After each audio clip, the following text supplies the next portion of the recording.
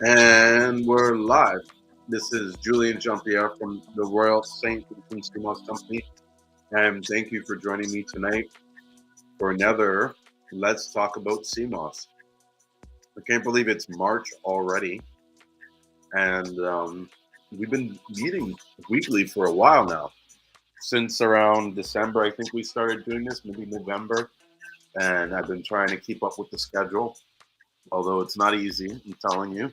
That's why sometimes you'll notice that I'm not starting as early as I used to. It's getting up there in 9:30, 10. I want to try and see in the next couple of weeks if I can work it so that I get here a lot earlier, like 8 o'clock or 7:30. I think there's a lot of people that miss out because I'm starting at 10. And with the time zones and stuff, some people are watching it at like 11 at night, their time, which is probably crazy, you know what I mean? But at the same time, if you're committed, you're committed. So you don't worry about the time, so to speak. Those are just, sort of roadblocks that you put in your mind. So I have opened up the clubhouse room. So if you want to join us in Clubhouse, you can do that. That's a more sort of like non-intrusive way to join in on the discussion. There's no video on there. But if you want to come on live, just say something in the chat and I will throw you guys a link so you can be added on as a guest. Hi, Kim. Thank you for joining us tonight. And Sherry, welcome. You guys haven't been to this Let's Talk About Seamoss. This is like pretty much an open conversation about all things Seamoss. Anybody can come in and ask any questions. I usually just kind of ramble on and talk about different, Seamoss related topics. Talk a lot about business. I run a business exporting Seamoss from St.Lucian. And so we've been doing that now. It's a little over 2 years. And so I have a lot of experience and knowledge in Seamoss, Seamoss products, making products from it, different species of Seamoss, how Seamoss grows, how it reproduces. There's a lot of stuff about Seamoss that you can learn and discover.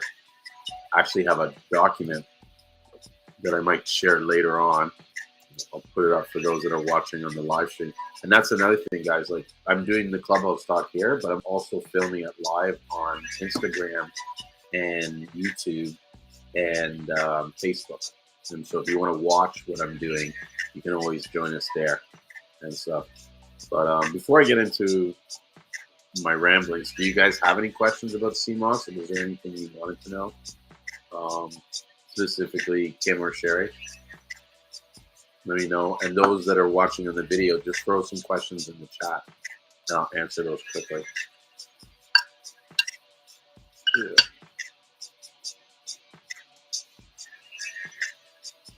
No? Okay.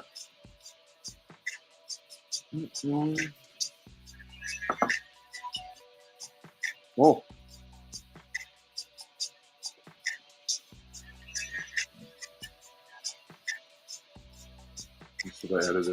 Hey, Lisa, how's it going? I didn't see you come in. Hey, Julian. Yeah, how's it going? How are you? Good. Busy, but, yeah.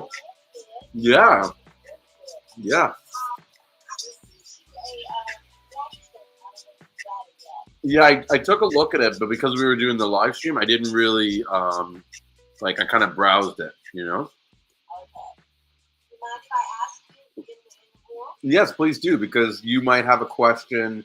The question you have, someone else might have it, but just, they're not ready to ask it yet. So you do them a favor. Yeah. Okay. I was gifted, because I know people who sell Seamoss like myself. I was gifted some purple from some friends, and I tried it. It was real moist, like almost like wet and too salty.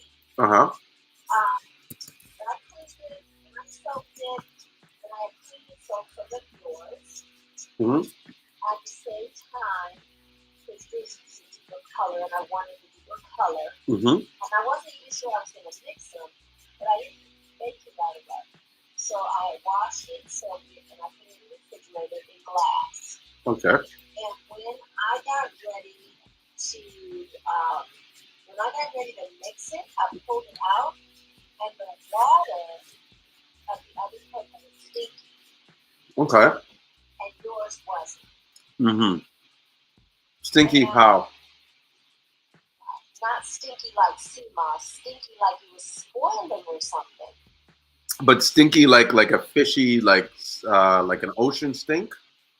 No, not like an ocean. Like stinky like it was bad. Like more like mold or like Right. yeah, like when meat goes off or something like that. Yeah, okay, yeah, that doesn't sound too I don't know. Have you ever heard that before? Not really.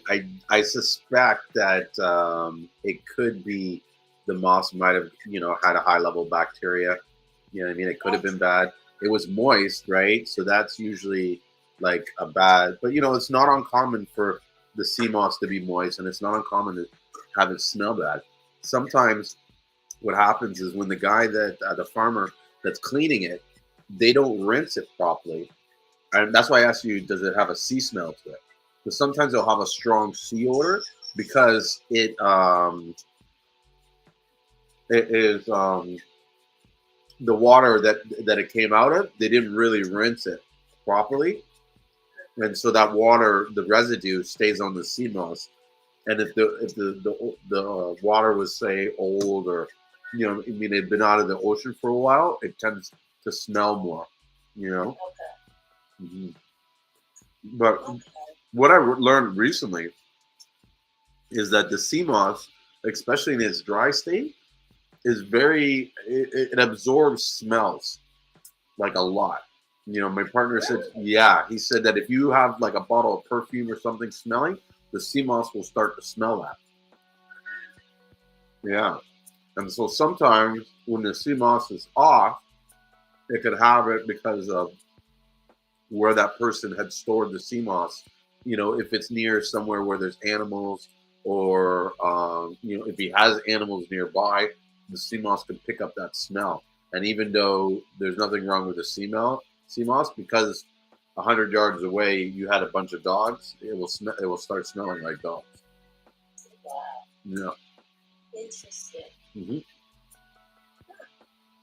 Well, I keep mine pretty tightly put away. Mm-hmm. But yeah, I'm not going to use that anymore, though. That other one, I don't know. I only use it once. Okay. And it's a little creepy to me, but I really think it has a higher mold content because I'm very sensitive to smells and stuff. Mm-hmm. And I don't want to make anything that could be moldy. Mm-hmm. You know? And you know what? I got stinky stuff. I have like the Irish moss. Mm-hmm. That Irish moss is stinky. Uh-huh. Okay? It is stinky when you get it. If you open the bag, it's stinky. Mm-hmm. But once you wash it, it only has like a little bit of a smell to it. And when you prepare it, it doesn't stink. You know what I mean? Actually, I'm sorry to cut you off, and I'm looking around and they see. I'm pretty sure I brought it in the house, but I got some Condorus crispus gifted to me, and by this guy. He's a harvester in New Brunswick, and this stuff smells pretty. Like it smells so good. I could there's a temptation to almost want to eat it. Oh my God! Because mine comes from Colombia. Mm-hmm. And I use like I smell it in the box. We brought it in the box. Okay, it smells like fish and the ocean. Yeah. Let me see if I quickly have it, because I'm pretty sure I meant to bring it in. I had it in the car. Yeah, I brought it. So I don't know if you can jump on Instagram, Lisa, to see it, but I mean, trust me. I don't even sell Condors for Christmas, and I was impressed with the quality of this stuff. I actually love it because I'm trying to make it. Uh-huh. But I don't always. I that I make, which is a couple of different moss as well. That's cool. It is. It's really cool. It's got everything in it, and it's strong and powerful. Well, I'm not supposed to say anything. And it's funny, like as I said, it's like that voice in your head is like, Julian, you guys agreed you wouldn't say anything, but oh wow, I hear myself talking. oh, through the thing. It's just like what I have. Yeah, really good. Really fresh and clean.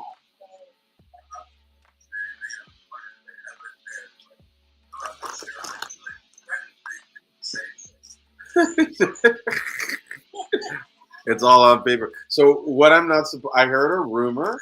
We're investigating it, but the rumor is that there might be bladderwrack in St. Lucia. Really? Yeah. Yeah. So we're looking into it. We got to verify, and that was the thing. It was like, Julian, don't tell anybody. Don't say anything until we verify it, so we can make sure. Like, we don't want to get anybody excited. Yeah. It was from Tanzania. Yeah. Wow. And what if it really isn't purple? What if it's something else? What if it's a different strain? Because it was real gelatinous too. Well, it probably is kind of like a different strain. It might be like mostly from what I've seen in Africa, Tanzania, they're growing Eucydema. And so it's probably Eucydema that you saw. But every sea moss, depending on where it grows, is going to behave differently. All right? Okay. And so it could be just, there's nothing wrong with the sea moss in Tanzania. It's just, it's not, it's like the way it operates or behaves is inconsistent to what you're used to. Yeah, I'm used to a thinner fry, but well. Yeah. And I do a lot of raw, so I don't always cook when I do that. I mean, I'll cook the Christmas because I have to. But I don't do the others that way. I might put some more water in for blending. So, yeah, that may be it. Yeah. So I wouldn't be afraid. But at the end of the day, go with your gut. That's what I wanted to say earlier. Like, I have this vibe. I don't know what it is about the Seamoss, but it's like it does vibrate. It does have this sort of like, yeah, this life thing. And if the Seamoss is kind of, I know it sounds crazy, but if the Seamoss is kind of speaking to you like this is not good, then you know what I mean? Like, I almost sort my Seamoss based on the vibe that I get when I'm handling the Seamoss. You are absolutely correct. Yeah. It is a vibe. It's a living, vibrating, sun-kissed, sea-kissed entity. Yeah. And I agree. I did not touch. I'm not going to do anything with that Seamoss. I do not sell it. I do not use it for anything. The smell. Well, I'm a very smell-oriented person, so the smell took me. And I was like, something's not right. Yeah. And that's the thing. It could be just that particular Seamoss. Something could have happened on the way. You got it gifted from me, right? So whoever handled it between the time it was like pulled out of the water till now could have done something to make it spoil. It could have gotten wet and then they tried to dry it. And that's what. Yeah. I asked you because I don't know for sure that my gut said this is too moist. This is too funny. Just in handling it. Yeah. And it was too salty. So it might have been a little old and then they added more salt. Yeah. But yeah. But what I want to be, well, here's something interesting that I'm going to talk to you about the salt, but I just want to finish this sentence is that I just want to make clear that it might, because you said, oh, the Seamoss is from Tanzania. It might not be because the Seamoss is from Tanzania. It might be because of the way whoever touched it, whoever's hands touched it between the time it was pulled out of the water till now. Because there's some Seamoss that, like, how do I put it? There's some amazing Seamoss coming out of St. Lucia, but there's also some stuff that we would not buy. You know what I'm saying? You just don't see it. So all you see is the good stuff, right? But that doesn't mean that there's no bad Seamoss coming out of St. Lucia.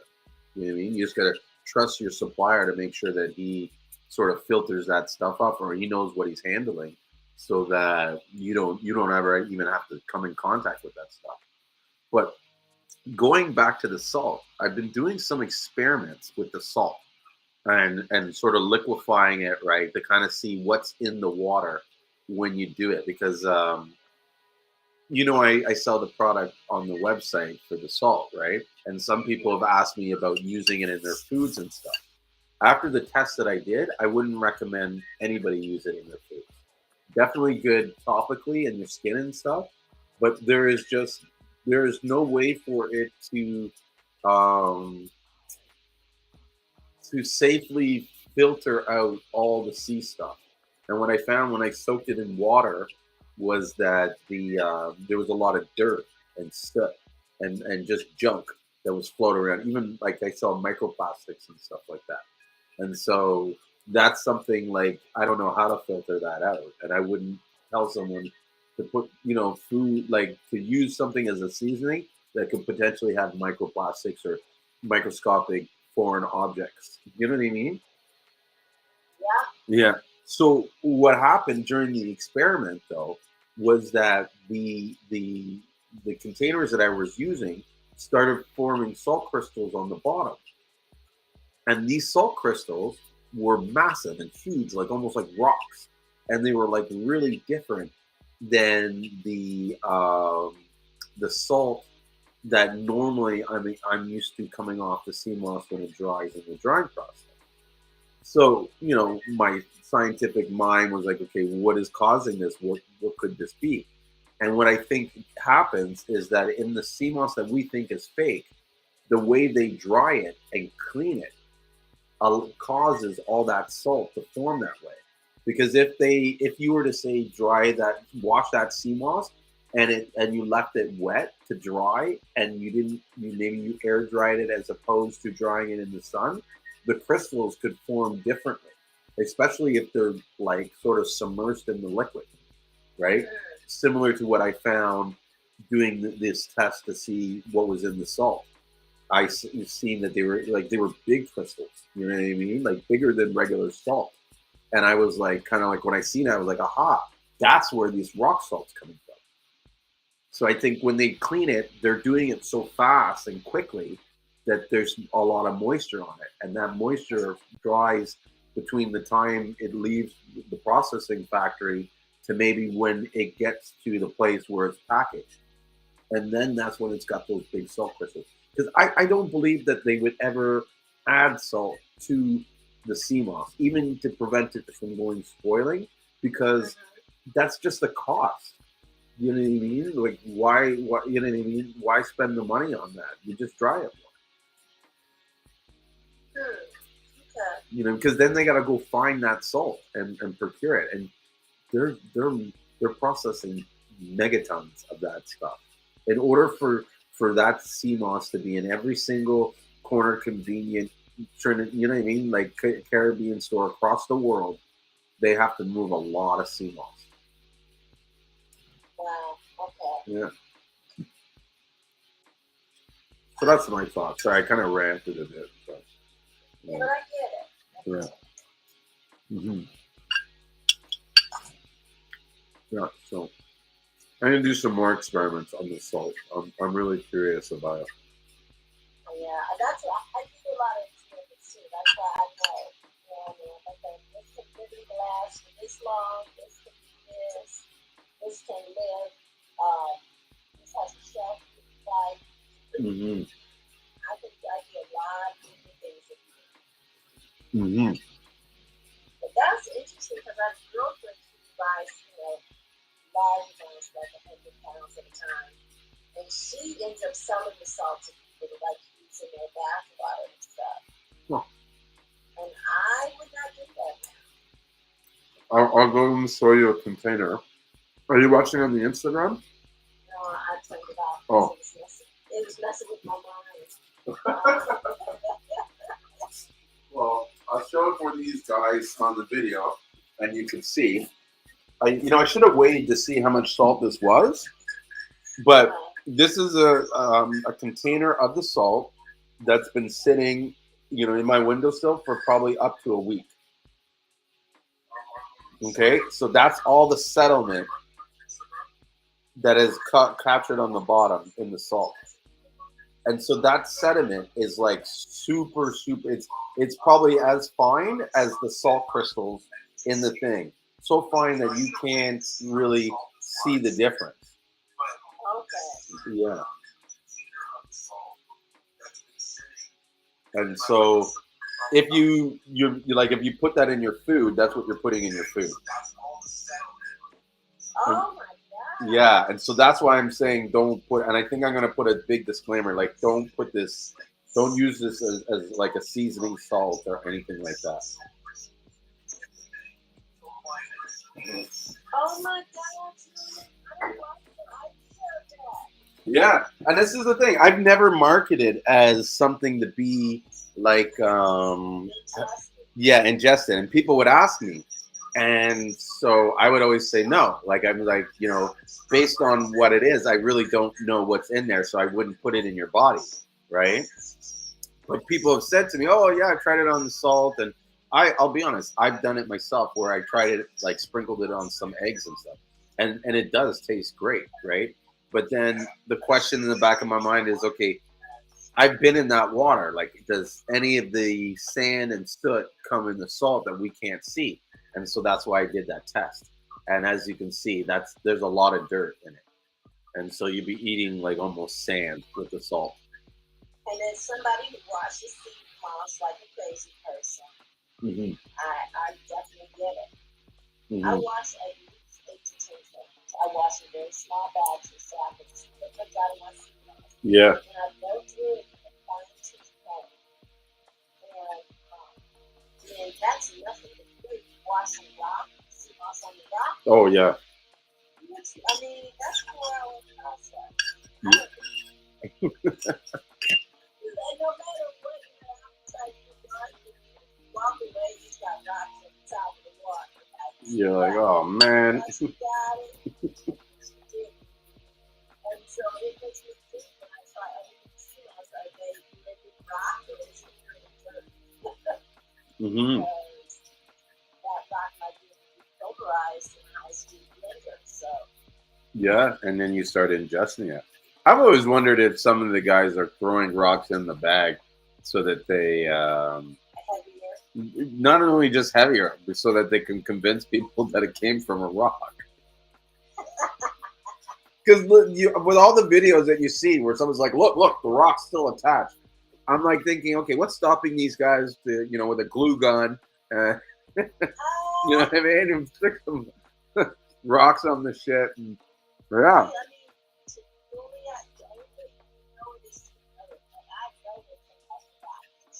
Mm-hmm. I don't realize it because it's really time consuming. Mm-hmm. Very time consuming. And although I would like to, I cannot. Mm-hmm. You can't get out with really nails. Yeah, it's really hard to clean some of this stuff. And then the little teeny tiny, I got my glasses on, it's just crazy. Little teeny tiny pieces of rock. Mm-hmm, mm-hmm.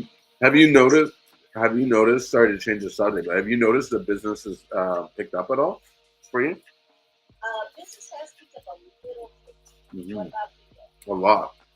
Well, mine is different than yours, of course. Mm-hmm. But I'm hoping, even though I got a corporate job, but I started on Monday, I'm hoping that my Seamoss comes back. But my actual clients have been picking back up. So I don't know what it is. Maybe more optimism in the marketplace. Mm-hmm. Mm-hmm. Maybe people, it's getting close to summer. They're thinking about their health and their body. I don't know. But I've talked to a few people, and a few of them have kind of said, like, yeah, business picking up. Plus, around this time, this is the time where everybody gets out of debt from Christmas. Yeah.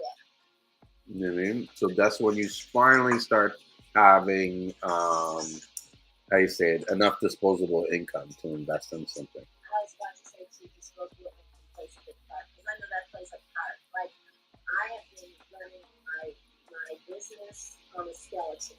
A very, very little budget. In fact, I got a shop for it tomorrow. And I just haven't. I was like, if you don't have a business, you're not shopping for it. You're not putting the money forward. And it was because I wasn't working either. I was always doing both. So, yeah. It's a little crazy. Yeah, it can get that, you know what I mean, up and down, you know. Plus, people in the United States are all scary now. Like, how are things there?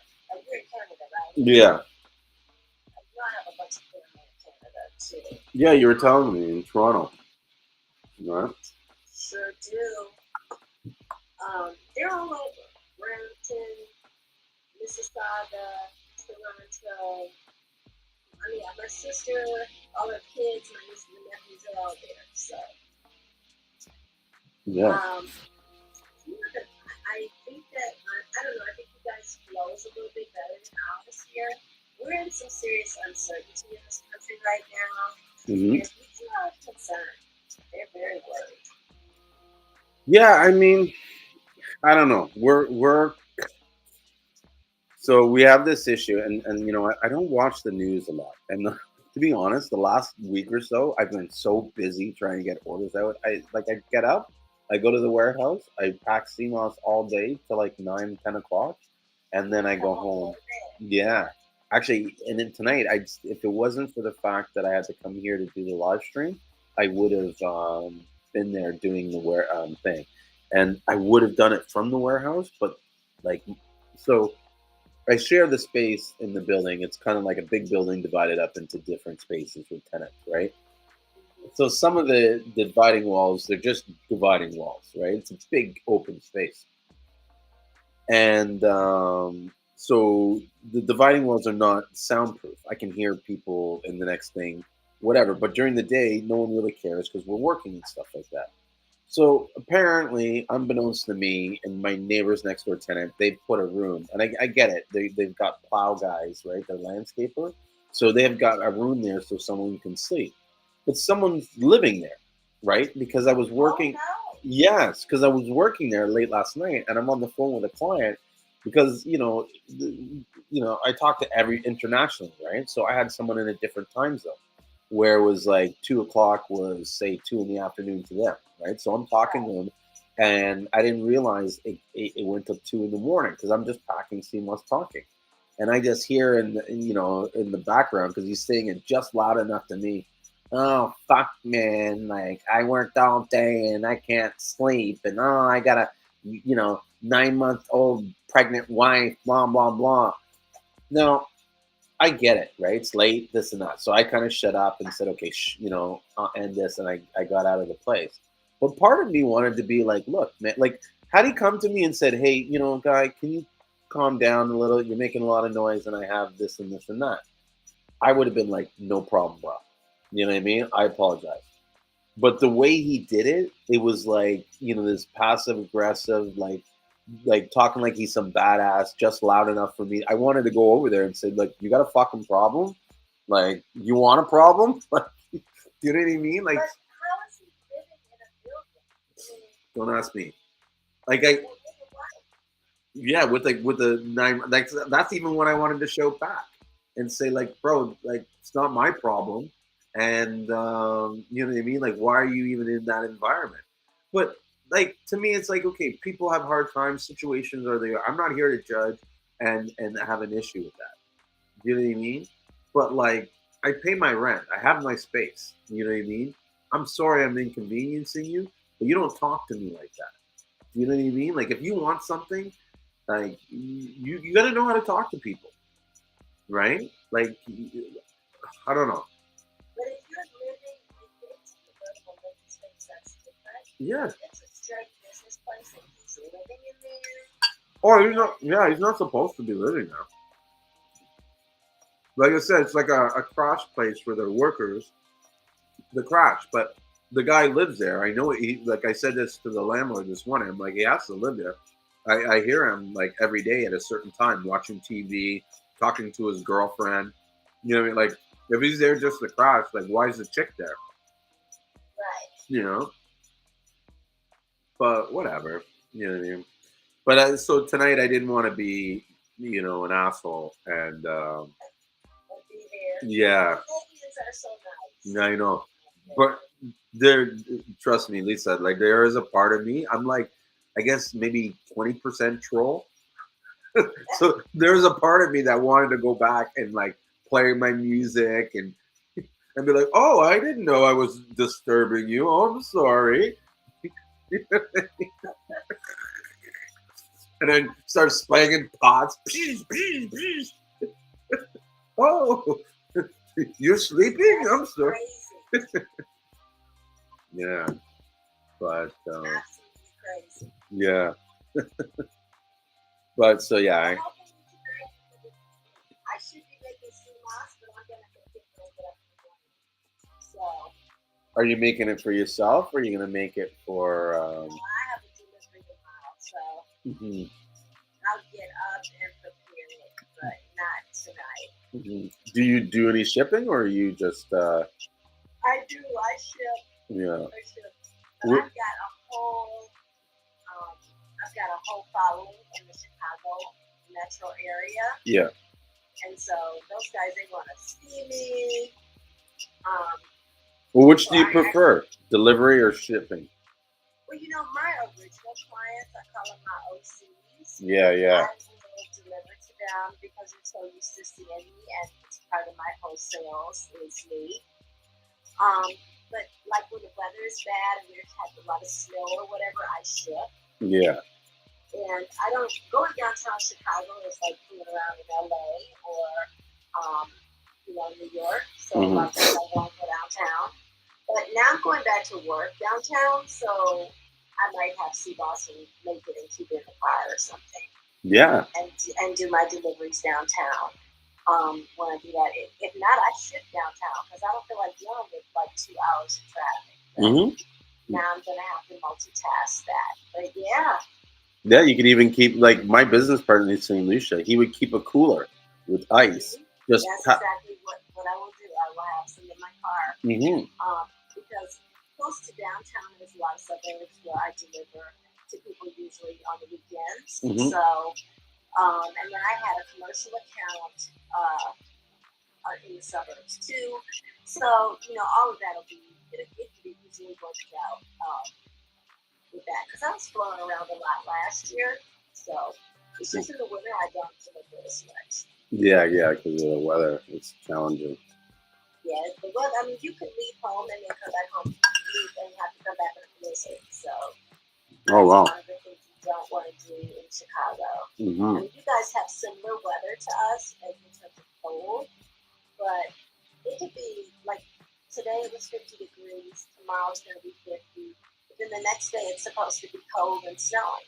Yeah. So, that's like Toronto. It's like you never know what the weather. You always keep a jacket in your car because you never know what. Just in case. Yeah. Exactly. Yeah, exactly.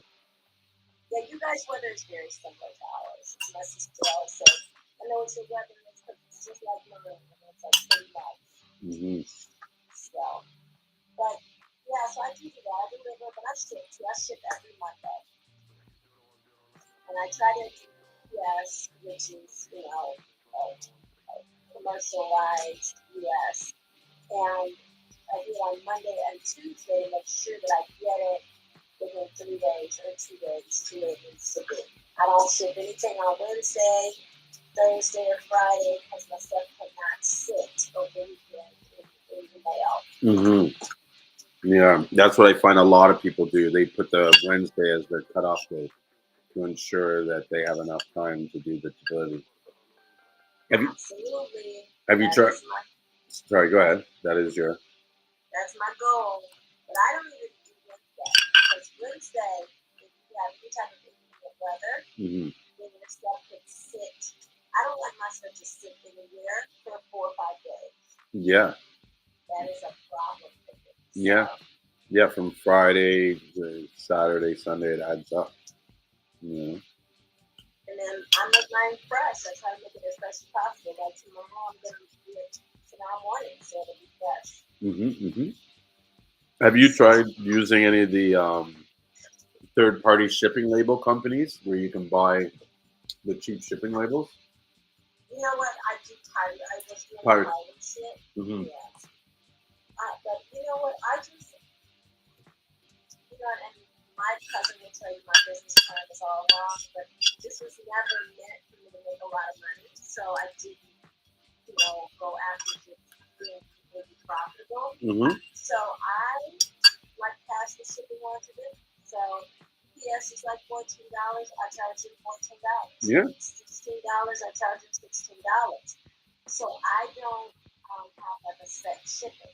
Whereas most people do a set shipping and then they do pirate ship. But pirate ship is a drop shipment, and I cannot let my stuff sit somewhere. Mm-hmm.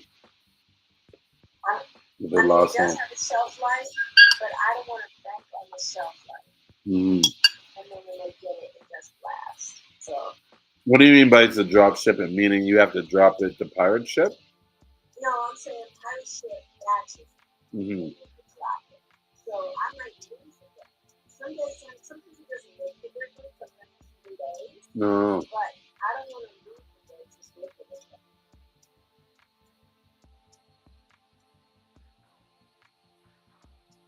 I really think that that's a problem. Mm-hmm. Yeah. Understood.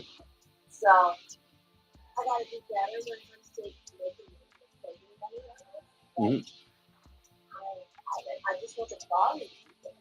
But if I do that, I have to play heavier, and then I have to put it in a little cleaner things. You know what I mean? And those things add to my weight. Yeah, and they add to the cost. But it's okay, like to not, how I said, to not make a lot of money. If you enjoy what you're doing, right, and you're making enough to cover your costs and make enough that you're satisfied with, that's okay. That's a successful business. Like too many people, I mean, and it's usually people that aren't in business or don't run businesses that have this attitude that you need to, make these certain margins and this stuff because they heard it somewhere. You know what I mean?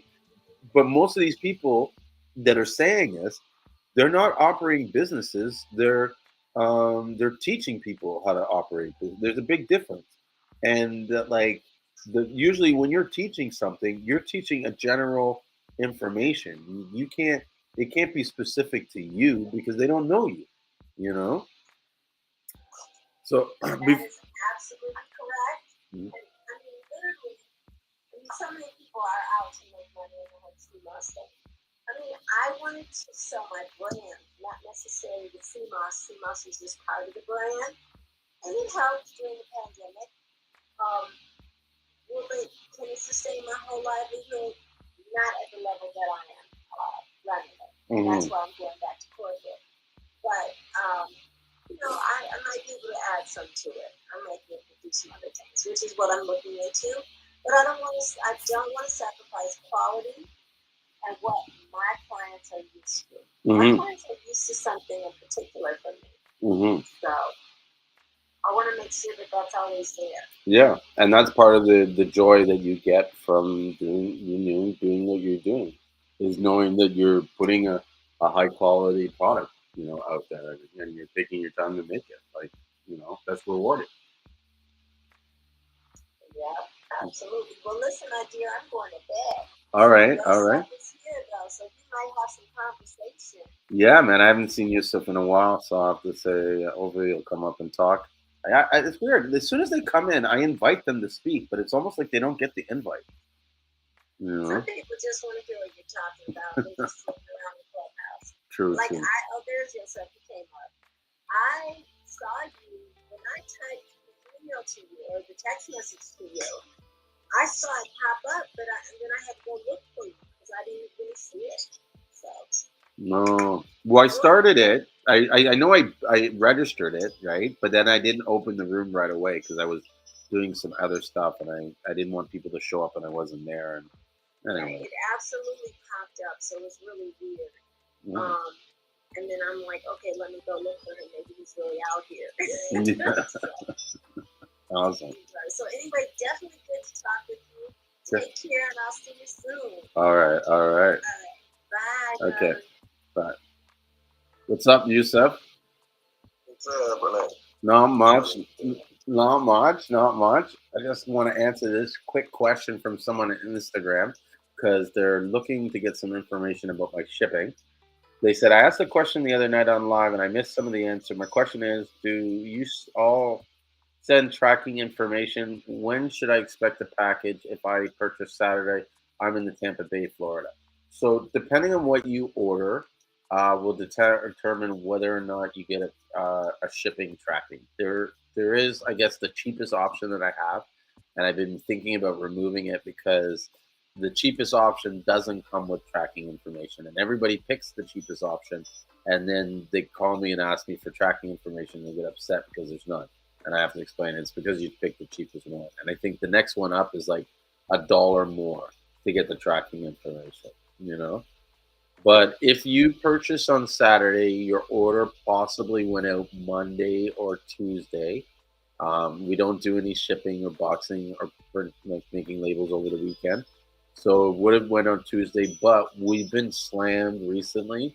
I made the mistake of like ramping up my TikTok advertising and Google advertising and not making sure I have enough staff and people to help me. And so I'm a little bit behind the wire. So I apologize. If you want to message me in private with your order number, I can look up your order number and I can see where it is in the system and tell you where it is in the queue. It probably has already shipped out, but without knowing that information, I can't really tell you. So that was the question. Where are you, Yusuf? Are you on the road or are you at home? Yeah, I'm on the road. I'm in North Carolina right now. Nice. Nice. How's the weather there? Really? Hot? Doesn't it like snow and stuff there or no? Yeah, but right now it's hot. Wow. Interesting. But I actually think isn't North Carolina like on the same sort of latitude as Bermuda? And so it gets a lot of warm weather. So, it's right by Florida, close to Virginia. Mm.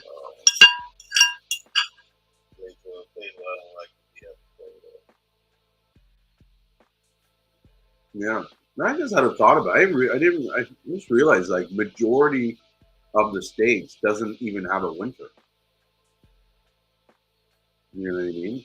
You guys usually have a lot of places with like warm weather, but I'm like everywhere in Canada except for say Vancouver, it's snow. Yeah, like Georgia gets snow, South Carolina gets snow depending on what area. Georgia gets snow depending on what area. Tennessee, and everywhere gets snow. Kentucky, Ohio, Virginia. Really? Everywhere gets snow, probably. But like Texas. Texas gets snow, but up north Texas. Oh. And even that depends. Houston gets snow too. So I can say, yeah, Texas gets snow. Oh. Oklahoma, I think the whole Texas gets snow as far as the ride. I've been all over Texas. Not everywhere in Louisiana and Mississippi gets snow. Like down the bottom, New Orleans, Mobile, parts of Mississippi, Pensacola, they don't really get snow, but I think Tallahassee might get a little snow, or Jacksonville, but I doubt it. Mm-hmm. Where's Durham? Is Durham a city like in the States? You ever heard of Durham? Or Bull City? North Carolina. Durham, North Carolina. That's what you're talking about? Yeah. North Carolina? Yeah, so there's a guy, it's called, his company's... I'm surprised you said it, because I think I'm just there. Because one of the people that watched the live stream, he's Bull City Seaweed. And Bull City Silks. And they're in Durham, North Carolina. Well, we actually have a too, but it's like a region, Durham region. It's just outside of Toronto. Or like. I think Durham. Let me see, because I usually deliver. I keep all my loads in that because my next load is going to Arkansas. So, I was just in North Carolina. I can't say a lot don't know what I was doing around Rochester. I should have never wanted to. Rochester sounds so like trailers, white trash. Rochester. Where are you from? Rochester. City of Angels. Oh man. Right now I'm in I don't know how to pronounce it. Gardner, North Carolina. Gardner? How's it spelled? Gardner. Gardner. Gardner, whatever how you pronounce it. I can't pronounce it like that. I think it's Gardner. Gardner, something like that. Next I'm going to I don't know, but I'm going to pick up that Smithfield package. That taste smell like smell good. Yeah. What do they package? Pork, beef.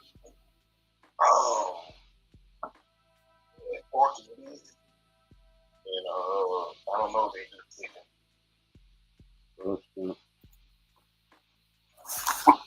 Pork, beef, and chicken. The triple threat. Yeah, because Tyson owns the beef plants, like the beef, the beef,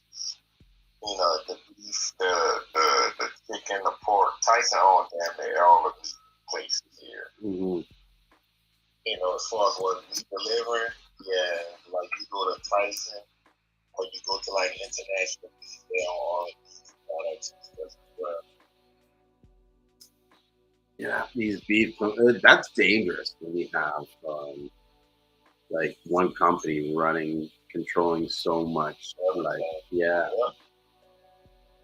Look, it says it's one of the first historical Black Wall Street town. It was one of the first black banks back in the early 1900s. Ironically, Camila Harris was here in town earlier today. Yeah. Oh, check it out. Hotel Chocolate St. Lucia just joined on the live stream. Guys, like I don't know if you're. When are you coming to St. Lucia, Yusuf? I was gonna ask you. I don't know, but when are you gonna come to St. Lucia? You gotta come to St. Lucia. Man, it's just hard to be trying to slide. Huh? That's too throwing me to slide. Well, I'm happy to see this company. This is a really outstanding, like I believe they're a 5-star hotel. Really like out there.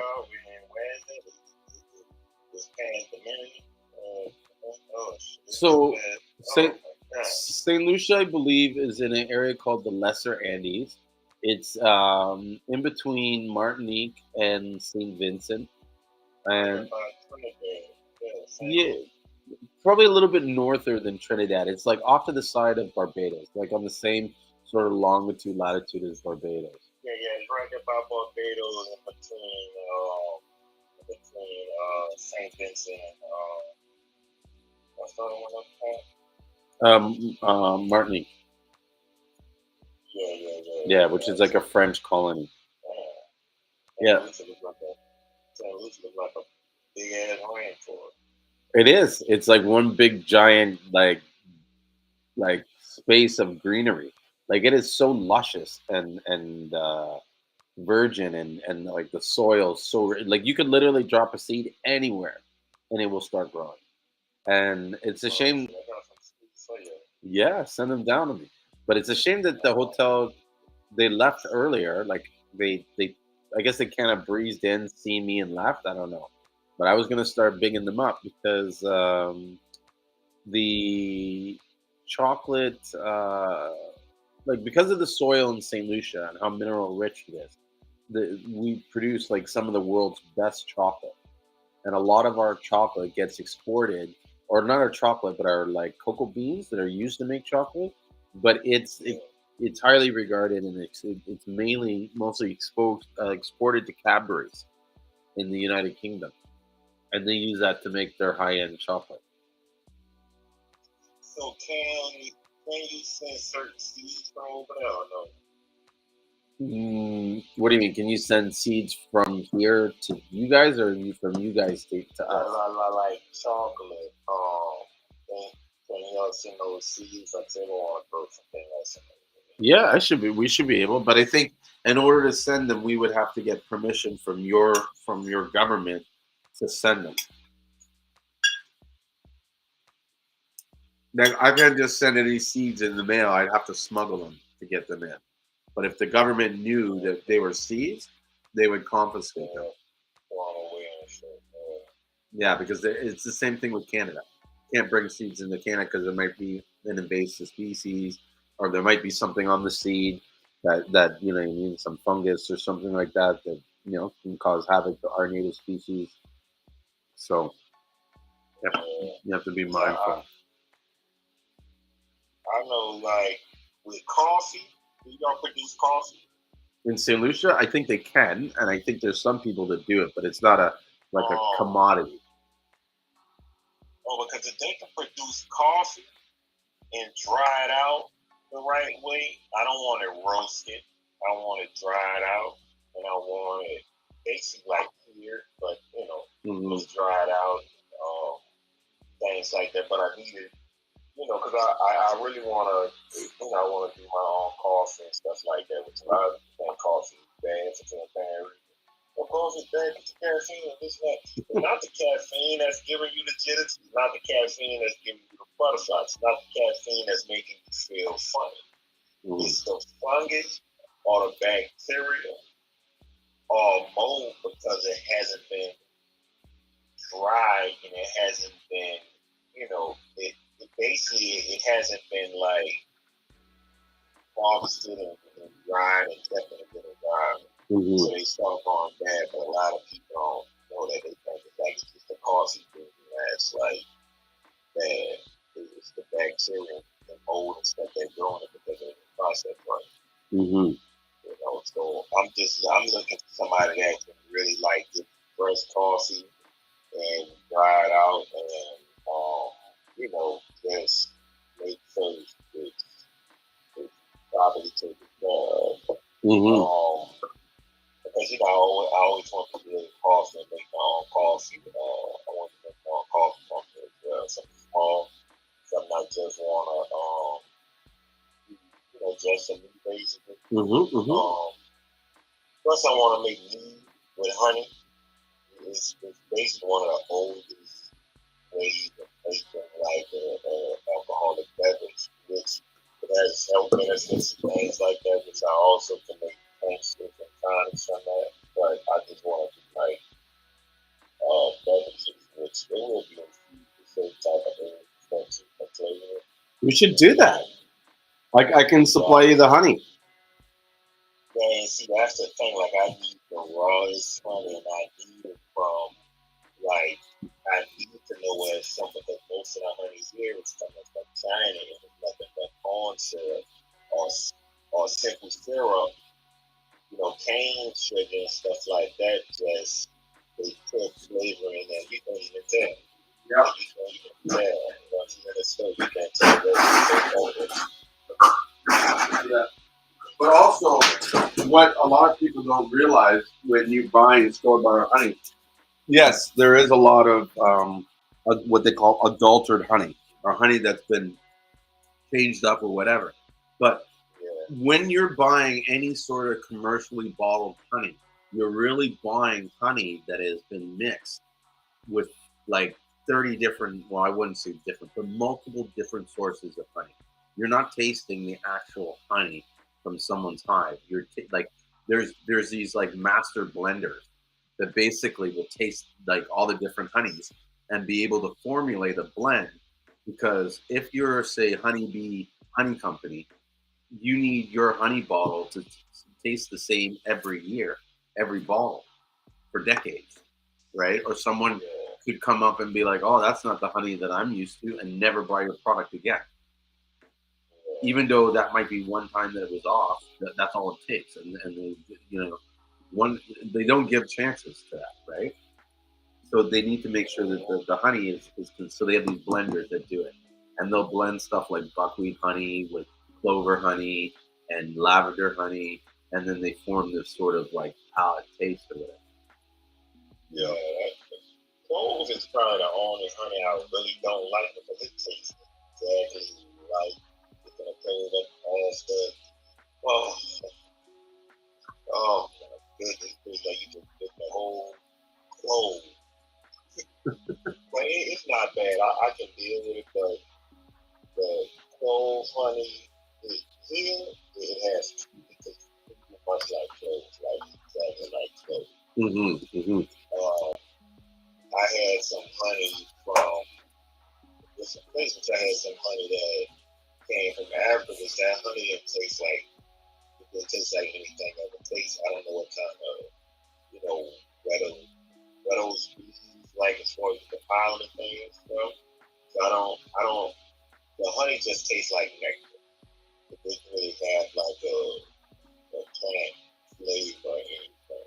That was kind of surprising to me because I was expecting it to taste like something.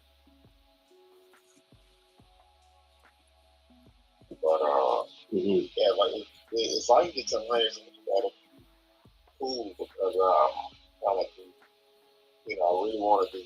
That's something I want to do. Like out of everything, that's something I just want to always make money on. Yeah, meat is a good stuff. I actually, if you check out my Instagram, I did a show. I think it was last Friday. So I had that podcast studio thing that I built, right? Yeah. Yeah. So now it's starting to get traction, which I'm so excited about because I guess people are opening up, they're doing their business. So people are starting to utilize it to promote their business. And last Friday, I had a guy come in, and his company is called the Honey Groove. You should check them out, at least to get some ideas and stuff.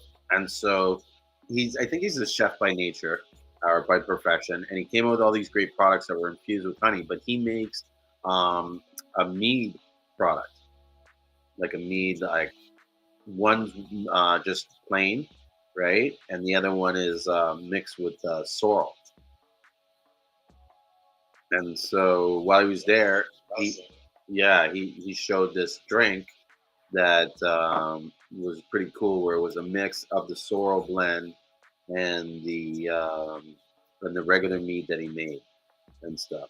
And so the way I see it, like um, mead is a great product. It's very healthy. It's very natural and stuff like that. And I think it's something that not a lot of people are are are consuming. You know what I mean? Like there's I guess what I'm saying is there's space in the market. You know what I mean? That you could come up with this product, yeah, and kind of showcase it and add stuff like herbs and stuff like that, and sell it as more of like a healthier alcohol than say consuming wine, which really has to a lot of people it's not an appetizing taste. Yeah, which like weed is like the the oldest method of making a fermented beverage. And it's way better than like wine. Like a lot of people are so in love with wine because they sell you the lifestyle when it comes down to wine and champagne. So you see it on TV, you think it's rich and famous, this and that.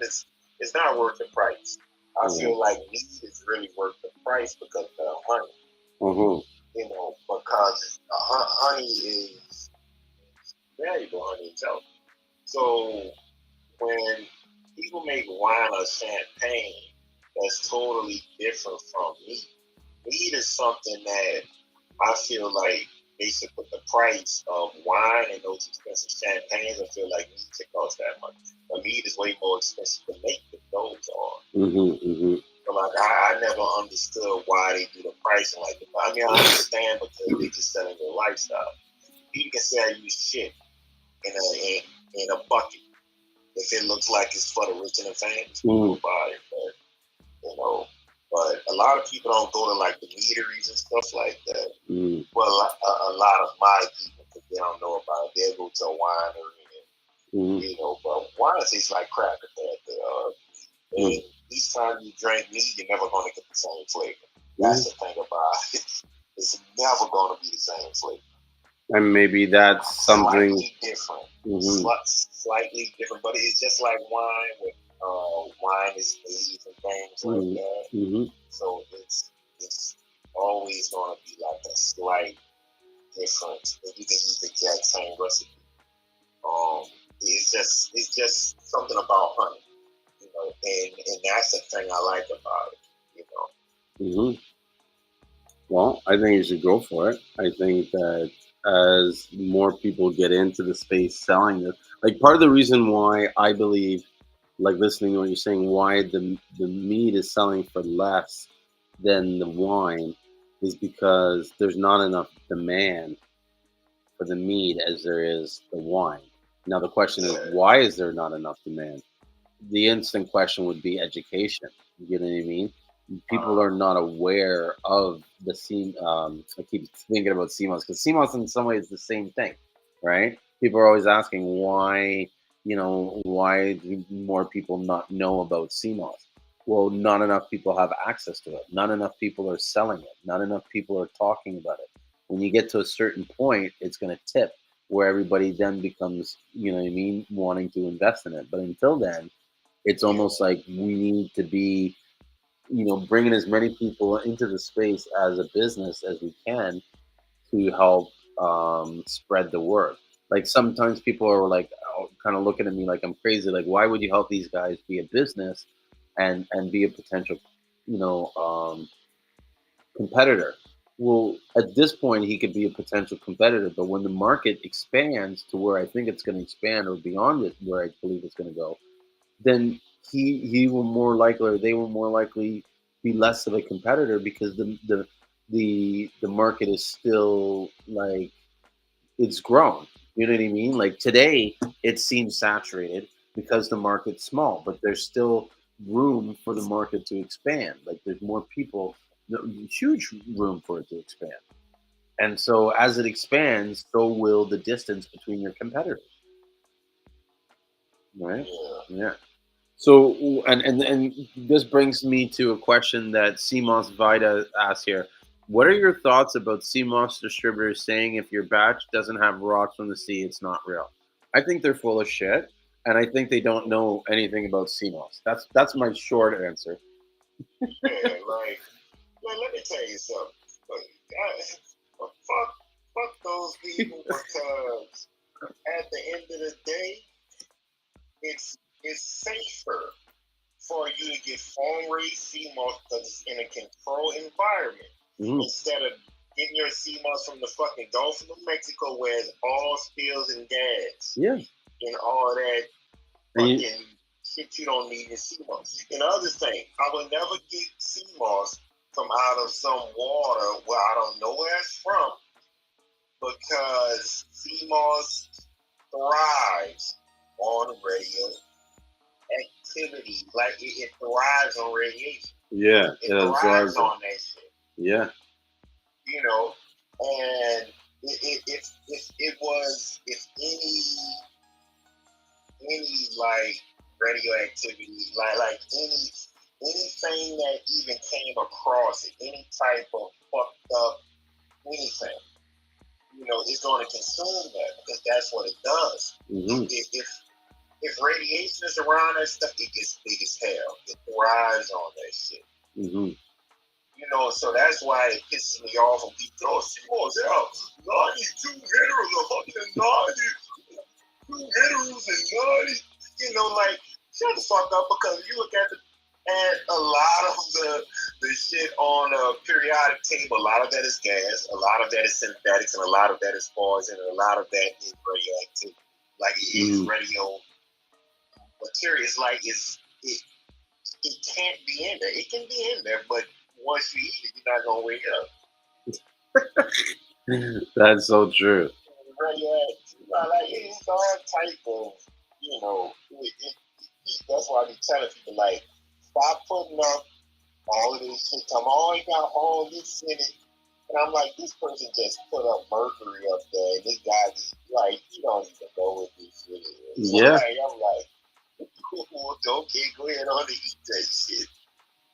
I'm like, that's not in that, you know. So, and what's scary? 92 compounds. That don't mean it's 92 minerals. Mm-hmm. Yeah, it could have 92 compounds, but it definitely does not have 92. There's only 100. What was it? 102 naturally occurring minerals in the world. Yeah, and a lot of them is poisonous. Yeah. Like a lot of it is poison. So toxic. People gotta start looking at it. Like I know what Dr. Sebi said, yeah, but you gotta understand why he said that he didn't have the equipment, he didn't have the labs like they have now, so he wasn't really saying like, okay, it's 90 minutes, I'm about to tell you all these things. No, it was just how he tested it. I guess he could have been more clear. Mm-hmm. And there's people he could have dealt with he didn't want to deal with, which I hate when black people kind of do that. When it's the other man trying to tell you something and you don't like him because he's telling you something that you don't believe, but this other guy knows exactly what the hell he's talking about. And that's why I tell a lot of people, like, okay, get to Dr. Sebi and always disregard Layla Africa. Layla Africa is one of the smartest guys to ever do. Mm-hmm. Layla Africa, I feel like everybody should get his book, How to Diagnose Yourself. He tell you how to diagnose yourself from the top down, like all of it. How to look at your eyes, how to look at your tongue, how to look at your things, how to look at everything and diagnose yourself. Like it used to be back in the day, like when your grandma was like, "Hey boy, you sick something wrong, you take this." The thing is just look at you and tell. So Layla Africa is the guide to everybody to look towards. Get his books, you know, and that's one guy I felt like Dr. Sebi should have worked with, but you know, black people generally stubborn. Mm-hmm. You know, they could have had something good, but you know, that's something that is mineral talk. Yeah.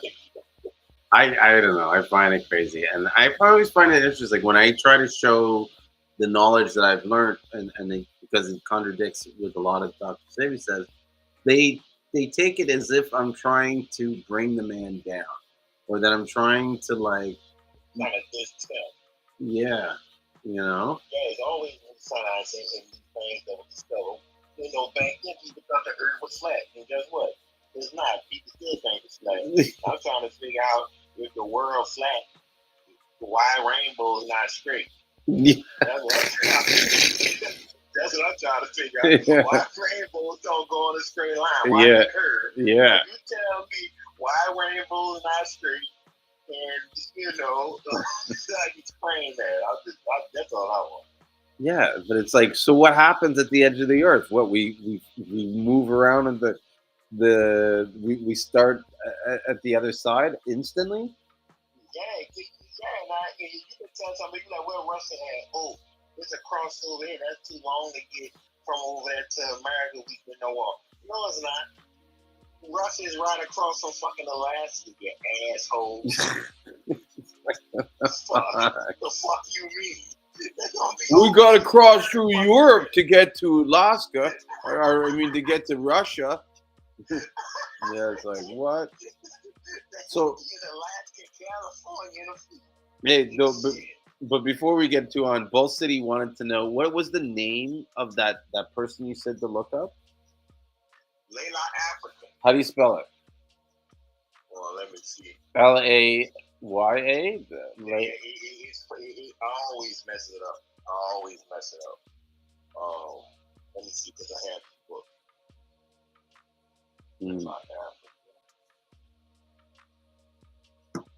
What's up, Reginald? How you doing? Matter of fact, I'm about to get his website, and I'm gonna post it on the Instagram. Okay, we'll do that.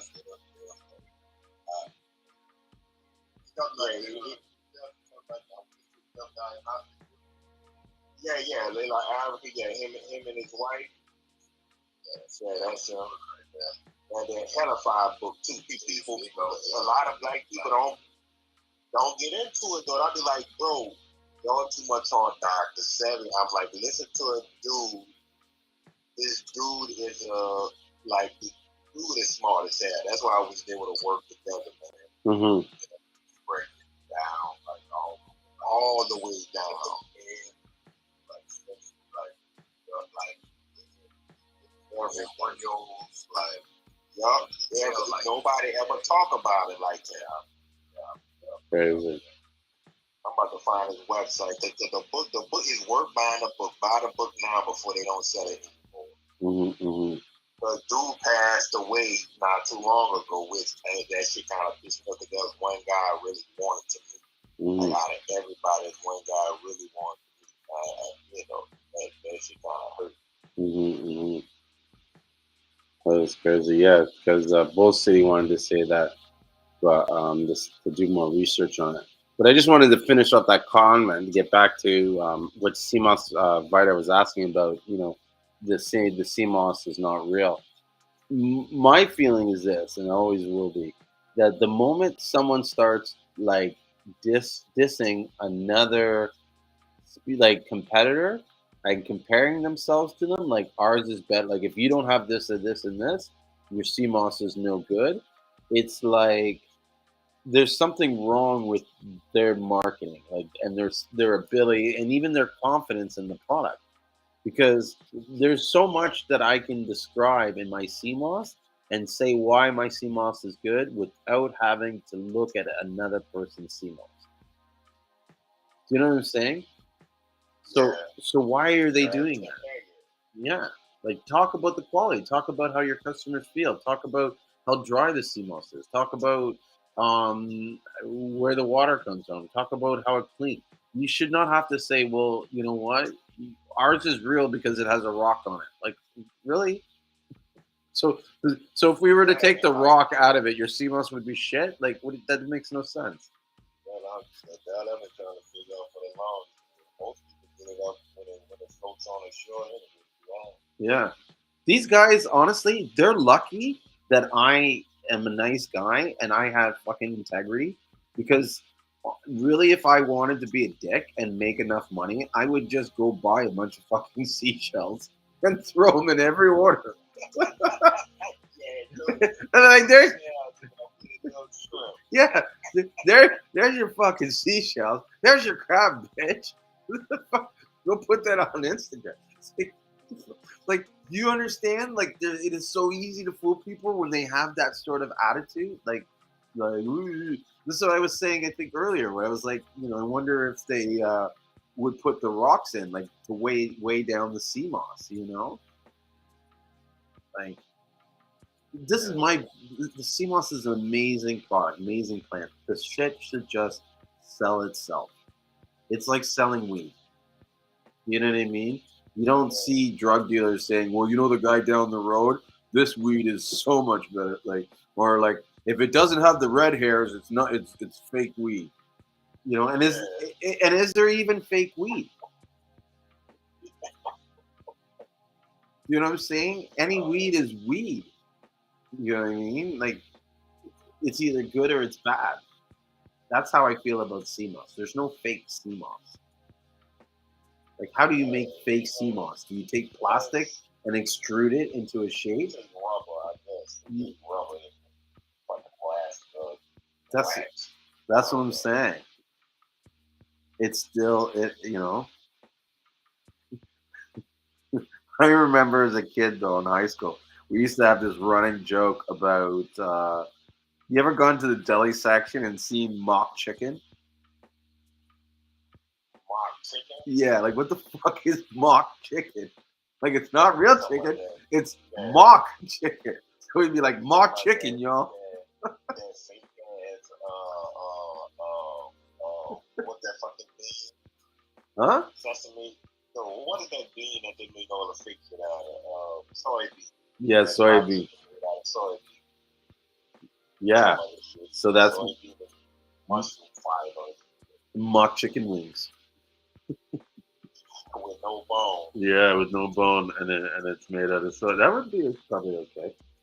I think a lot of the plant based foods that they have are utilizing steam moss on some level. Maybe as like a binder or whatever. I know a lot of that mock chicken and shit. A lot of that stuff is some of the most unhealthy shit ever. Have you had tofurkey? Oh, hell no. This is what the Bull City Seamoss here is saying. He's like, check out Bull Turkey. To me, I don't know. Yeah, like, I mean, I don't know. Like, if I want to eat something, I'm gonna just eat it. I don't want it to look like chicken. Like, if you're against chicken, why you want to eat something that look like chicken? If you're against meat, why are you still eating fake looking meat? That's funny. Like, dude, that was literally that was literally running through my mind as you were talking, and then you said it. I was like, this guy reading into my mind, like, fuck. Because I'm thinking the same thing. Why would you call it tofurkey? You know what I mean? Yeah, just call it fried chicken mushroom. No, it's fried mushroom, man. It's oven roasted tofu. That's what it is. Call it as it is. Stop faking shit. I don't got nothing against people, as far as like wanting to be vegans. Yeah. A lot of people say vegans, but they're not. They're vegetarians, and they also just don't eat any animal products that don't make you vegan. Vegans, you wouldn't have mites on your feet, you wouldn't have jaws, you wouldn't have a car with leather in it, you wouldn't have leather furniture, you wouldn't have no animal products in your house, not even dog food for your dog. Mm-hmm. That's what a vegan is. Don't deal with animal products, period. Don't deal with honey. They don't deal with anything like that. They're crazy. Don't deal with honey. They don't deal with wool. Yeah. They deal with cotton. So there's a lot of, if people say vegan, it's like, nah, no, you're not. Mm-hmm. It's, I mean, some of the shit goes too far. Vegan dogs, vegan cats. Mm-hmm. You must want the dog to eat you while you sleep. I guess that's why everybody's now saying plant-based, you know what I mean? Because it has a different, what do they say, a different definition. They're getting too, technical nowadays. Everything. Yeah, I get it, though. I kind of get, some of the stuff. I felt that one day when I went to go cows coming in the pigs and stuff. Mm-hmm. The noise they make when they about to die, they know. Like, they know what's coming while they're going in there. Like, seriously, like, not even trying to be funny. If you hear how the pigs and shit sound, bro, that's the scariest shit I've ever heard. Those things screaming. That shit is scary. Wow. Like, bro, those things are trying to jump out the truck to get away. Like, the motherfuckers fight for their lives. Bro. I'm like, damn. Man, fucking sound, brother. That's it. They never coming back. The sound they make, bro. It's not funny, bro, but that shit, like, man, I was like, man, is that evil in that? Man, that shit sounds, man, that shit's scary. That's a scary ass sound. Well, yeah, and I mean, I could imagine that like, to them, it's like all their life they've had the same environment, and it's like all of a sudden out of nowhere, it's like, nope, you're coming here. Like, where's here? What's here? What do you mean coming here? Who's taking me? Where am I coming back? What do you know? Doesn't look like I'm coming back.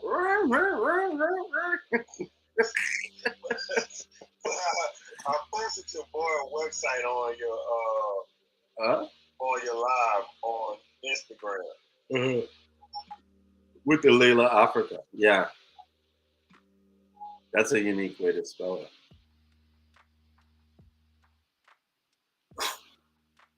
Yeah, but you ought to check his book out too. Like, yeah, I will. He have a lot of stuff. No, it's funny you say, because I've been really thinking about because there's a lot of these health gurus and all this shit, and I was like, you know what, I should really fuck these guys over and just study all their shit and learn all their stuff and know more than what they know about the subject, and then I just start Because, bro, I'm one of those guys. Like, I go mental when I focus on something and I want to learn a subject and know it. I'm one of those guys that, like, when you're ready to stop, I'm like, okay, let's just go a little bit further, just a little. Let's see what's on the other side of that hill. You know what I mean? Like, I'm always looking to see what's I don't give up. And so I know, like, I put my mind to say, like, understanding the alkaline diet and understanding herbs. Like, next year you'll come and I'll know all the herbs, everything. Like, look how much I've learned in Seamoss. Dude, 2 years ago I had no idea about Seamoss. Now you can't talk to me about Seamoss. Yeah, like Seamoss is so easy to learn about. Yeah. So, like, and that's the thing. Like, trying to give people information, bro, because like when it comes down to Seamoss, if you want information, I tell everybody, I was like, bro, I got all the information you need about Seamoss, how to grow it, how to do everything with it. I said, that's just paperwork. That's just like shit I keep. Even the lab work I have on account of shit. And I tell everybody, I was like, man, I can give you all of it. Like, this is free information. Like, all of this information I have, I can give it to you in PDF form. It's real books, real lab work, real studies on it. You know, and it's from multiple sources. So, you know, Seamoss, I tell everybody, I was like, man, it's not that difficult. It's not that you really gotta, like, you know, really argue about. Like, just read about it. You know, I ain't talking about, like, go to people's websites and, you know, those guys who just trying to read certain stuff. It's like, nah, it's just simple. Just go get a real That's it. Put some study time in there, and you're good to go. Yeah. Did the group get shut down? No.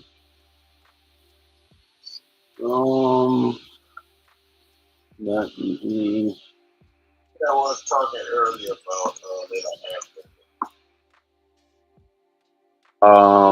I think it was Bull City Seaweed. No,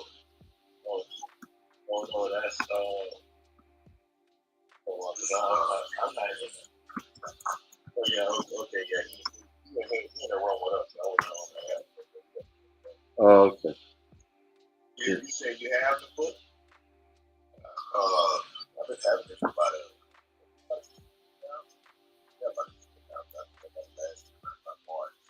And I think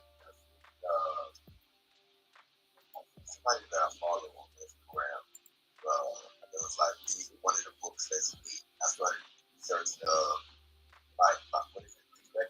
Lying Africa. Like Africa. I started researching a little bit of like books. Like and so like I get the book and it's kind of like a Bible and it's I like something that's cool. But it's like something that you always go back to research. Like like go back to this stuff. So it was about a year now. It's like going to the computer like a doctor to learn, you know, to see and look up like symptoms to find out what's wrong with it. Like, that's how detailed that book is.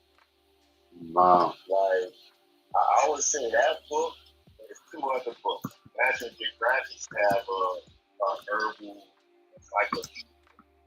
I would say get that, and it's this other company that have a herbal encyclopedia. They show you, they tell you different methods, step by step now, pictures. They show you step by step how to do different extractions.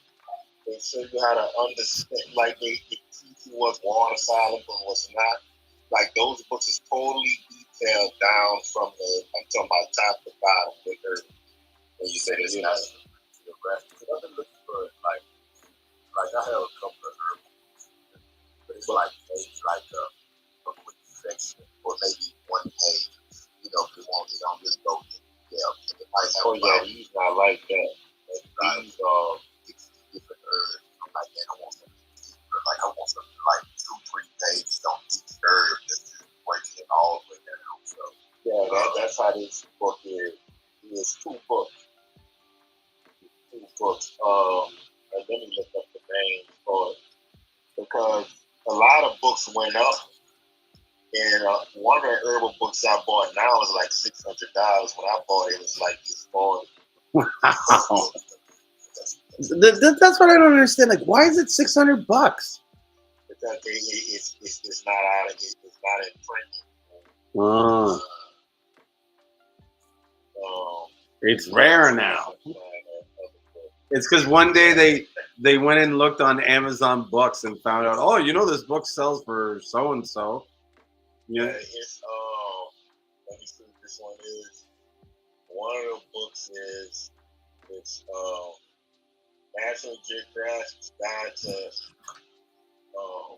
Medical Herbs. Yeah, National Geographic's Guide to Medical Herbs. It's the world's most effective healing plan. You probably can find that one on Amazon, and it's the other one. It's Encyclopedia of Herbal Medicine. And it has 550 herbs in it. And one of these common illness. Okay. And that's the best. The world first. Yeah, it's National Geographic Guide to National Geographic Guide to Medical Herbs. And the other one is Encyclopedia of Herbal Medicine. That sounds like a good title for a book.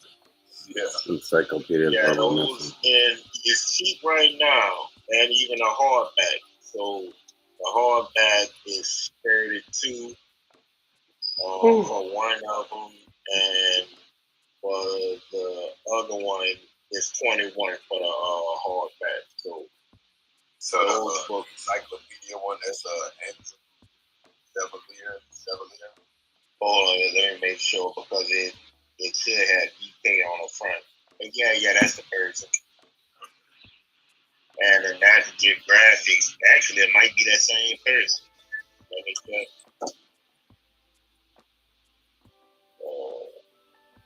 No, it's a different person with the National Geographic.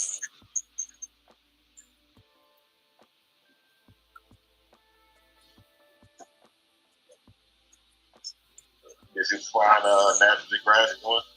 Yeah, I found the National Geographic. It's like Arizona, dog.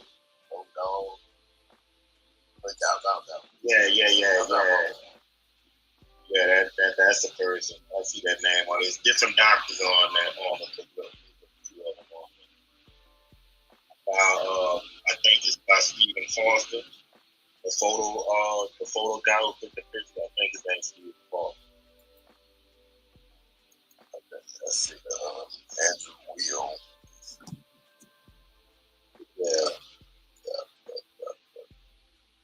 Nice. Those two books will give you a broader, a wider range on as far as like learning how to extract and combine, Mm-hmm. Man, it's even books in it's even herbal books for animals, bro. Like, see, they got so much shit, bro. Yeah. Oh, whatever to make a buck, man. Yeah, like I was looking at it, I was like, damn, it's a holistic dog book. I'm like, damn. Well, I bought that too, so I bought that one too. I was like, okay, let's buy this.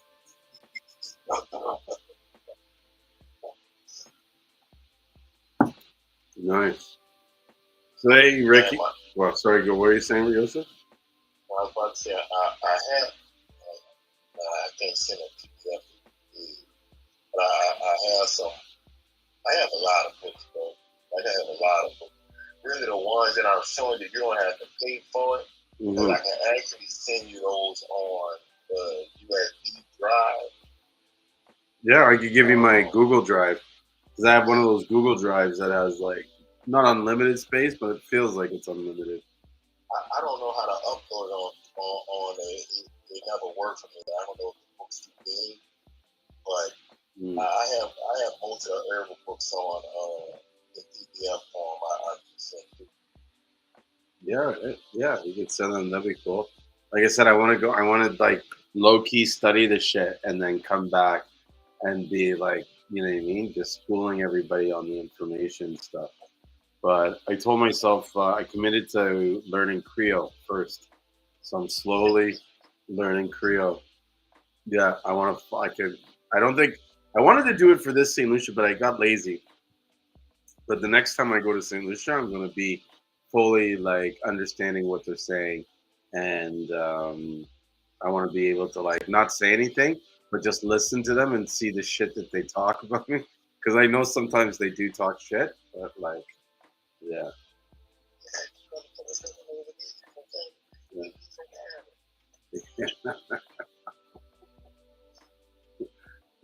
That's it. They think I'm the white guy from Canada.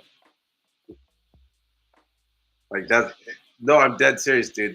They say that to my partner. They'll be like, "Oh yeah, where's your white friend?" And he'd be like, "My white friend? What are you talking about? You know, the guy I used to hang around with. I used to hang around with a white guy. Yeah, you know, the Canadian. Like, oh, that guy. He's not white. You know, it's like, whatever. I guess I'm kind of like quarter black or whatever because my dad's. I think he was talking about how you talk. Yeah, I'm very articulate when I talk. But like, you know why it is? You know why I talk the way I do and I sound the way I do? It's because when I was growing up, I grew up in an almost like all white rich neighborhood, and in order for you to be like taken seriously and respected, you had to act a certain way. If you didn't act a certain way, they looked at you like, well, fuck, this guy's just a bum, or whatever. So to me, it's like I want to be heard. I want people to understand me. I'm going to make sure that I talk in a way so that they can listen. Like people don't realize how much like emotions you can invoke with tonality. Even when I sound, sometimes I will say something fucked up, but say it in a tone so that it's like I have this way of making you think that whatever I say is logical and smart. And I'm telling you right now, guys, it's the tone that I use. And then people be like, you know what? You're right. That makes sense. It's like, yeah, because I made it sound like it made sense. But it made no sense. Oh shit. But if you studied tonality and delivery in your speech, you'd realize like how much emotion you can really and how much motion you subconsciously draw without even realizing it. You know what I mean? Like sometimes you walking in a room and saying a bunch of shit in a certain way is going to change the mood than if you went and did it another way. You know? Yeah. But anyways, I digress. Ricky, what's going on, bro? How you been? I've been good, man. How you guys doing? Yeah, just wrapping it up, talking shit about shit. That's what we do. That's what he do. And then I'm also looking at my, I've been kind of like low key studying my analytics because I've been doing a lot of new advertising. And like as we were talking, I think I don't know if it's the most I've had on the site, but I had like 8 visitors on one time on the site. Wow, yeah, that's actually good. Yeah, and when I was thinking to myself is like with 8 visitors, one of those guys has to buy something. Exactly. Like it's like 10 visitors, you get one. So 8, yeah, you get one. Yeah, I should. If I'm not, then there's something going on. Like I got to look at the site and see what am I not doing. You know what I mean? But So when you think of advertising, this is something that I kind of started learning. Do you create? sorry, do I create Like what? when you do your advertising, like Facebook advertising, instead of them going to your website, you take them to like a landing page. No, I've always sent them to the website. Why do you send them to a landing page? so say you want somebody to buy at one time. That's really what you're advertising for. So you send them to a landing page. The landing page is really them to buy that at one time. Now they may go onto your website afterwards, just to say, okay, let me see what else they have. But the landing page is actually trying to get them to buy. You might get an upsell out the landing page, because that landing page the right way. But I actually been working on those because it's kind of more personal. Like when I start looking at people's advertisement, and you click on the advertisement, a lot of times it's going to take you to their website. A lot of people take you to a landing page. Yeah. And so I could see how that's beneficial. One, and is that most of the ads that I'm doing, they're not product specific. And so, but what I have done is I haven't been doing them lately, but when I was doing a lot of the advertising before, I would get Facebook to run tests on multiple different URLs. So I would have them test out the difference between, having it sent to the main page versus a product page, or having them sent to the wholesale page as opposed to the main page and stuff like that. And then also another thing that I actually been looking at as well, because you can go to page 5 for the landing page. It's somebody telling me as far as doing your advertising is to advertise the most expensive thing that you have on your site. Yeah, that makes sense. So really, because what it is that you're trying to get somebody to buy something for $1,000. So if they only buy something for $100, you're still winning, but you'll actually be kind of promoting that $1,000 sale. So you'll get more people to buy that $1,000 sale than you would if you just get promoted. But everybody else, like just to say, if you say 100 pounds on sale down, they'll click on it just to see the price. Maybe they don't want to get 100 pounds. Maybe they end up getting 25. Still come out better. Than saying, "Hey, I got 1 pound on sale." Yeah, you show them the different products. Show them the highest price. Yeah. So then they can go for that. Bull City Seaweed here said, do you find targeting specific items more fruitful than a percentage sale off ad? I'm actually in that analytical phase right now, but I'm really finding it out. It's kind of like I do see where really when you actually are doing more specific as far as just a certain product, you kind of have your audience already set out. You know what I'm saying? Like you already have your core audience and this. Let me just hammer it down that I got this product, and so it works. I think it works good that way. Now sales, on the other hand, so if I was going to do a 25% off on, I kind of try to do my sales as far as specific collections. So if I do a raw Seamoss sale, I'll do 25% off all raw Seamoss. But then I'll have that page where raw Seamoss, I'll do a soap sale. Powder and foil, like I have that now, powder and cotton sale. I kind of break it down that way. I actually haven't been targeting specific products for ads. I just do a general ad, like an ad, just to get you to my site to be curious. I find that it's almost like I don't know if I've run the ads long enough to get the ask. You know what I mean? Like, have you ever followed Gary Vee? Yeah. So he has that, and I've never read the book, but I know enough about like marketing stuff to get the concept of what he's saying. Jab, jab, jab. Right. And so my belief is that you want to put your ads out in that same way, where you're putting the jab, where you're like giving information like, oh, did you know this and this and this. Come to my website, check out for more. Did you know this and this about Seamoss, or that about this product, or whatever? And you're not really asking them to buy it. You're just telling them who you are. Like most of my sales, they might the most call to action they'll have is come to the website for more deals or check this out or whatever. And so I'll get the first run of the ads to mainly identify who these people are, and then to get them kind of familiar with who my company is. But I'm never really asking for the sale until I create an audience that goes to that basically tracks them. It tracks all the people that have clicked the ad, went to the site but didn't make a purchase, and then I kind of come back and say, hey, you know what I mean? Like, here's a discount for this, or because most of those times, you know, I mean, the way I feel like I've set the site up, if they're not buying the site, it's either because they weren't impressed with the photos and the content, or they weren't happy with the price.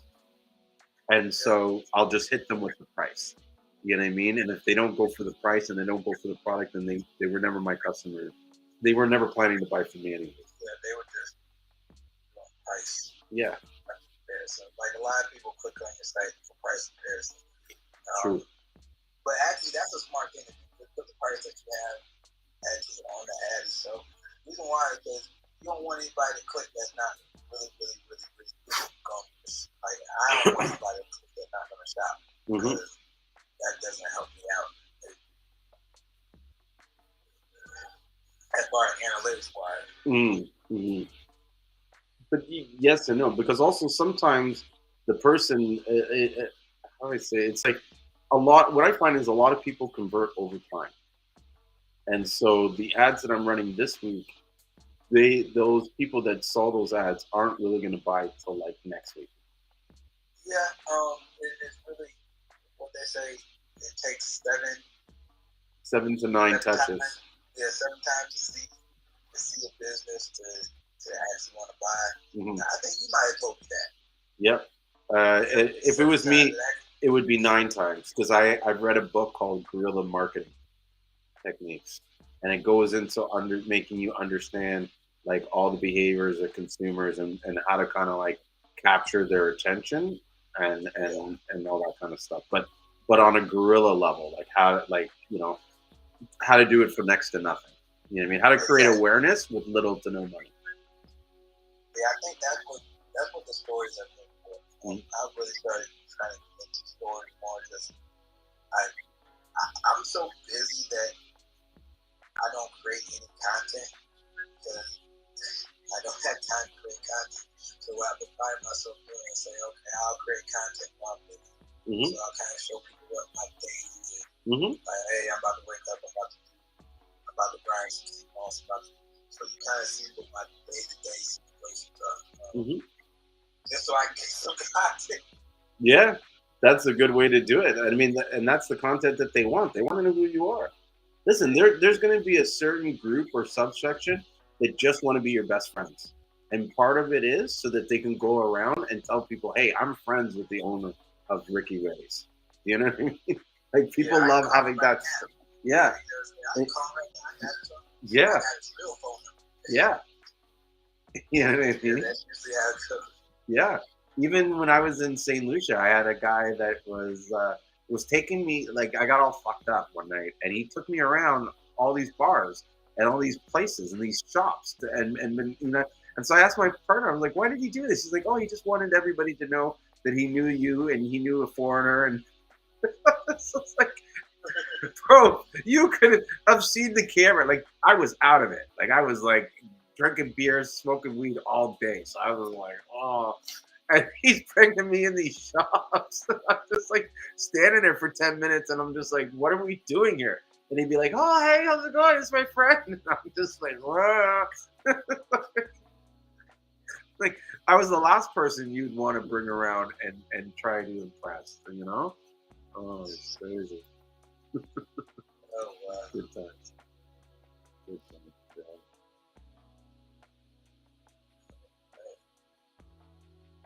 So yeah, I hope that answers his question about the advertising. Yeah, that's I know we kind of got all over the place on it and stuff, but yeah. So that's how I should start though testing some ads with prices on them and stuff like that, and see how they go. TikTok though, it's not bad. I'm getting 19 cents paid per click and 12 cents paid per click. So for like $50, I'm getting 173 people to visit my website. Yep, that's about that sounds about right. Yeah.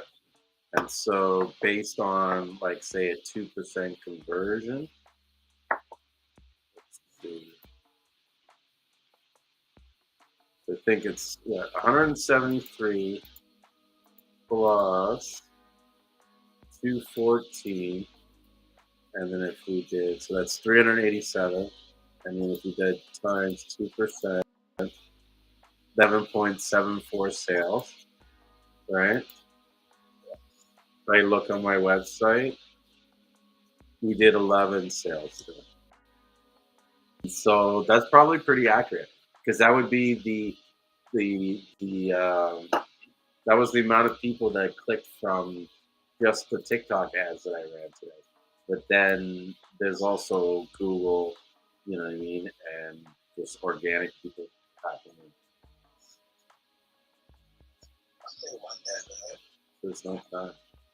Like, you know what? Actually, the funny thing is, like, I actually go for store sessions now. So if I get a certain amount of store sessions, I'm kind of like, okay, I should be like anything over 100 store sessions. It should be over 500 to 700. Like that's how I look at myself. So I'm like, man, I need to get like 150 store sessions. But I'm just trying to think of how much money will I end up having to put out. Yeah. That means store sessions. Yes. Well, visitors. Yeah, visitors. Yeah. So like a year, how many sales? You know, if y'all don't mind, how many sales do how many sales y'all make on a site? Probably one. Bad. Let me see. For me, not money wise. I'm just saying like. Yeah. So I do about 5 to 7 sales, maybe. Like I would say 7 is my average. 6 or 7 is my average. So yeah, probably about I would say around. I would just say around 200 a month. Mm-hmm. Yep. Last month we did around 235 orders.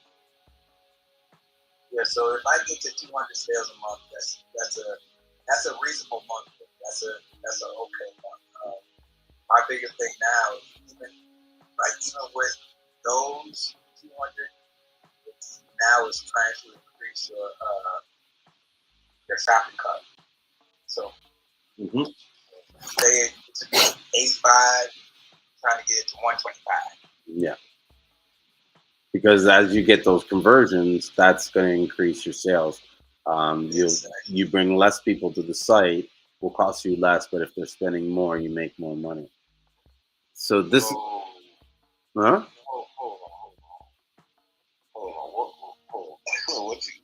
So this stuff that we're talking, it's in relation to like scaling and stuff.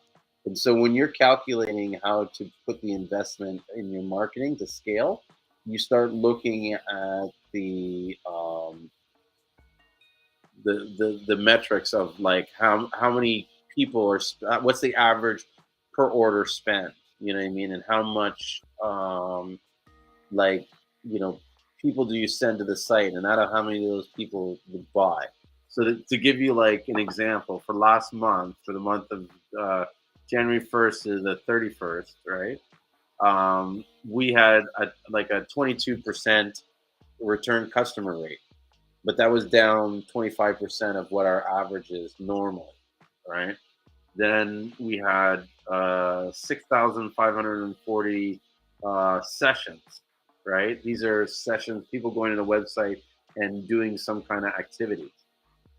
Out of that 540 sessions, 6,500, you know what I mean? 5,830 were visitors, new visitors. You know what I mean? That's a 1% drop over the last time. My average order value is 110. You know what I mean? And then my conversion rate is three and a quarter. So out of all those sessions, the 6,000 sessions that happened over that month, 511 added something to the cart. Out of that 511, 444 of them reached the checkout, and then after that, that 540, 220 turned into sales. Okay. Do you provide PayPal checkout? Yeah. I forgot. I'm not sure. Okay, so that helps a lot. Like PayPal checkout. Fucking worse. Because that's what I do. If I see you ain't got PayPal, I'm like, what? So you gotta have PayPal. You gotta have Google Pay. Yeah. And like the Amazon Pay. Because some people that's all they use. Because that's like a third party. It's like I'm not putting my credit card on it. So that's what I look at. The first thing I look at when I go to a site, do they have PayPal? If they don't have PayPal, or if they don't have what's the other one? Is that Zelle? Something like that. I think you have one of them. And it's like where you pay the money. You can buy a whole bunch of whatever. What's it called? Sizzle? Sizzle. Yeah, you got Sizzle. You got and you have another one. Yes, Cal. It starts with a K. Learn or something like that. Yeah. If you have those three, ShopPay is basically Shopify, but that's Shopify. Their payment system. Yeah, and you can add everything on ShopPay. Like people don't know that you can have everything on that one time. I was just gonna say that, and most people don't take advantage of that. That is don't. Because me buying stuff, that's the first things I look at because I don't want to put my information on the website. I already that might be like third party to pay for it, and I just pay that. That's what I look for. So I look for a phone number. Dead serious, guys. And you know what's crazy? Ricky. The harvest thing that my wife was looking at. She was all ready to go buy it from this one place, and they turned around and told freeze dryer. Oh yeah. We was talking about a freeze dryer. Yeah, dude, I have no idea what's going on. I'm getting kind of scared because I feel like I'm gonna get pushed out of the market when she starts getting this freeze dry machine and all this other shit. It's like, yeah. And what's crazy is she's got her own mind. Like to her, it's like she'll buy it, and it's like that's my I won't be allowed to touch it. Like, don't touch my freeze dry machine. Don't touch my freeze dry. You gotta rent it out. Listen, she probably will. Check out the website on Instagram. If you're not sure, checking out the website. Try to get it directly from the company instead of like a third party. Yeah. Well, she was ready to go through this this local Canadian company because she was like, "Oh, they'll ship it to me. I get it quick. This, and that." But yeah, well, when. What I was saying about the they make it once you actually purchase it. Yeah. Like that's the one like at first when I purchased my freeze dryer, only thing they actually had everything, but then they just made sure every spec was right. Like, okay, well we got the shell of it, but we just got to put it together to make sure it's right. And that's what I know because they just don't put them together just to sit them there. They'll actually put them together as soon as you order it. It's going to take about 2 weeks for them to put it together, and then they do go through the specs. So you usually get about a month's time before they even ship it out. That's what I've noticed. And anytime I was looking at Harvest Right, that's what I was seeing as well, that turnaround time was no less than 6 weeks. Wow. Well, she wasn't happy at the fact that they had no like 'cause she wanted to call and talk to someone. She had all these questions. So they were like, "No, we don't do telephone support. It's email only." So she was like, "Screw that." Yeah, she's like, "What if I have a problem and I need to deal with it? You're going to stop answering my emails? Like, forget that." That's usually how this operates. I mean, you used to be able to get it like directly from Harvard's right like website. Go straight to them because you know you may save money, but you may not get chipped. But the thing is, the harvest right, it's in the States, right? And so they're gonna have to ship it. Yeah, so they're gonna have to import it into Canada. So she was hoping that if it was already imported, that she wouldn't have to deal with a lot of that stuff. You know, I told her just go and get it, become your own distributor. Like if this company that you're calling is able to sell this product and they don't even have a phone support, they only do email, then the rules for you to become a distributor are very lax. And I know, like when I was younger, that's how I used to buy all my products. I would go and sign it to the company as a distributor, and I'd buy the product as wholesale. Yeah. A lot of people don't do that. Yeah. Small time, Yeah, I do all that shit, and then I would also sell the stuff to my friends because they'd be like, "Oh, where'd you get that hard drive? Oh, no, I'll get you one. It's this much." Like I didn't tell them at a computer store. I'd be like, "Oh no, don't worry, I'll get you one.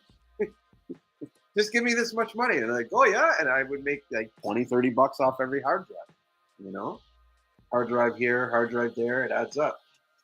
Hey Rio, I want to say what's up because last time you were here and I was about to say what's up, and you ended up bouncing before you got to say hi. So I want to make sure I say it before you leave again.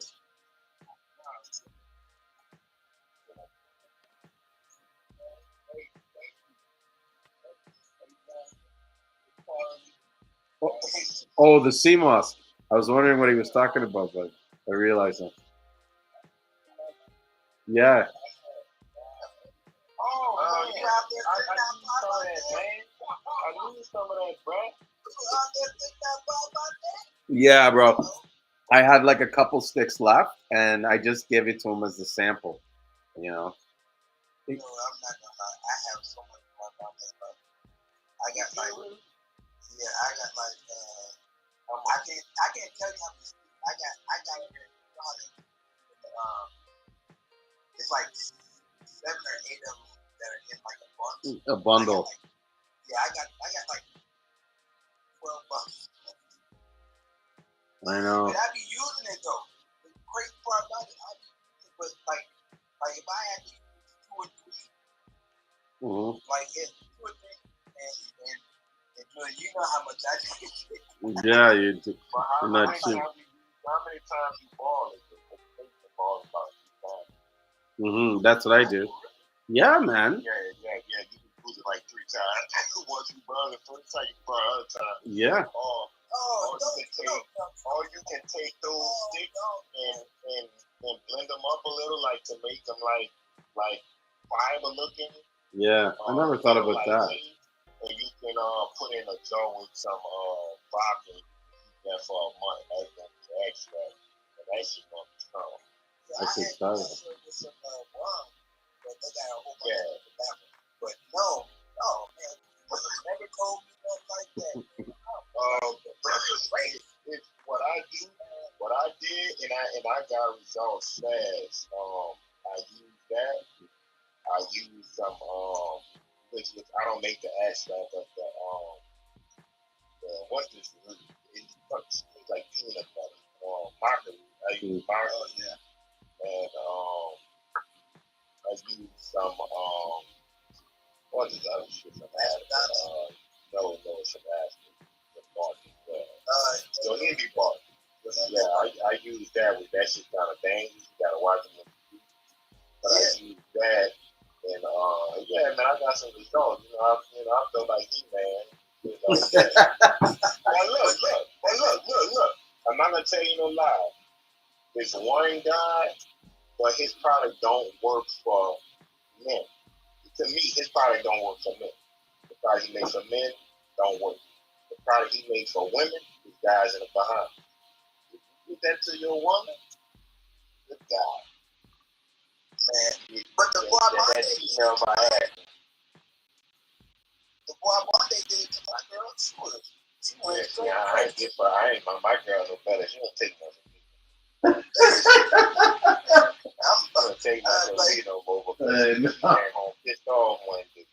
She was like, "What did say?" I gave it to her for like 3 days. I'm like, "Hey, take this in the morning, take a shot at night. The next day, take this in the morning, take this shot at night." Oh, that's good. Yeah. I got me. Man, I'm supposed to get it. I think it's like I'm just having a problem finding it, but I'm gonna ask y'all about it. Royal honey. Have you heard of it? Yeah. I know. But I heard that it's crazy. It's expensive, but The result, I don't know. But now that shit expensive. Now you better get you some honey from Julian and because you know you can do a honey extraction. You better put the herbs in that honey so it's not you know what though? Now you have to think about that. It's almost like you can almost create your own. Yeah, you can, but raw honey is you know, raw honey too much. Yeah. I understand that. Now you're speaking kind of low. That's boy.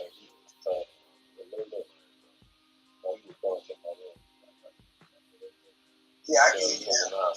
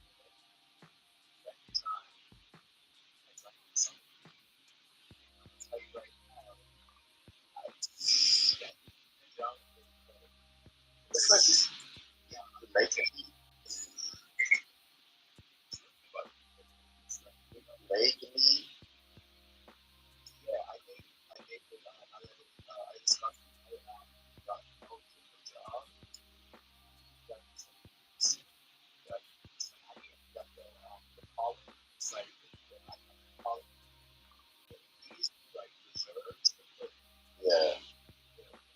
So the little pollen packs in there. Exactly.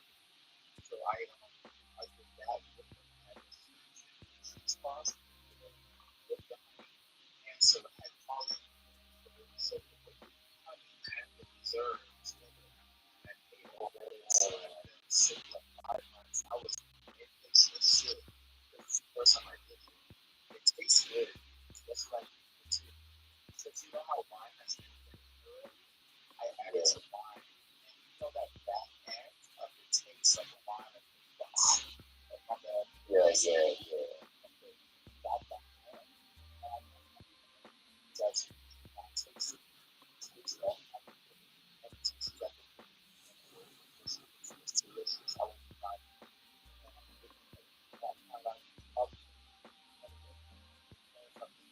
I'm gonna try it. Yeah, you should have started the lead and put the herbs directly in there and sit those back. I know It's gonna be a way better extraction. I know I wanted to do that. I already have that going. So next time, that's the lead I do that.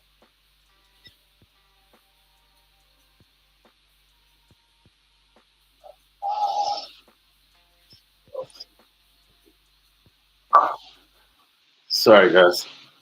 I left my. Sometimes I sit in the the chair for so long, I have to like go and stretch my back. So I was like stretching my back, listening to you guys, and then I'm like, oh, they stopped talking. I'm like, they better get back here and start talking again.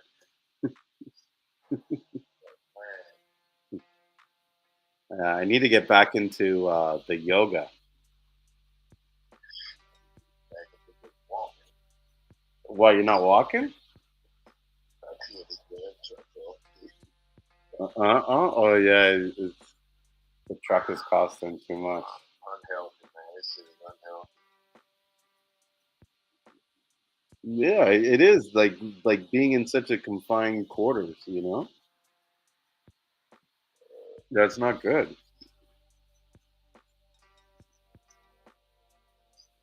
But you know, maybe you could start this mead business, making the mead products, and Yeah, talk about yeah. talking about that here. Oh, I was listening to him. I was listening to you guys.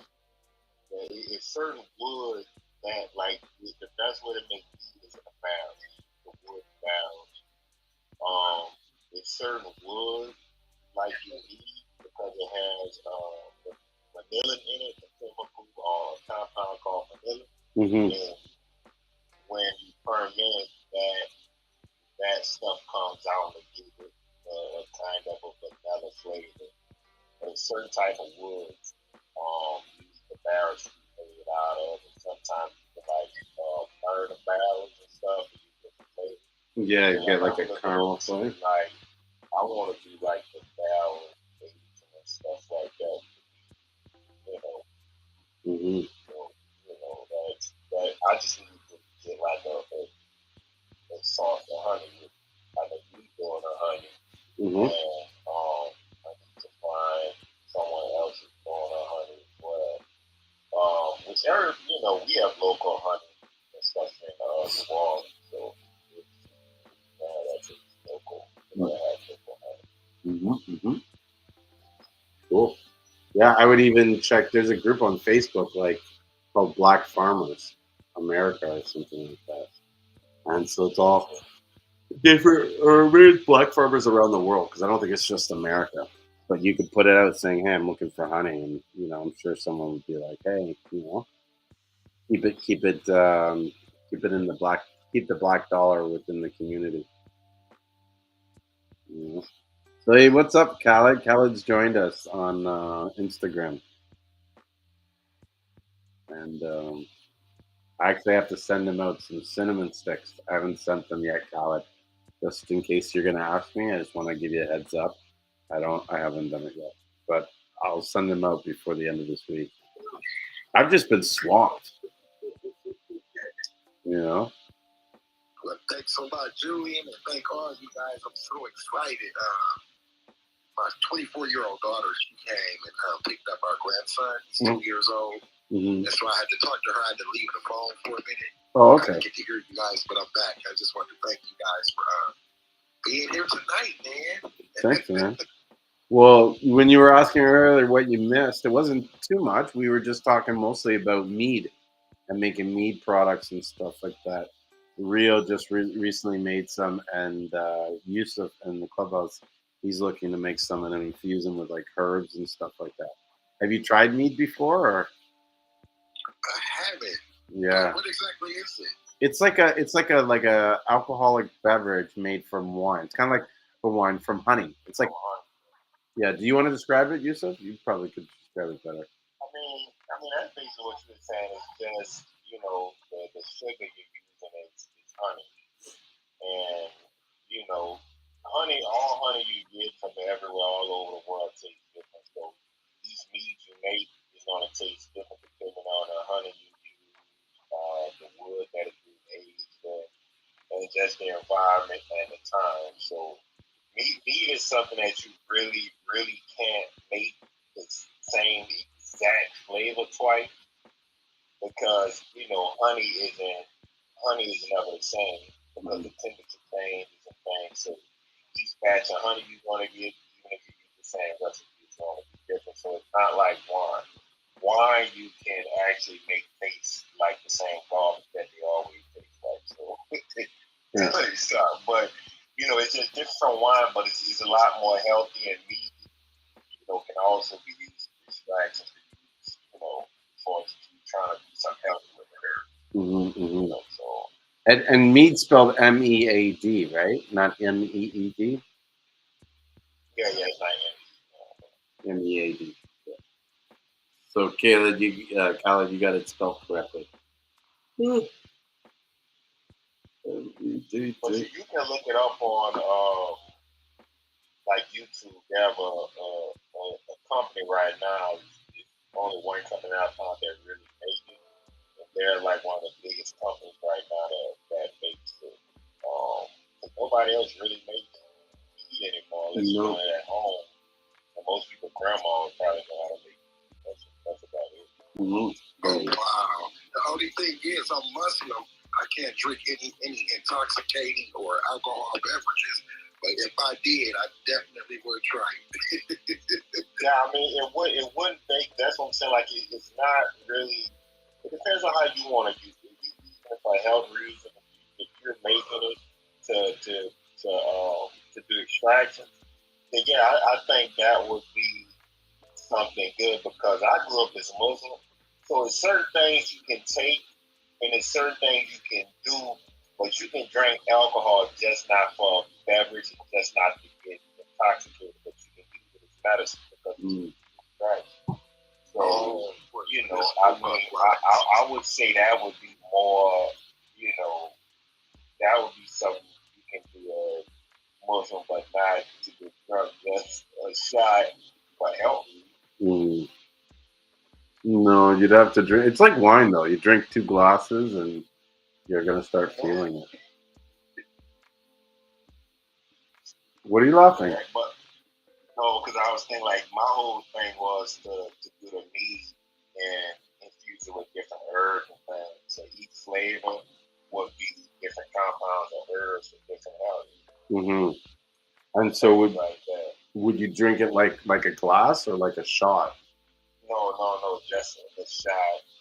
Some people drink it like a wine, but I'm not. That's not really mine. Yeah. I mean, both is my goal. To make it as people can drink this wine here, definitely want to. But I want to take it shot for health reasons. Because alcohol is it's in tonics and drinks and things like that. Yeah.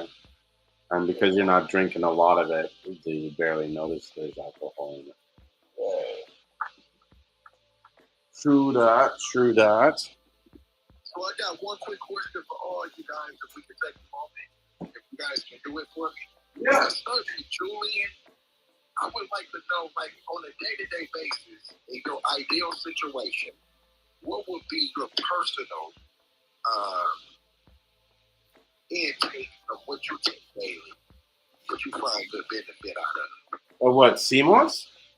The Seamoss, Bladderwrack, whatever your idea of the ideal intake of what you would like to put together after all your research and your journey.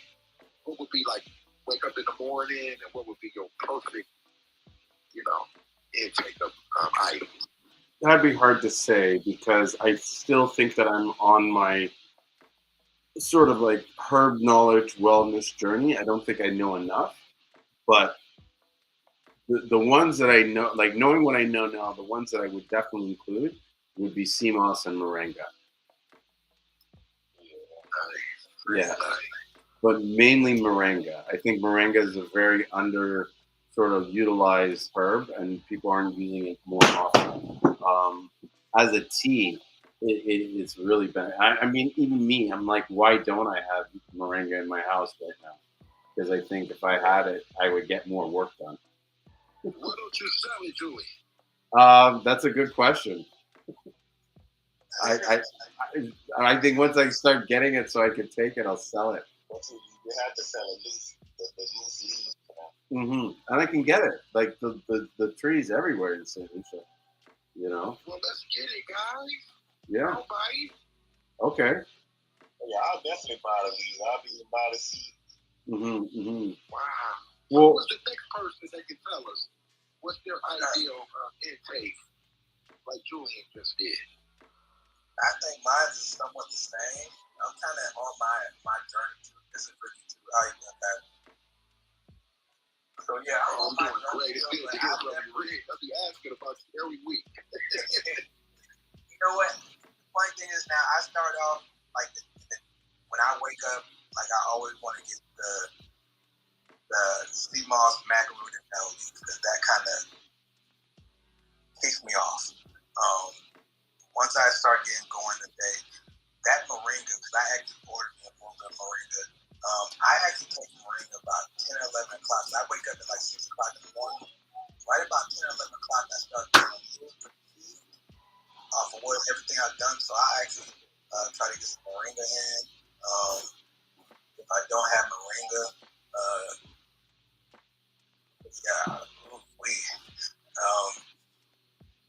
macaroon is something that I take daily. That's half. But what did I order the moringa? What's the ideal place to order it? Moringa? Yeah. Julian. Yeah, but I'm not ready, fully set up to sell it yet. I'm putting pressure on it right now because you guys recommend until we get it. Until you guys get it. How much? Like, I get mine from Star Wars Supply. Yeah, there's a couple places where you can get moringa. Like, I think I'm just like I'd rather just get it from somebody I know personally. You guys ever heard of a girl called Rich Organic Beauty? Yep. Be on Instagram. Yeah. I think she might got some. How do you guys feel about what she's doing?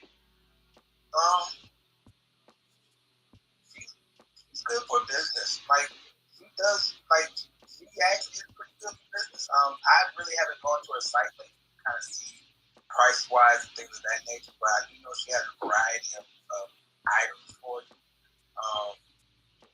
Yeah, I'm not gonna say anything bad about it. Yeah, I've been following her. She's one of the first people I ordered from, and I only got pretty good things to say. I did find a little better pricing as my journey continued. As far as my main source of my supplier, but yeah, I think she's cool, and I like her page. She's fun, you know. Yeah, she looks like she's a lot of fun. Yeah, she's like, we can't say it like we're gonna get killed. I know, eh? She would have got that body work done, you know. Oh, she would have got some body work done? Yeah, she put her journey on there too. Oh, I ain't seen it. Like, this must have been like, you know, this must have been when the last year.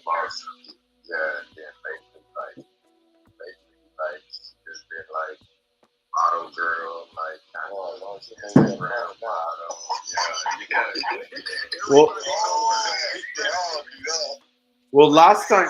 the last one I saw of her, like, it's not like I peep her page, right? But you know, when you're scrolling on the Instagram, there's those photos that will make you stop. But she was running on a treadmill, and so I was like, "Who the hell is this?" And then I'm like, "Oh, it's her."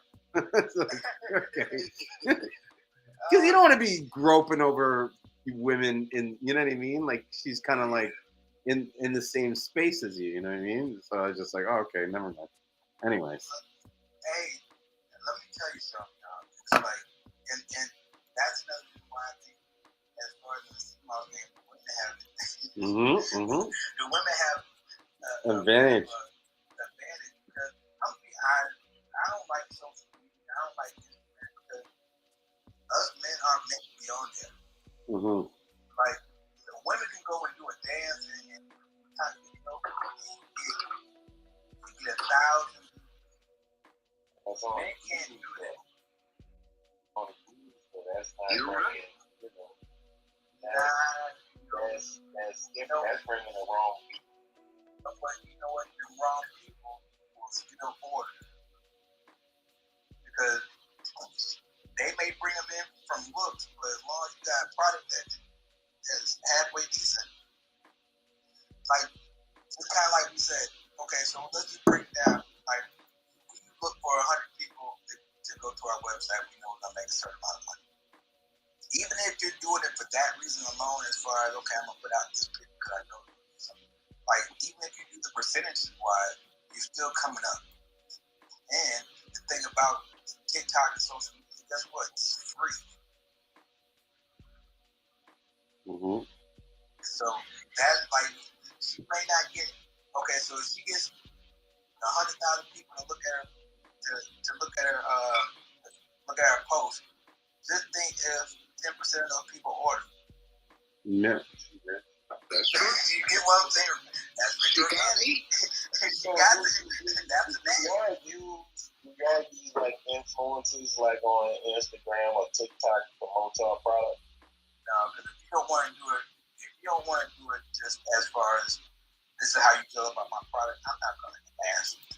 Like I guess I'm just saying, like as far as like just marketing schemes and promotion and shit, because like the reason why I asked because I saw a dude explain in detail how he made his first $1 million in a year, and from him he was like, nah, I just sold him a lifestyle. If he was selling them good products, but he was like, nah, I sold him a lifestyle, and I paid a lot of people to talk about my product. And it seems simple how he said. He said, man, I just promoted it to how like everywhere he promoted it, he tried to get so many people to look at it, but at the end of the day, he made like 10,000 sales, and that was within a year. And each person bought, well, no, he made way more than that in a year, but that's a few months. So 10,000 people brought him $1 million. They spent $100. They spent $100. He was selling bundles. Like whatever he was selling like bundle packs of it. Yeah. So he made it look like a big deal, like something that was real. Oh man, I got it. He sold it for $100. So at the end of the day, in a few months, he sold 10,000 hit, 10,000 sales. That at the end of the year, he made his first $3 million. Mm-hmm. In a year, he became a multi-millionaire. Now, my question for that is, how many returning customers?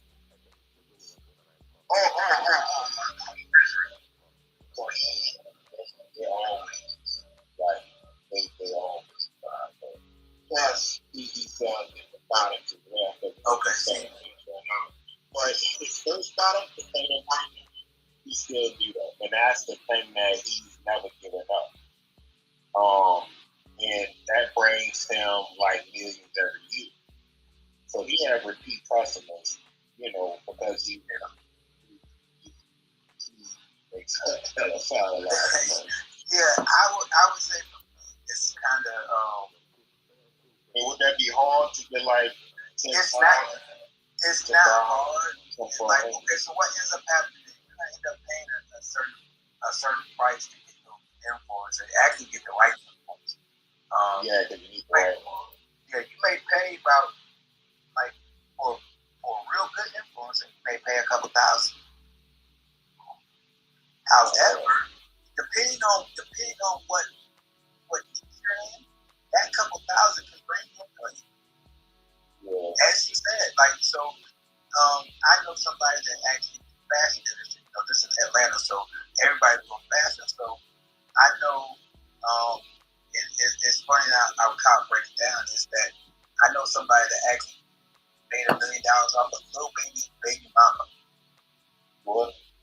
Made like little baby mama.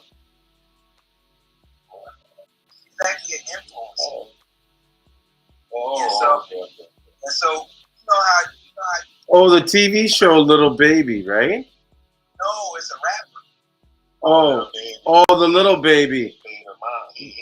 Yeah, his mom. His mom. Now, like she went from really not knowing anybody knowing her to one of the biggest influencers. That's the one that he beat up, huh? I'm not. That's the baby. Yeah, that's the These fucking rapper names. So what ends up happening is that somebody paid her $5,000 and took the company from nothing to $1 million plus a year, just off of her alone. Mm-hmm. So influencers are big. This is my thing about influencers. If you ain't like, my thing is that if you don't generally like my product, for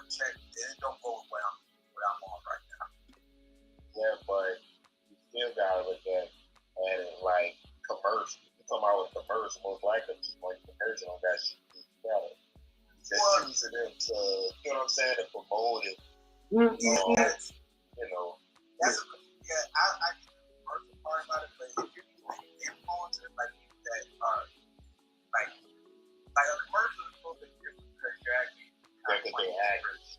They're actors. Now you actually somebody that's a person and you're saying, hey, this is probably the best product then and you ain't never tried the product really or you can't tell anybody like I don't mind it, you know, if somebody said, hey, just own, I just want to do it. That's just not my lane. But I get it. Because okay, like even me, like if somebody asks me about Julian product, you know, because I use the Seamoss, I'm like, yeah, it's good. I'm not a good person to ask to even review shit because I'm gonna give you a good cut and dry. Oh, it's good. I take it all the time. Like, yeah, but sometimes that's better coming from. That's more, how do you say it, authentic coming from you than say coming from. And I'll use this example because I know exactly what Ricky's talking about. Recently, I had this company call me. And at first I got all excited because and it's funny how these fucking sales companies are just full of shit all the time.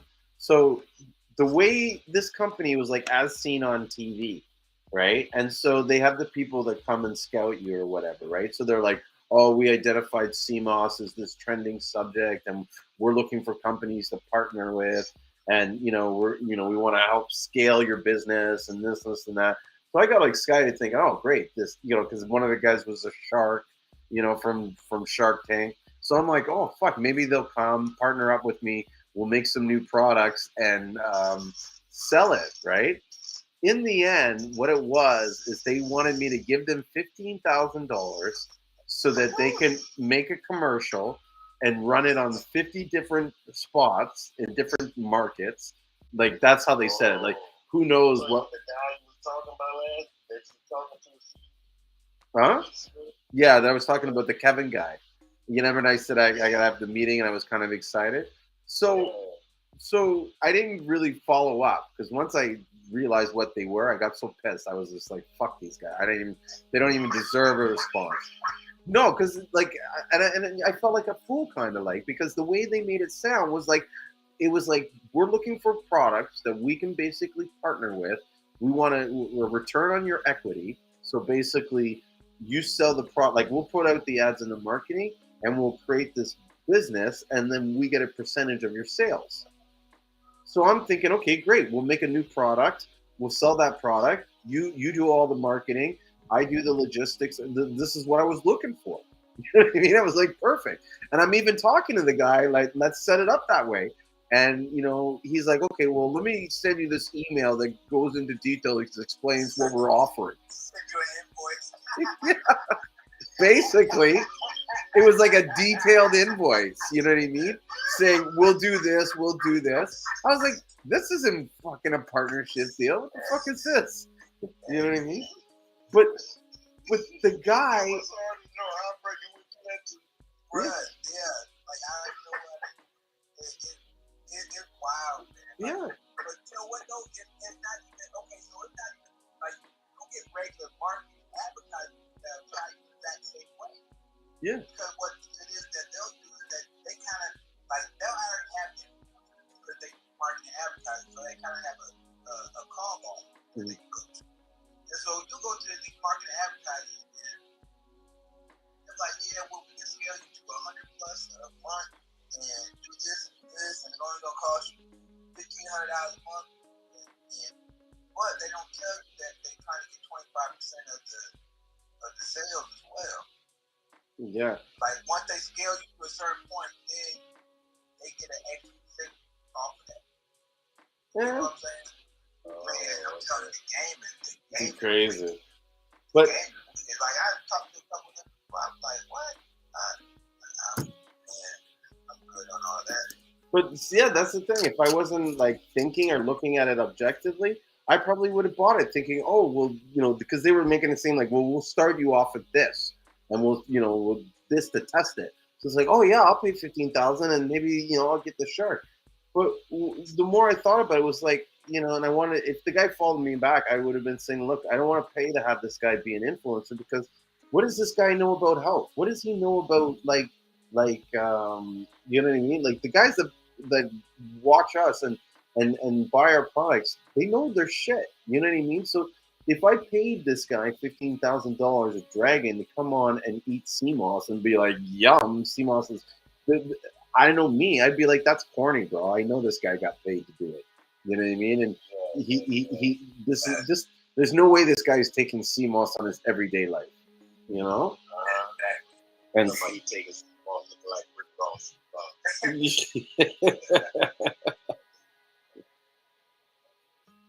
Yeah.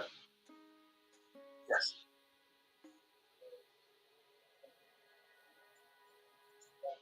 Mm-hmm.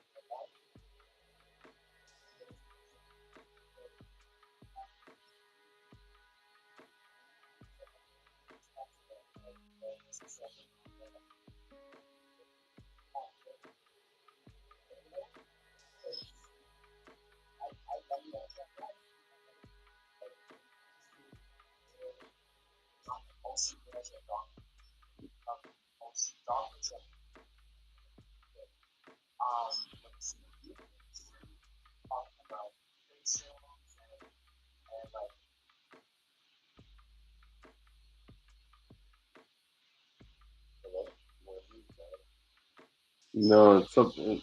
Yeah, he was on mute now.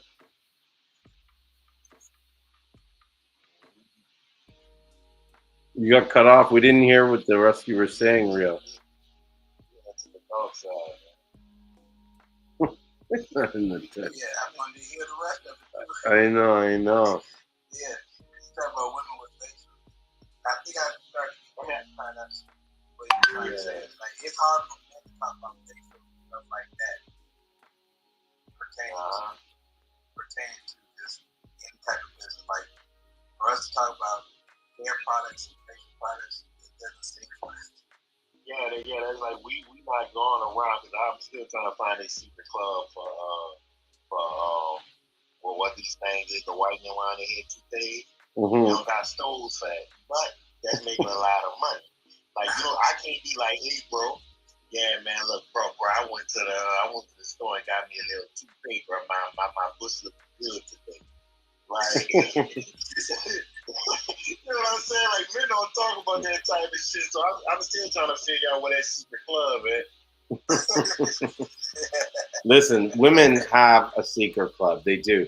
And they give seminars and workshops and all that shit, because I've never been, how do we say it? Like, throughout my whole life, men have always had the same problems with women. You know what I mean? Like, every guy that has a problem with a woman, I look and I say, okay, that's, you know what I mean? Like, I used to feel bad thinking it was just me. You know what I mean? And then I realized, no, we're all in the same boat. They have these meetings. I think it's just on Facebook. Yeah, that's what they do. They have fucking Zoom meetings. You know what's crazy though?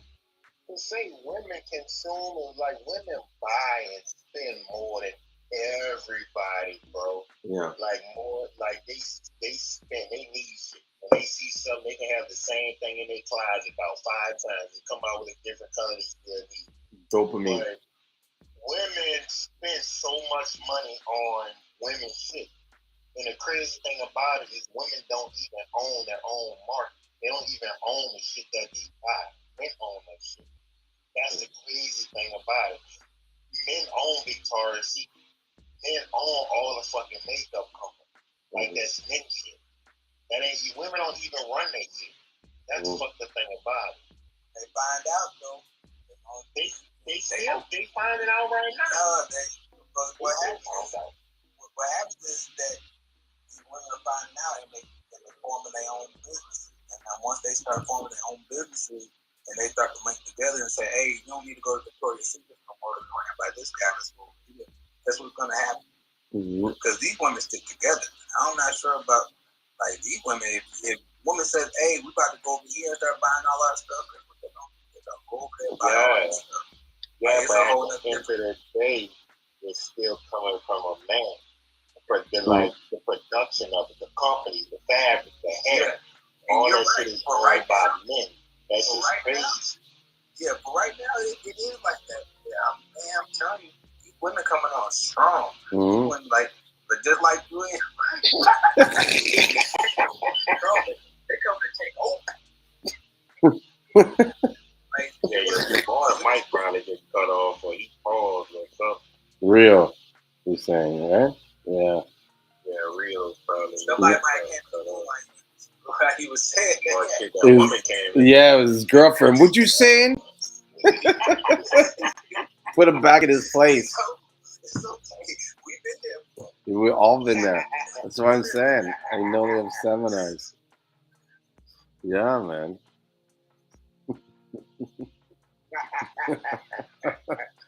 I gotta be careful because mine's upstairs. I know she's listening. Like, what'd you fucking say about me? Puts me in a headlock, you know. I'm trying to get into marketing and everything, but I'm only trying to get into market my own product. Which my product isn't marketed towards like health or shit like that. But I'm trying to get into a market where I know I'm not marketing to my own people. I'm marketing to everybody, but not really to my own people. Okay, so what are you marketing? Because my own people really don't fuck with me. Well, okay, so this is what I say about that is, I think that's where everything. But I'm also a person that don't believe in being the face of his own company. That's just me. My mindset is to do like Pepsi, Coca-Cola, Coca-Cola, Kellogg, Johnson & Johnson. They don't have a face. They only pay people. Because you don't know how the Nikes of owner, you don't know how the owners of Nike look unless you really into that shit. Mm-hmm. So, that's just my thing, like trying to market in a way where my, because I kind of see where what a lot of people kind of, basically how I would want to market is how I see like a lot of big companies do it. Mm-hmm. Get somebody that everybody like at one point in time, everybody liked Michael Jordan. So that's why Nike linked up with him. So, even though he's an asshole, but everybody likes him. But I want to like market in a way where I don't want nobody to know I own this shit. Me, I don't want nobody to know I own shit. Even if I was rich. I can be rich right now. I'm not letting nobody know. Then you need to hire someone to be the face of it, or you need to at least show that there's a presence there by the phone number, or even showing a video. Definitely. Like you could do the videos and not ever show your face in them. Like no one needs to show your face. No, but like I would pay somebody to do that, but it has to be somebody that's really like into it, things like that. Mm-hmm. But like my whole thing is me looking at how, like I look at polo a lot. Like I look at clothes, I look at fashion because I see a part of that industry that haven't really been tapped into. Yeah. But to see, sorry to cut you off, but see, those products are different than what you're trying to do. Nike doesn't need to show a face. Pepsi doesn't need to show a face because they've already established their presence in the market. They're such dinosaurs that is their face. Yeah, their product is their face alone. Yeah. Like the product is them. And that's my whole thing. Like I want my product to, be like that. Like, okay, you see this product. That takes time. You see this name, yeah. Like I want to build the brand because no matter what it is. Yeah, it will take time because I'm pretty sure if you go in the history and look back, there was a time when Pepsi was showing their face, but not the owners. Well, someone's face. I'm not sure if there's one owner. Like a lot of times, especially back then, like owners never showed their face. Mm-hmm. Like, and I'm not sure. I think I was talking about like now. It's like you can't be in the background. Like really, I made a company and I was like, you know what? I'm not gonna get in the forefront. I'm gonna stay in the background. I'm gonna influence people. I'm gonna give me a whole bunch of wholesalers. It just didn't work that way. Like you actually have to be so transparent as an owner now. Mm-hmm. Even so people really know your business. Like I think people are so nosy nowadays that they need to know everything about the whole entire business, and if they don't, then it's kind of like they don't want to represent it. Yeah. Exactly. Mm-hmm. Or if the owner has tweeted something 20 years ago, okay. Now see, what you just said is the main reason why I don't want to be the face of my own company because I can't live my life and say what the fuck I want. No. You think you can't? Look at Elon Musk. I know. But that's how I feel about it. I feel like I understand what you're saying that you can't. I'm to the point now that like I want to get canceled. Mm-hmm. Like you want to be a new face, yeah. I get it. Reason why? Because sooner or later you're gonna cancel me where am I going to cancel quick? Because really, to be honest with you, marketing and social media and everything is not meant for us.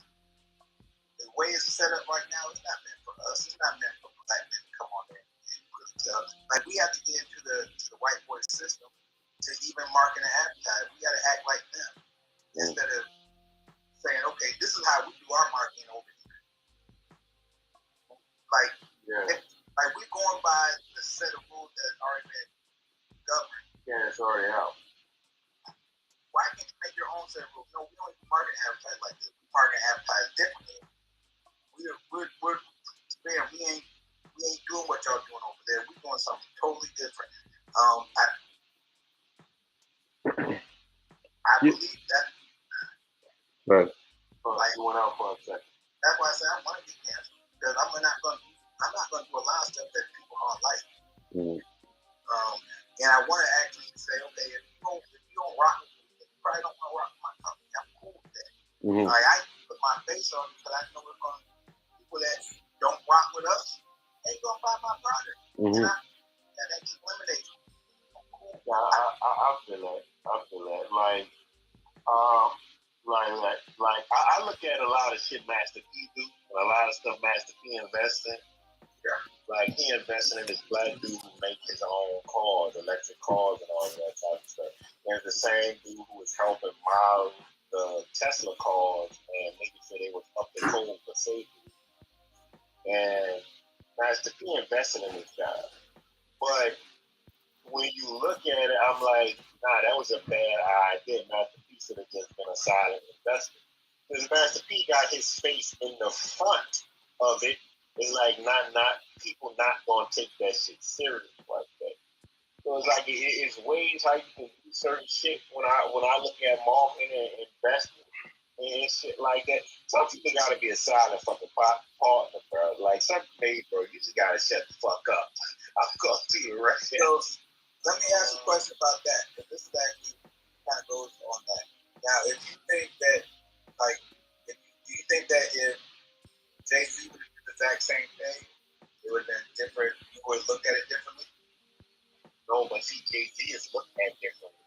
That's why I'm asking. The reason why Master P has his hands on a person. Yeah, Master P has his name attached to schools and chips and things of that nature. And so it doesn't like, but Jay-Z has his name attached to the situation.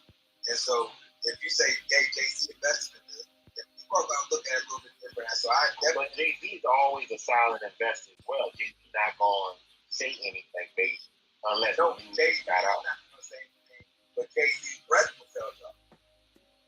that he invested in this, this, and this. See, Jay-Z is smart about. Jay-Z will never tell you what he does. Jay-Z will always have somebody tell you. After it's already done too. Yeah, because really what it is that like it don't come off right if I say, yeah, I did this, I did this, I did this. But when somebody does a press release, well, Jay-Z had just purchased it sounds a lot better. Mm-hmm. It sounds a whole lot better. That's people tell you, yeah, you know, I got rap snaps, I got boom, I got boom. And so really self promote. Like I got this, but it don't sound good when somebody else says Jay-Z had just purchased the Brooklyn Nets for now Jay-Z only had like 2%. Mm-hmm. But yeah, he had a percent or a percent. Yeah, so but just the thing that headline just put that stock up. Yeah. Just like that. And so Jay-Z's smart as far as how he does stuff like that. And so I love that. Yeah. But see, the thing is, I love that. Like, for every Jay-Z that he's invested. Yeah. Like the difference between, like, this is how I look at Magic, and I love Magic because he's from the same place. So, he is real good at business, you know it. But the thing with it's like, bro, he's trying to start like the movie thing he's trying to. I'm like, Pete, you gotta sit back and you gotta hire the people to do that. You don't have to. That's the thing that kills a lot of Master P inventors because he try to do too much. Like, nah, hire the people to do that. Like if you trying to do a studio, hire the directors, hire the writers, and let those people handle that. That's correct on that. And that's the same thing I see with Dame. Like Dame, you can't start all your moves, my dude. You gotta get access to do that. Nobody wanna see you. You are 100% right now. Like every player 100% right. That well. Yeah, Booty did well. Okay, so this is y'all gonna have to look for. But these are like the two names that you said are the like what it is that when you say that people love that. Yeah. You know, when you say they dance, people love that. You know what you said, you know the one time people that love you. Exactly. Like you gotta think. Yeah. And they're good at it. But this is what we have to understand about the same people that we talk about really are the people that buy. Yeah. They're not the ones that purchase. Like, what they do is, like, we actually purchase once we figure out it's hot. Mm-hmm. Yeah. But we don't figure out that it's hot until white people figure out that it's hot. Exactly. It validates it. Yeah, and see, that goes back to my point about you market and you selling people a lifestyle. Because black people like to buy shit based on a lifestyle that they saw that product in. Mm-hmm. Rich and famous, it can be trash. As long as the rich and famous talk about it, they got it, I need it. Even though I'm poor, I need it. And that's how they, it's messed up. It's real messed up. It's messed up when you think about it. But black people always want rich things. Like, not black people, poor people always want rich things. Mm-hmm. Okay, so my question is, so with these, like, so when these people that are black people, we actually do a lot of, like, we actually create the wave, and then we give the wave away, and then, like, there's a few people that create the wave, then white people catch on, and then they actually blow it up, and then the people that didn't fuck with the wave when it first came through now, they want to come back around. Mm-hmm. And that's how I normally see, like, business goes. So it's almost like you have to sell out first, and then your people come back around after you sell out. I'm just not selling. Yeah, I mean, you don't have to sell out. It's just how you do it. You got it. That now most of the time is okay. So right, most of the time it's not. You may not be selling out, but you know that you know what you're doing. Mm. Yeah, you just gotta do it different. Like you know, marketing. Yeah, and really, I don't want to call it selling out. It's not called selling out. No, yeah. We're attempting to hit a different audience. We're attempting to make money. Yeah, you're trying to appeal to the masses. You're trying to appeal to the masses. The masses is right. Like you say that it's not selling out. It's trying to catch up. No, it's not catching up. Selling out is when you trying to. No, selling out is when you trying to appeal to people that you know that you wasn't trying to appeal to in the first place just to make money. Right. If you gotta change yourself. I'm talking about businesses, like a lot of black businesses. I know black businesses might be over, but a lot of very famous inventions were black inventions. It was stolen. They were stolen. I mean, they were stolen, but we sell cheap that stuff. But that's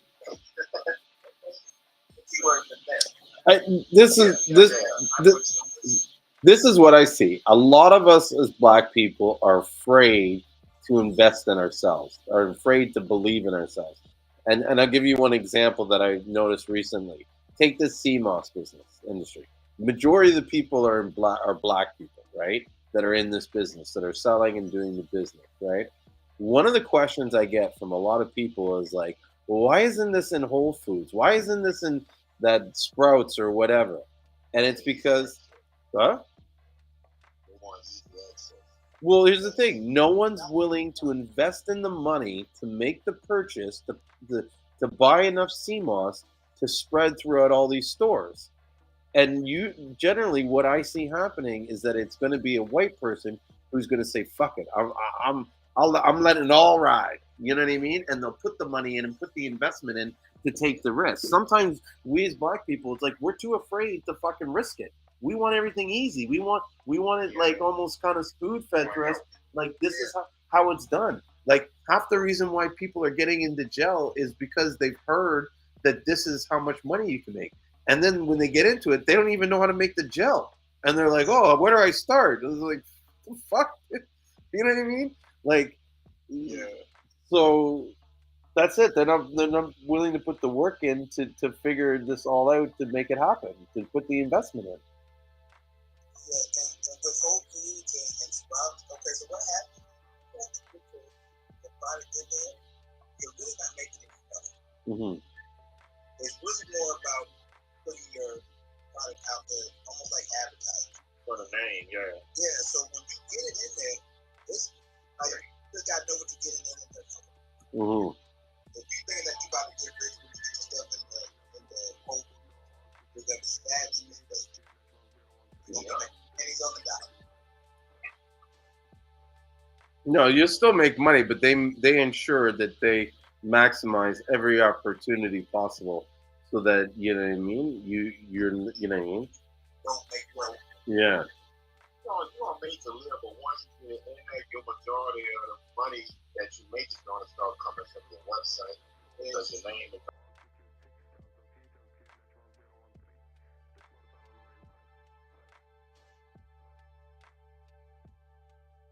out there now because eBay out there, eBay did that. Whatever. It's like Kmart. Yeah, you get that all the time. You get dripping spam. Wow.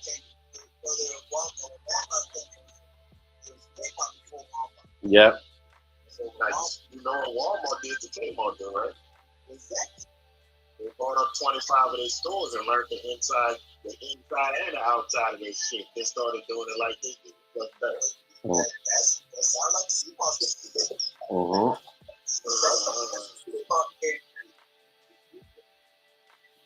Mm-hmm. That's what's gonna happen. The Chinese are gonna come in and do it better than everyone else.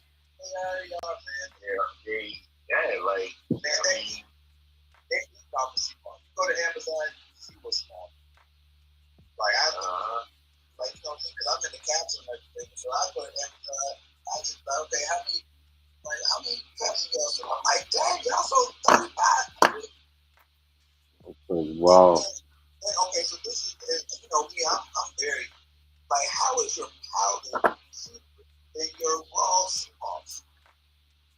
Mm-hmm. Like that's all. That's the question I want to ask. Is like I be on Amazon and they be having 8 ounces of powder for $19.99. Wow. Yeah. I said, Mark, look. When it comes to powder, you can probably do something. You can. I can. Okay, so I'm gonna tell you, I can't go to the powder because it takes me like my powder process is a process. Like I wouldn't sell my powder for under $65 to $75, and that's just being truthful because I know what everything I have to turn it into powder. Like I got the Seamoss you have don't need to be turned into powder. What's that? The Seamoss you have. What kind of Seamoss you have? I have I get my smoke. Yeah, you don't need to turn that one into powder. So you're looking at it the wrong way. The Seamoss that they turn it into powder is Congress Christmas. That's why it's like that. Okay, so you get more. This is the crazy thing about that though. Congress Christmas is actually more in value than. No, it's not. Yes, it is. Okay, you go look up and see how much I'm telling you, it's not. I'm just saying about just go to anybody that's actually selling Congress on for $75 to $85 a pound.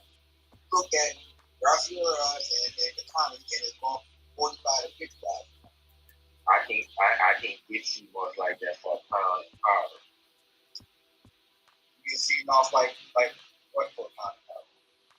The pound is Christmas. I can get that for $40 to $50 for a pound. Okay, so this is what I'm asking. I'm asking because if you go to any place that's go to any of these Congress Christmas places that sell the raw, their prices aren't as such that they're able to get out of 50,000 pounds. And this, okay. Okay, so let's break it down. So if you were actually, so where would you get? Okay, so that means that you would know where to get Congress Christmas for like $20,000 to $25,000 a pound. Yeah, you can get it cheap.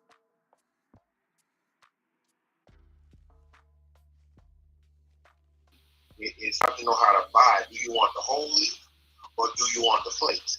You have to know how to buy. Now we get into, so if you get a whole leaf of flakes, you still have to turn it into powder. Yeah. You still have to turn it out. This is the next thing. You still have to clean that.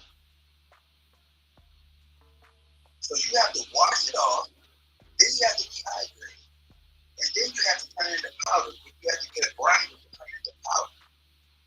So what I'm saying is the process alone should be a situation where you get powder cheaper than you get raw. You get what I'm saying? Here's the thing. Yeah, but you gotta think about how Julian got. Julian, he deal with farm. You can do the same thing with the constant. Go straight to farm. Well, remember where you live at? I live in Georgia. And he deals directly with farmers too. Yeah, so that's what I'm telling you. Like I know the price. I know the price that I pay for Seamoss. Seamoss that I'm getting as far as make powder is cheap. So the thing is that if I get it for $12,000 but I still have to wash it off. It's gonna take me a day. It's actually gonna take me 8.5 hours. Can I interrupt something because you guys are thinking in different processes, right? And you got to recognize this, and this is something that I've learned in dealing with business, especially when I was running the dispensary. A lot of times when you're dealing with the flakes and all that stuff is usually garbage where they can't sell it anyways. And so to turn it into powder, it's like, well, even if we get $30 for it, we would have gotten nothing. Like when we had a dispensary, we would use the shake from all the bags, like the weights that we would collect to make our pre-rolls. Now this, yeah, so this stuff would have fell in the crack or fell on the ground or whatever. So what we used to do is we'd have a tray and we would weigh this. We'd have the scale on the tray, and we would weigh this whatever weight you had, we would weigh that. So all the shake would fall in the tray. But then we'd take the tray and we dump it into a bin. And then through that bin, we would grind that bin and make pre-rolls out of it.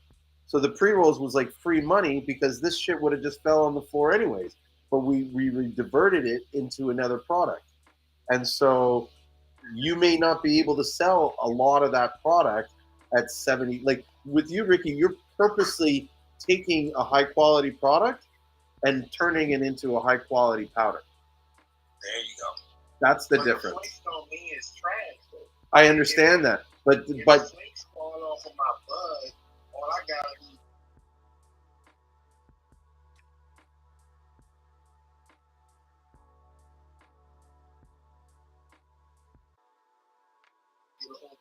No, but,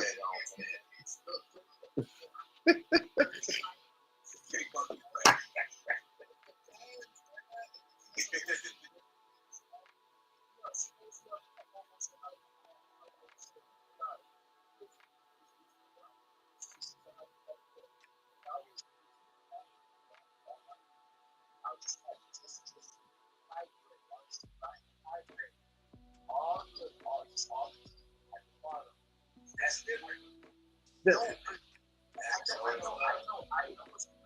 Okay, listen. I'm gonna shoot everything that you guys just say down in this one statement.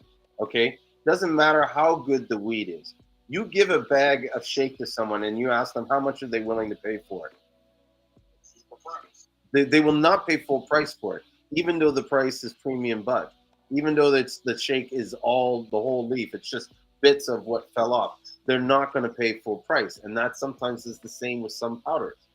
You know what I mean? Or if they want to move a lot of it, you know what I mean? They have to sell it cheap just to get it out the door. Like I might even sell it at half the price just to get it, so I don't have to. It doesn't have to keep storage space. See, and yeah, but that's the same thing I was saying. Yeah. So I do the same thing. Okay. You know, I'm actually like, it's like I agree with what you're saying. It's just that I'm asking, okay, so where does Seamoss really come from? Mm-hmm. You get what I'm saying? You can get consciousness out of the U.S. You can get that from Maine. You can get it from Ireland. You can get it from fucking. But you can get it for cheap. You know anybody right now that has nobody gets the power. Okay. Like you don't buy the power in bulk. No, unless they get in bulk. And I know what she paid for. She paid $40 a pound for her to buy something. Okay, if you give you $40 a pound, you're getting it from the U.S. No, she's actually Ireland. And she beat herself, right? No, okay. Get it from? No, she's not beating herself. No, why? Because she knows the process of the Seamoss that and you know I was trying to cost her that much. And she actually has to get a whole bunch of it to get it down to that price because it's not about it's more about the process. It's more about knowing where your Seamoss came from, being able to track it forward and see. Because what happens is a lot of times they'll tell you, this is I'm being honest, this is China.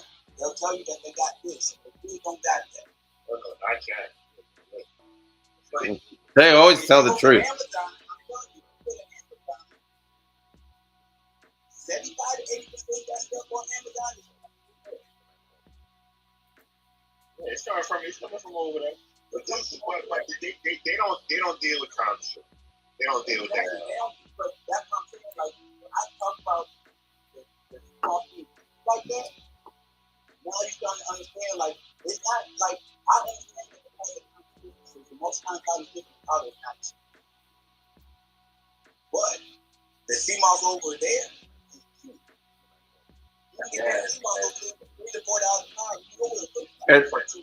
And there's no, and there's and from what it looks like, right? Yeah. So this is what they're making powder out of. You don't pay for that. No, bro. You condensed. If you want, I'm talking about condensed powder. But if you want that Irish Seamoss powder, if you want it and you want know where it's from. It's only 2 places that you can get it from if you're in the U.S. There's Mountain Rose and that's St.Lucian. Okay. You better open up a fucking wholesale account with it and buy for cheap, because that's the only place that you can track it directly from the place where it came from. And they test it for you. That's what I mean by you can get this shit super cheap, or you can just go to Maine. Okay, so let me ask. This is another thing about Starbucks didn't get there from Maine. They get there from No. I'm not saying get it from Maine. I'm saying you can go to Maine yourself.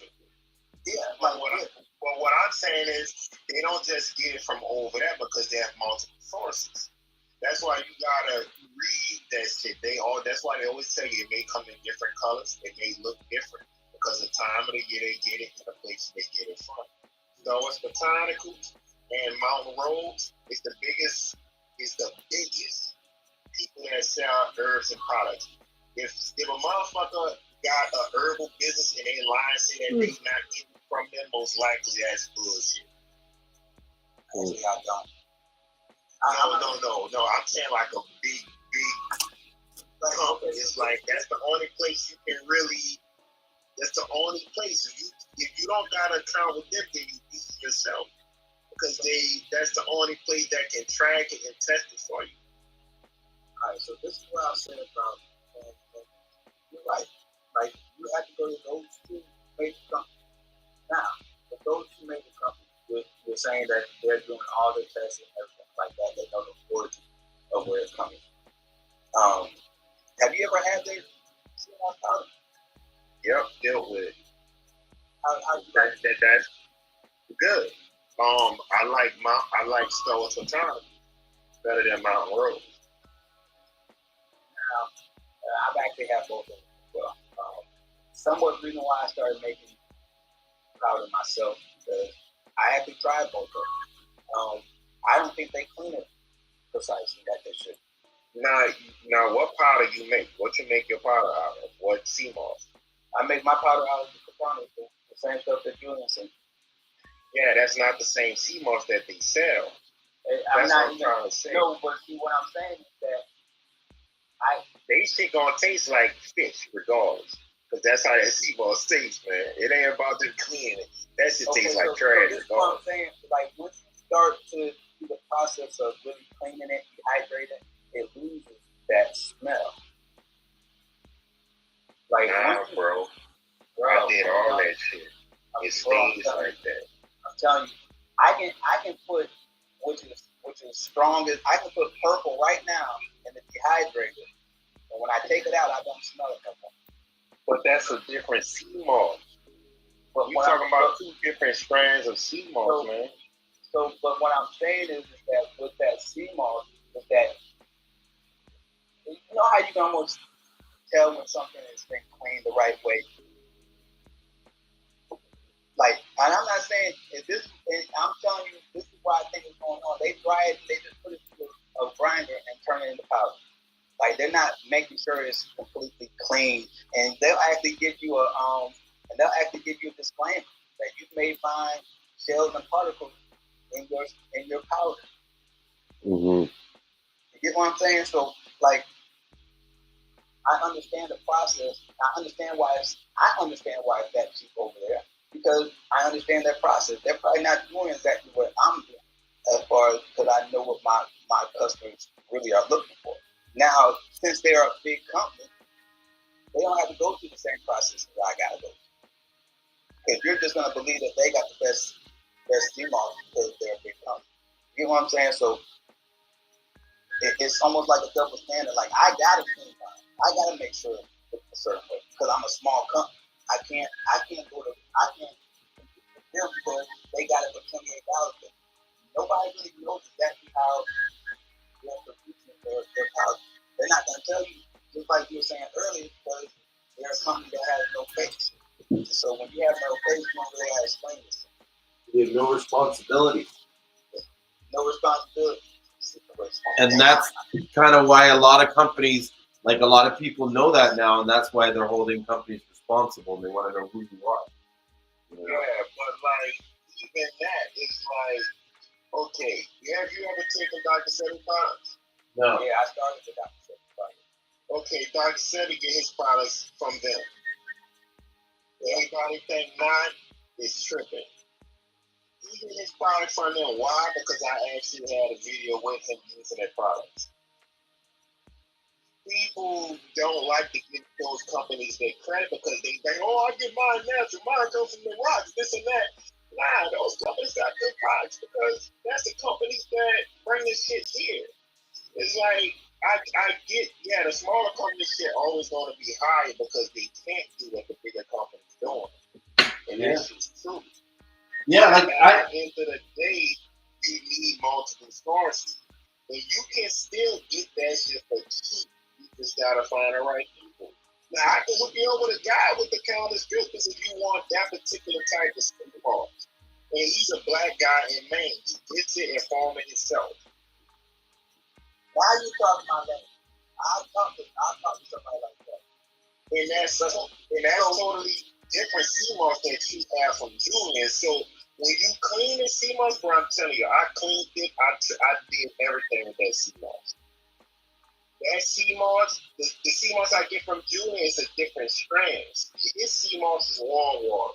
Condis Christmas is cold water, and that shit is hard, and it's like, it's way different from Julian shit. That Condis Christmas tastes like shit and it smells like it.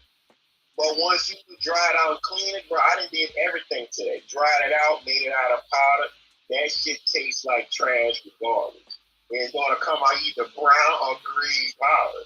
It's not gonna come out purple or black. Even if it's black or purple, that shit gonna come out green or brown when you make the powder. You hear what you just said? Like, okay, so most of the powders, okay, the Condis Christmas powder that I've seen that actually was, I thought that actually was pretty good was Atlanta Gold. Atlanta Gold has Condis Christmas powder. And it was actually pretty good. And it didn't have that strong taste. But the thing about it is, I knew that they actually dehydrated their powder. Dehydrated their Condis Christmas. You know what I'm saying? Like there's certain ones that you can see now. That it's good to say that because a lot of times you don't see that dark brown green. Yeah, because they get the bleach. They get the bleach Seamoss, not bleach as in chemical, but sun bleach Seamoss. And when they ground that up, that turns into a different color. And when they grind that one up and they clean it, that one doesn't have a harsh taste like the one that's just totally purple and fucking black. Oh, that one's going to taste like trash. Like, it's not bad, but it's going to taste bad. You know, not bad product, but it tastes bad. Yeah. But it's going to always be slightly different because how they get it. If you get bleach, it's going to be different. If you get the one just the same color, that's going to taste different. The darker one is going to taste horrible.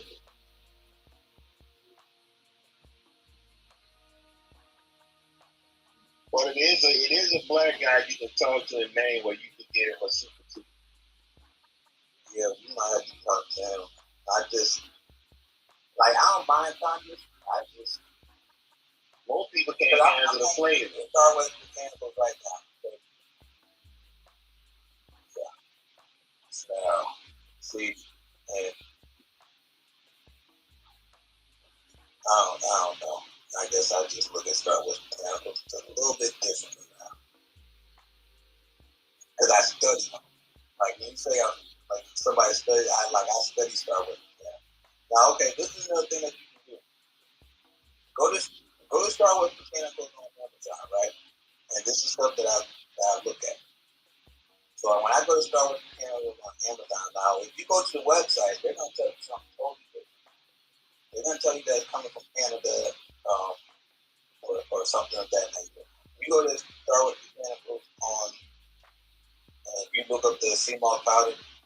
It's going to say style, and when it says style, it's going to say China. That doesn't come from China though. But I'm just going by what they're saying. Like, sure, I stole with the pineapple on Amazon. You know, a lot of people say I stole with the pineapple on Amazon now. I know what you're talking about. Because if you actually go to the details, they'll say Latin botanical name, Dr. Clifford's origin, plant. Yeah. You get what I'm saying? Like, so they're telling you, like, I understand. Mm-hmm. However, I'm seeing something different. It's still going to have, like, okay, this what I'm trying to say. Like, when you buy a product, your numbers and shit, it's supposed to track you all the way back to where it came from. That's why you have barcodes. That's why you keep your receipt. Now, I'm only saying this because I'm in that realm of tracking shit because I deliver and I see where stuff comes from. So some stuff is exactly what they say because, okay, if I have product in my truck and it's bad, I have to prove where that shit came from. So we have to take all those barcodes and numbers and we can track exactly where that shit came from. That's how you stop a product if you have salmonella poison, if you have this poison. You stop it exactly where it came from. Everything is tracked. That's what I mean. So when you buy from these companies, those companies, all this shit is tracked. It have to be logged and tracked. You know exactly where that shit came from. You gotta do that. And you can do that yourself. Mm-hmm. But you have to, like, when I pick up shit, bro, all this shit is tracked in my truck right now. Everything in my truck, even if it's from China, I can show you how this shit is from over there and came all the way here. Because it's tracked, it's dated, it's logged, and you also have tracking devices in these trailers. So all of that shit, like, you can get that information from the motherfucker. Like, not saying you want to do that, but you can also go directly to the fucking farmers. You can do that if that's what you want to do. Like, Julian is a direct guy you can go to so you know where Seamoss is coming from. You know what I'm saying? So you can do that with anything that you want. Yes. No, I understand what you're saying with that. I'm just going by what I see.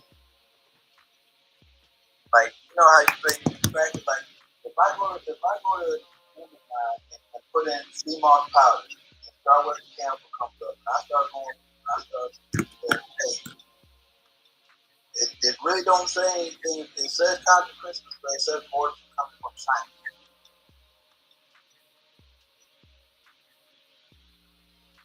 I don't know what else to say. Like, I can't really say too much after that. They're telling me where it's coming from. Yeah. You get what I'm saying? Like yeah, I get exactly what you're saying. It's like, okay, we all know where y'all stuff comes from. Like, contradictions don't come from China.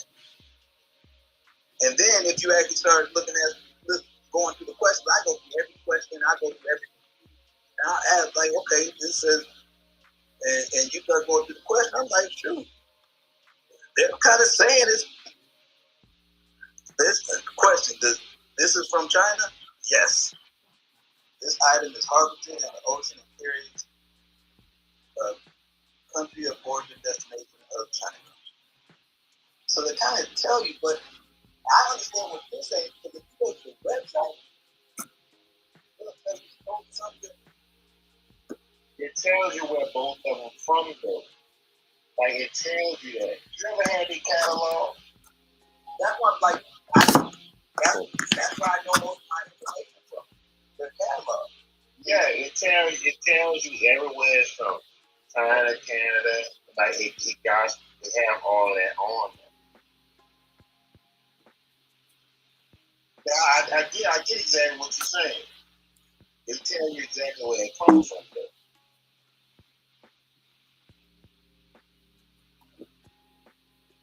But yeah, like that, it just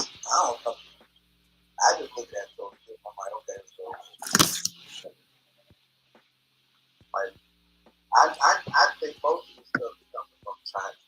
Truthfully. It's all Chinese. You are right with a lot of them. A lot of things come from that. Right. But we just don't want to talk about it. I understand. Yeah, because a lot of people scared because of how they produce certain shit. I'm not saying everybody do that, but yeah, that shit is bad over there. Mm-hmm. But, you know, like me with this trucking shit, there's a lot of shit I found out since I've been driving trucks.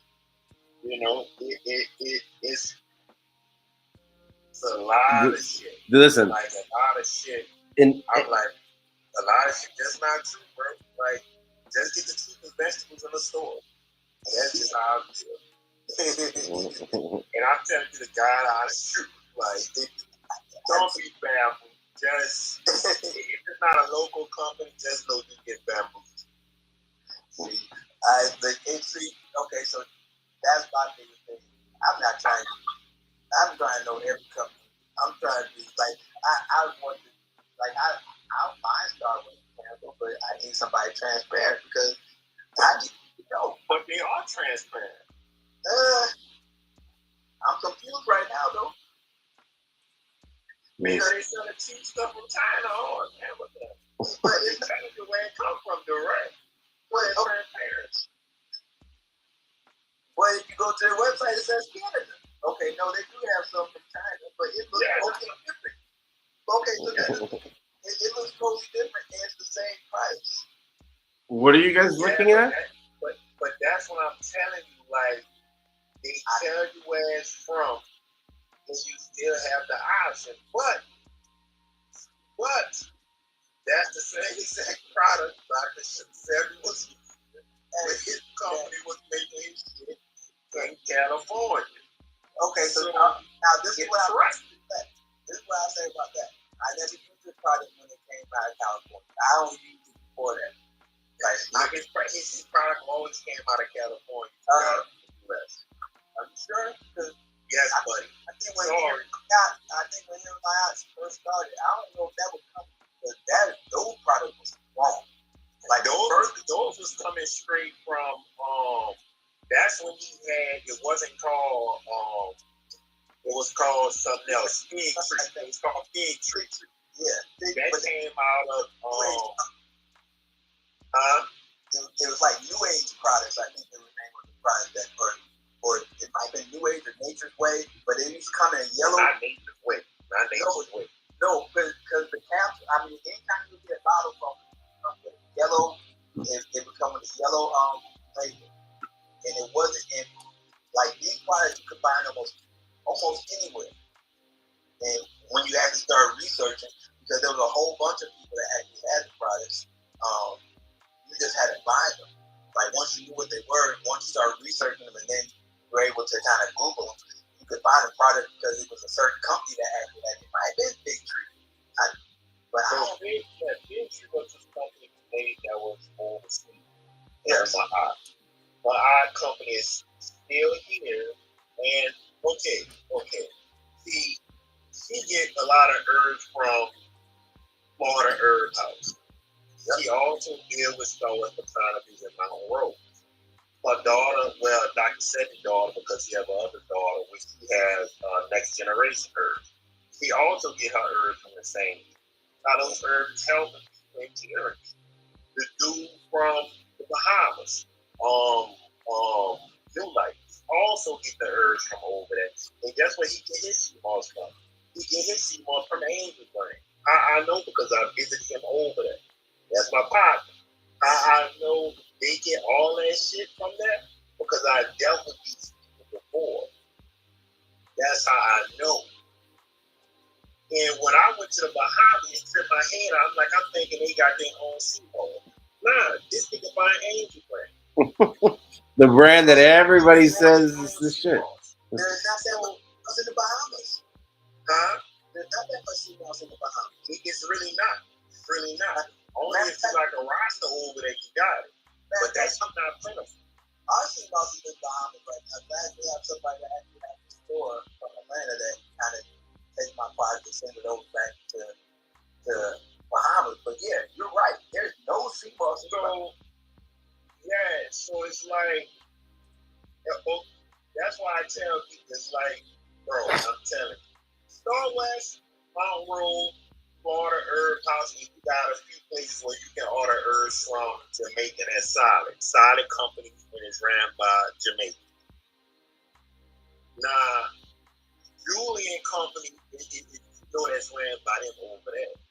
Yeah. So it's like all of these people, I have their information, but I know for sure, Dr. Sedgwick, those people, I know exactly where they get their herbs from.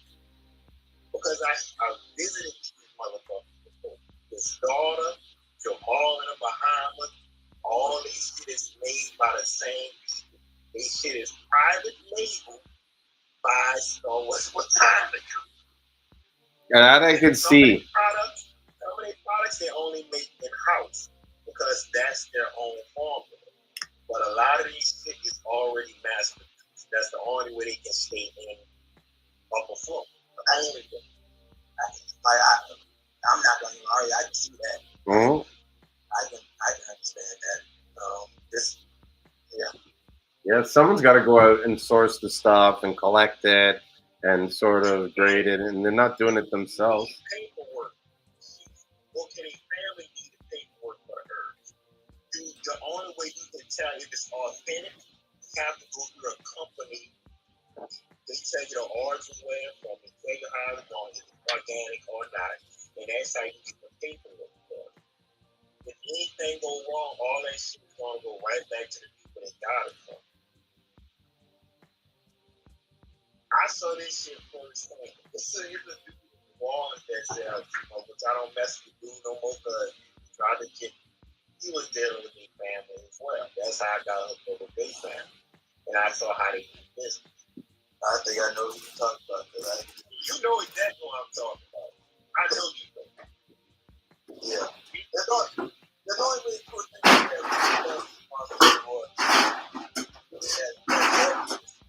say their name, you know their name? That French song. That what's the name? It's not there. Is it there? Or what is it? I don't know. Like, I'm talking about somebody else. No, Z actually been in the game for a minute. I'm talking about a dude named Cole. Nickname Cole. I don't say his name on here. I don't put him out there, but he was the guy dealing with the family. That's how I got hooked up with Jamal. Jamal was the guy Dr. said he taught how to do the herbs. All those people deal with the same. We went on a cruise over there to the Bahamas. There was a couple of us went over there. And when this dude stopped, I came back. I bought like $2,000 worth of herbs and tonics and products and brought it back to it. But what I didn't know was Dr. Sebi's daughter was the one making those herbs and giving it to him. Yeah. She went like so in Atlanta. When I thought about it, I was like, why the fuck I went all over there and I could have went straight to her and got it for cheaper, plus my shit wouldn't have been watered down. Which the shit was so strong, even though he stretched it, the shit was still strong. That shit helped me with my arthritis in my back. I get that man praise for that shit though. But I just saw where they get their shit from. And it's like they just selling you. The shit pipe dream, even though they shit work. They trying to act like they get it from all get it from the motherland. No, you're not. Now you starting to break it down. Like that's my whole thing. Like, okay, so once you start really knowing what you're getting, you know what I'm saying? Like that's my biggest thing about the powder. Like, I don't think people really know what they're getting. Like that's what I'm saying. Like a lot of shit is what it is. But if you're not going through somebody like Julian that have the stuff coming from St.Lucian, then your shit is coming down there from China. You can get that shit super duper cheap. Come on, man, you got Seamoss 50 cents a pound. Yeah, it's coming from China. Exactly. Say 50 cents a pound. Nowhere it's coming from. Like, that's what I'm saying. Like, know where the Seamoss coming from based on price most of the time. Yeah, like Angel brand Seamoss, which I used to get Angel brand Seamoss. I was like, I'm gonna get Angel brand Seamoss because that's what they use in the Bahamas. I was like, hey, it seemed to be working. It's trash looking, but I can get 20 pounds for $19. Yeah, but the volume of that 20 pounds is the same as 5 pounds dried from St.Lucian. Yeah, because they should come wet. Yeah. Heavy wet. And then they come with smells and all type of shit. Now you started to break it down. That's what they come with wet and they come with smells, and then what they do is they turn that into what? Powder. And so that's my question. Like, okay, so how's your powder being made? Like, we know what it looks like when it's dry, when it's in this raw form. Yeah, but that's different though. Most people don't make powder out of gasoline. But you just said that a lot of this stuff is coming from China. No, yeah, it is. so it has to be coming from that. Yeah, I'm not denying it don't come from China. But what I'm saying is everything over there not bad. Basically, what I'm trying to say is Stars Botanical have common strengths and it's good. How I know it's good, Dr. Sebian have been using that shit for years. His daughter, his wives, all of them use it. And it's been hearing people of their illness. So how bad could it be? Okay, so and I'm also telling you this shit because remember, I gotta pick up shit. I see shit in this truck. I keep all my paperwork. I keep everything. So it's not that many, bro. A lot of shit coming from overseas. Yeah, so really what the thing is like, just get that shit in and make your money. No, I'm not saying that. I'm saying Congress Christmas, the one Mount Rose and Snow West had, is good. That's all I'm saying is good. But they also tell you exactly where they get it from. That's all I'm saying. But if you want gasoline and shit like that, Julian is the man to get that particular type of Seamoss from. College Christmas. I would say if you want college Christmas, get it from Star Madonna. You're not beating yourself, but even if you go to Maine and rake it off the show for yourself, you still gonna have rocks. You have to clean it, pay, but you got them cheap because you got them free. You know what I'm about to charge for it? I got to start taking the rocks and stuff out now. It's $55 to $75 now. Mm-hmm. See, this is the thing, like, I don't know. I never should think that when you put in, like, and when I get raw for, I'm not gonna tell the price I get raw for, but when I get raw for my special price, like, I'm still gonna charge you $45. You know what I'm saying? Because I had to pay for it. Yeah. I got to do all things. Yeah. Thing about powder. Now I got to put in about 6 or 7 more extra steps from the raw. So I'm gonna charge you for all these 6 or 7 extra steps I got. But you know you can buy that shit clean already. But it's cost more. Okay, so okay, bro. You got an Instagram? Yeah. Yeah. If you want cannabis, I know a guy. That's all I'm saying. I do the same thing. When people tell me about they want gasoline, I say I know a man. That's me. Okay, hold on a second. It's Julian. Don't ever call me Julian, please. Man, I see your name right, man. Okay, I thought I heard Julie, and like, there's two. Yeah, man, and bro, there are 2 things that make me snap, and that is calling me Julie and telling me to go fuck myself. Bro, you want to see me fight? Get in my face and tell me to go fuck myself, and you'll see me lose it. So I thought I heard you call me Julie, so I was like, whoa, hold on here. No, I'm probably short. Okay. Yeah, Because I've suffered many abusive situations being called Julie. I at 46-year-old, I don't tolerate it no more. Like,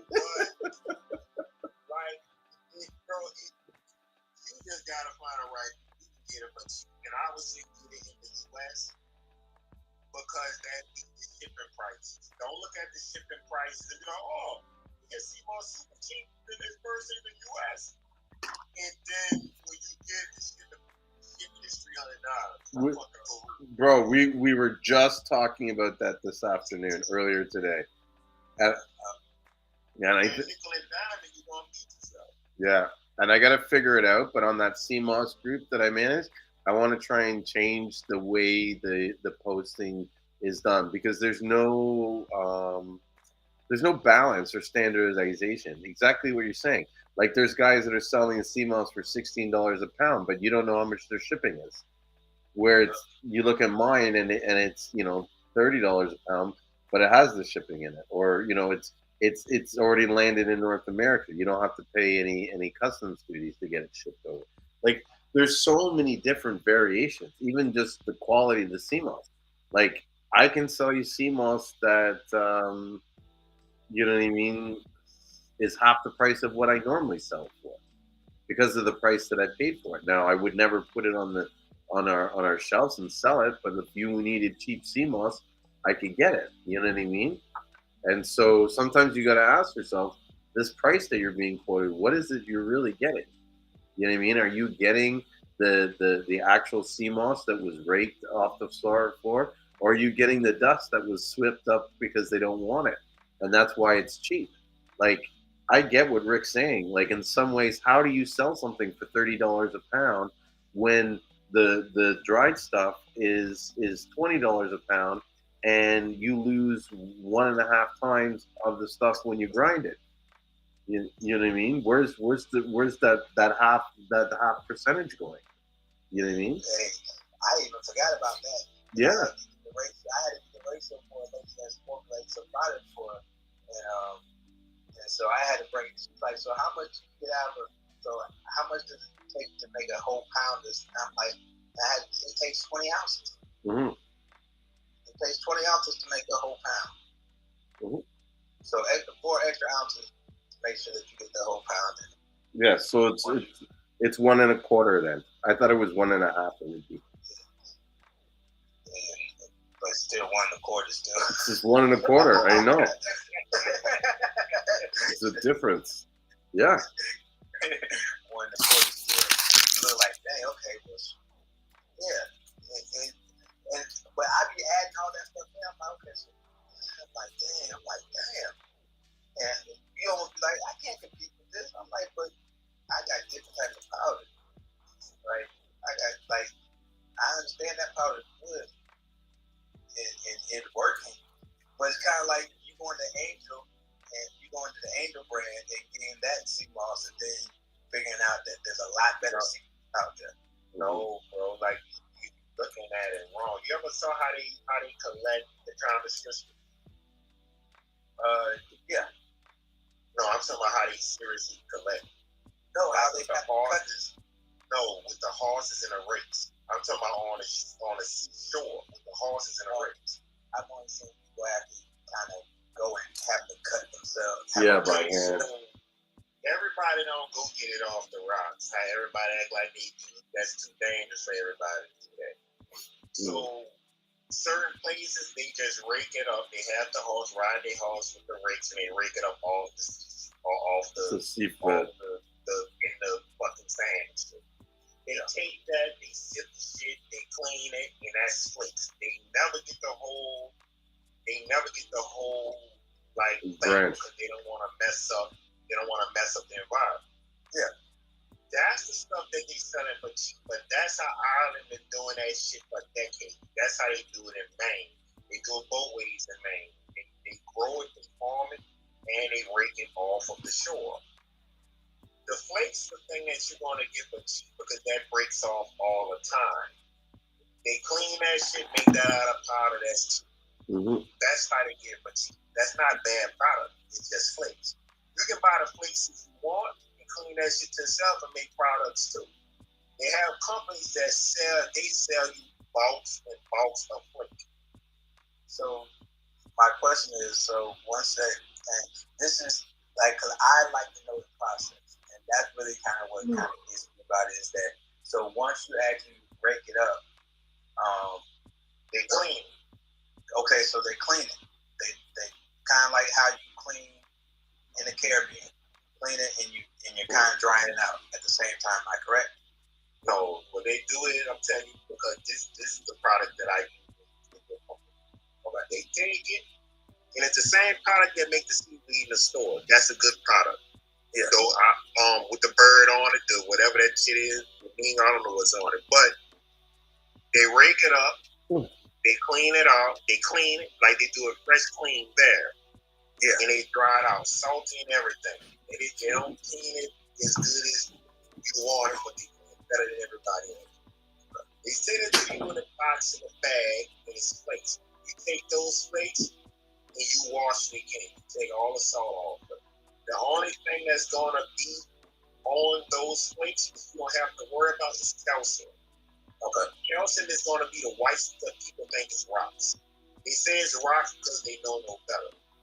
Grind that shit up like that too. It's calcium. You can take calcium. That shit is just going to come in dried up flakes and salty in hell. All you gotta do is clean the shit and then sift them again and blend that shit up. But that's going to be a long process because you got to clean it again. It's going to be wet slime. You got to dry it out again. Then you got to freeze dried, and then you have to. Yeah, it's a process. Like you're saying, it's a process. So, it's so, I kind of understand what you're saying, but you're actually on I get this product and I'm cleaning off and everything, and I'm gonna take the product. I'm looking at it like this is what I sell. So so once I start taking and start doing all this extra stuff, guess what? That price goes up. Because that's my time. It's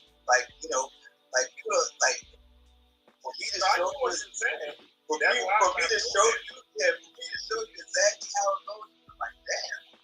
Well, trust me, I know. That's why I started doing that shit. I was like, nah, I'm just gonna buy the powder. Yeah, and so and I would be like, that would be my question. I'm like, okay, so I see, but I'm always transparent. If I'm telling you that I want to know, okay, so how y'all doing it to where, what steps are y'all? Because it feels like y'all missing a couple steps, and and if you are, I'm okay with that. You know what I'm saying? But I would like to know, okay, so you guys not use the extra cleaning and drying off before you turn into powder, or no, they have to clean it off. Like the Seamoss, they're not gonna make it out of powder and then you keep a pound of salt. They can't do that. That should be ridiculous. It's already seaweed is already salty as it is. You know what I'm saying? They're not gonna. That's what you're saying. That's what you trust to happen. You know what I'm saying? That's what you trust that you say, okay, they're not gonna do it like that.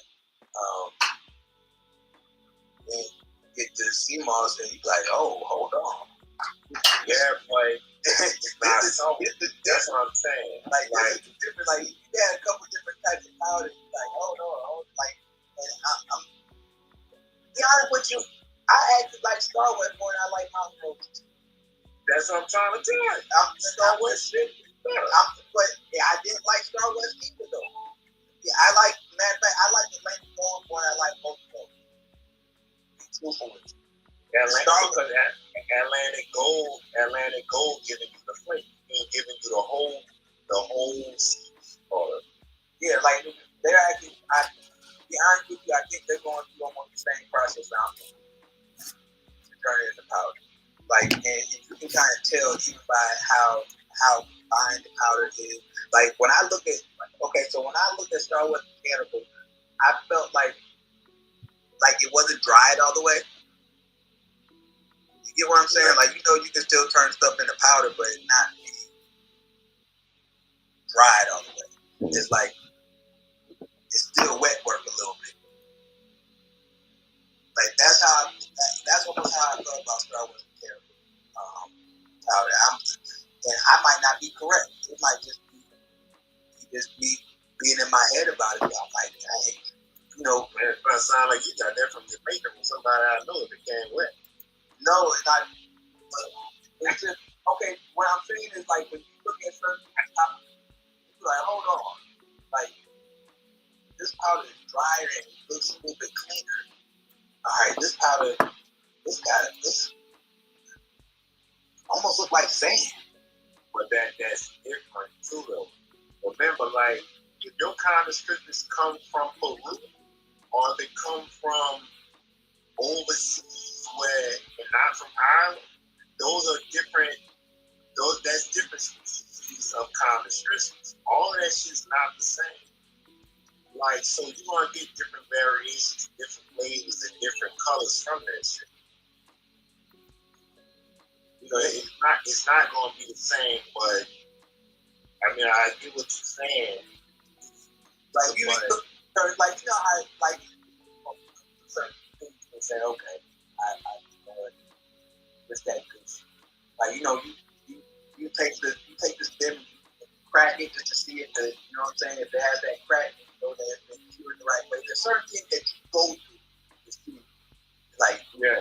There's certain things that you do to see it, and when it don't check all the boxes, you know what I'm saying? Then you start, like, to be truthful, I don't want to break down. I'd rather just have powder itself, but I'm so, like, you know, as you can tell, it's all about being genuine about this shit.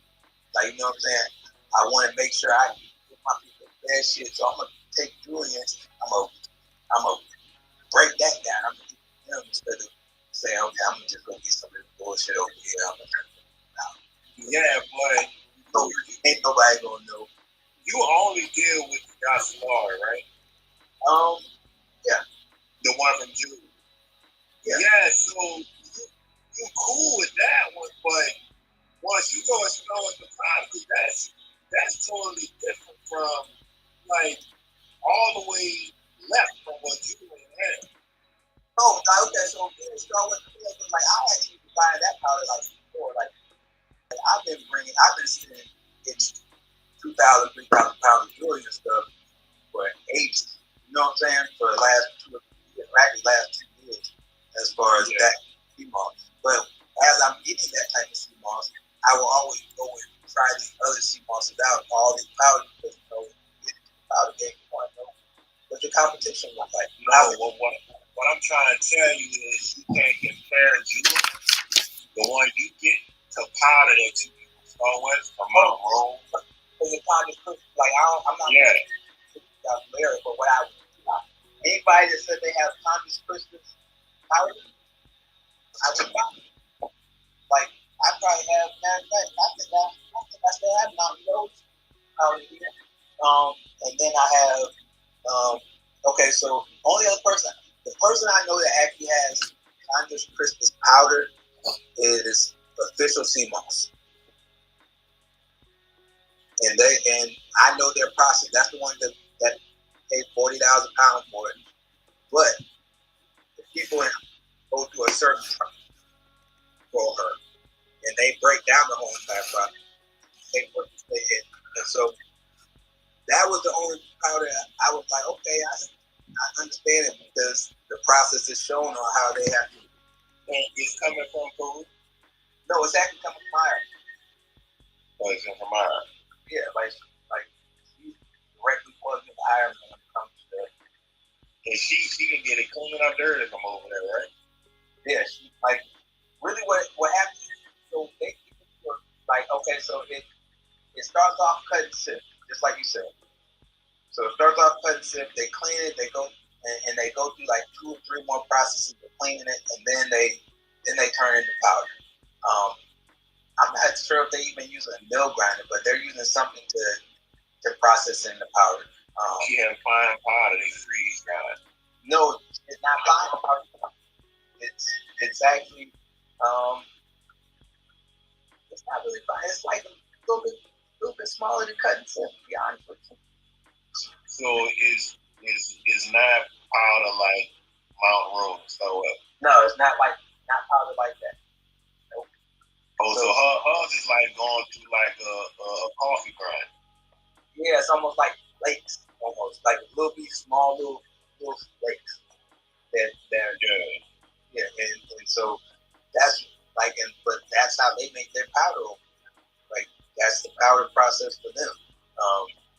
And you start looking at that, then Atlanta Gold, theirs is actually like Mount Rose and Star West. However, theirs has a hue to it. It's like almost like a purple hue or a violet hue. I like that because to be honest with you, that tastes really clean.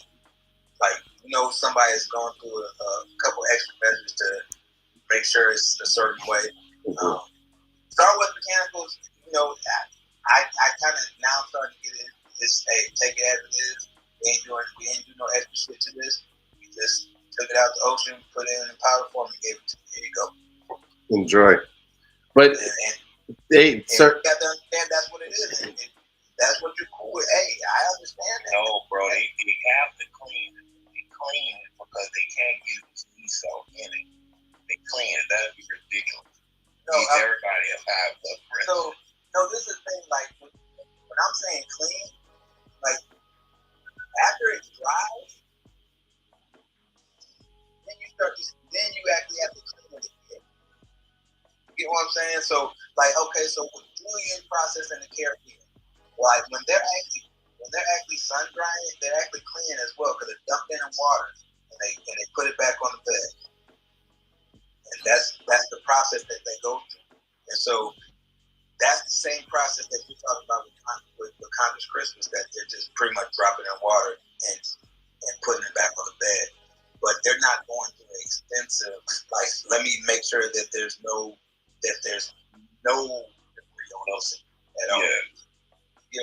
So it's a little bit different. Like you could, and this is me just kind of going off of what I've kind of even looked as far as, because I really was kind of doing a lot of business. I was going to do Congress Christmas with her, even when I'm seeing how they're doing it. Like you can clean Congress Christmas, being how dark it is. Like there could be a seashell in there. It be tucked in some stuff and you wouldn't know until you actually take a little piece out and start really, really cleaning like you clean it at home. You might have trench in it too. Exactly. And so that all these little small things that you have in it, that's really required going to be in the house. You know what I'm saying? So yeah, I mean, I get what you're saying. Like, I get what you're saying. I get exactly what you're saying. It's like, you leave your flower out long enough, you'll understand if you don't drink that shit. Exactly. Like, so, like, even when I was like take some of the Seamoss, like, man, that's a salt, brain or something. Oh, okay. But you know what I'm saying? Like that's why I felt the Star Wars. Like I would take it, you just like me, I put it in my mouth and just with no water, and then kind of fill out my mouth. Oh, that shit nasty. But you can feel the graininess and stuff like that, because most people, because it tastes a certain way, they just trying to get in their system as quick as possible. They ain't trying to deal with the powder feel like on their tongue or anything. They just I get it. Me, I'm putting it in my mouth with no water, pushing it in my mouth, I'm feeling grain, I'm feeling certain things. Then just so I can see how, because I gotta see how they make it. Like, okay, how y'all doing this? Especially for the price they take. I understand, okay? Alright, you must have cut that from the right there. It's not saying it's bad. It's not saying that it's not clean. It's just that there's clean and then there's clean. Making sure everything is done. I'm going to extra mile because, you know, America, we different. Like, we feel a couple grains and that's it. Like, Joker's talking crazy. But I mean, you know, it's really organic and wild crabs with the rocks.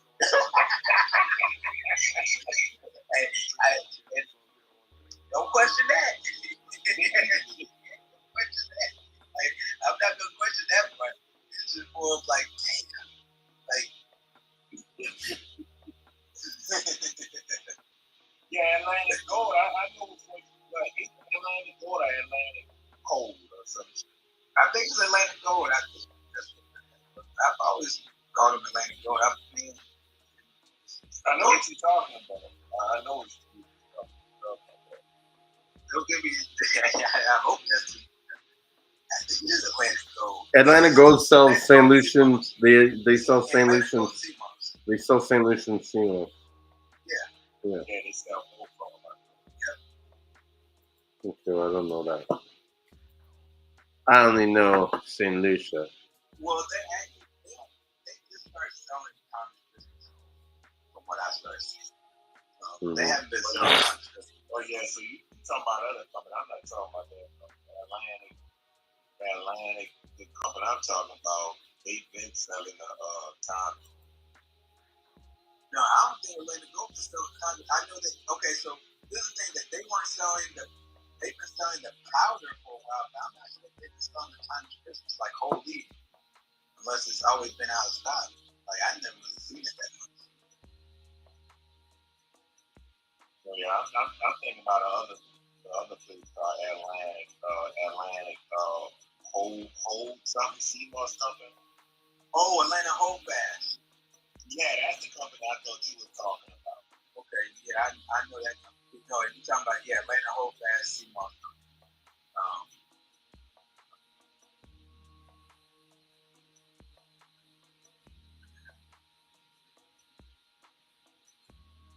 I ain't really seen that company that much though lately. Try to keep my eye on those two companies is the place where I get the Seamoss from. Well, where I used to get them from.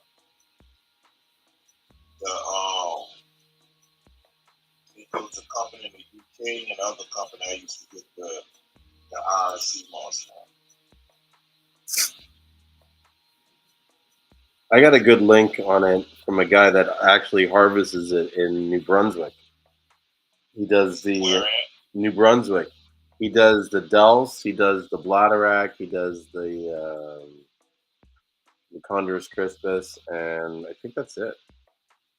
But hey, since we were talking about powders, it was interesting that Todd came in the room, and I'm wondering, Todd, do you make your own powder, or do you buy the powder bulk from someone else? Man, I had it milled. Some of the Seamoss that we had, I had it milled. You had it milled where, like at a milling company, or? Yeah, by a milling company, by a company that does toll milling. Oh, okay. This is the same Todd. You changed your profile. That's why I did. Like I recognize the name, but the profile was different. The pic is different, and you have the powder. So I was like, oh, these guys. Oh, yeah, and then I see your company name here. I wasn't looking. Anyways, never mind. But that's cool. That how much did you have to get them to mill at one time? Like, did they have a minimum?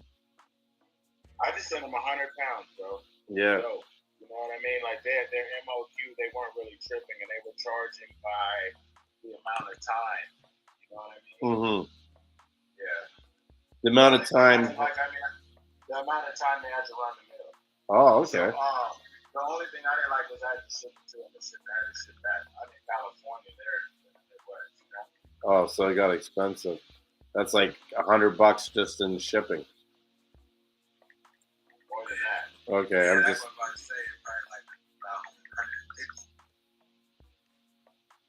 Yeah, it ended up being like a little over 200 for both ways.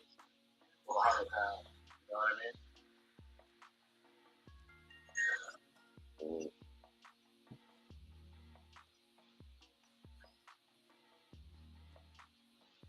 Yeah.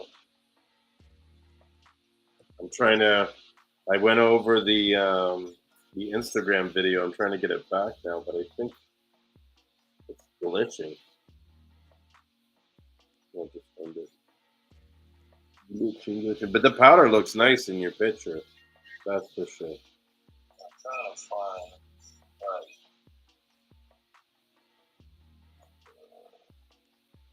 Oh, you on Facebook? Who? You mean Instagram? Who, me?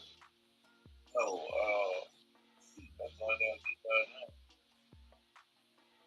Oh yeah. Yeah, so that's. Yeah.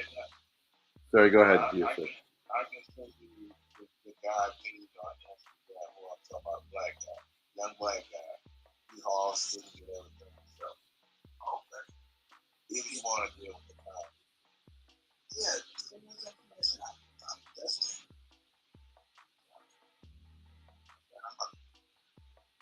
Oh, I see you on Instagram.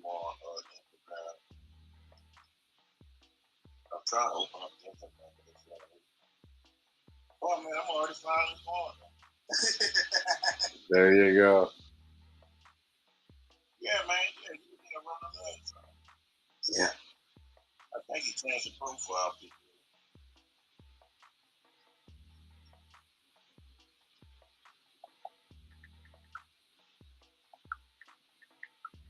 Oh, that's the, I see the grinding you do.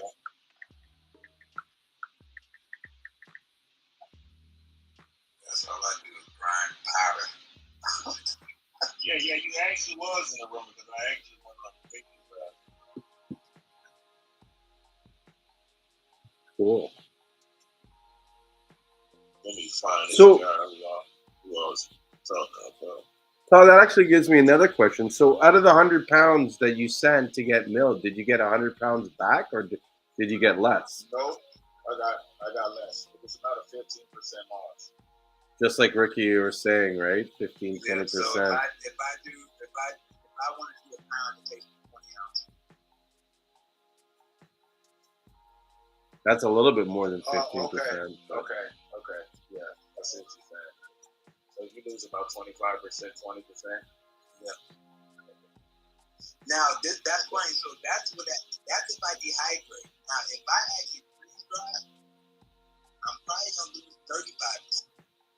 I'll probably lose a little bit more than that. Mm-hmm. And yeah, I don't even want to talk about that.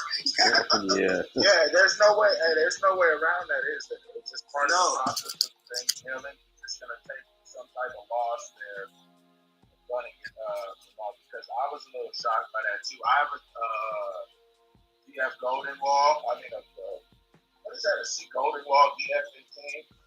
Hammer mill that. So when I was doing it myself, I noticed a significant loss, and it's not capable of large volume.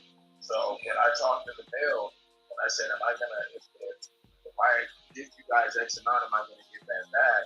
And they, told me in so many words, like, "Yeah, you don't really do much and this that." And then when I got back, and I asked them about it, they were just like, "Well, we didn't weigh the incoming material, but you lose a certain percentage."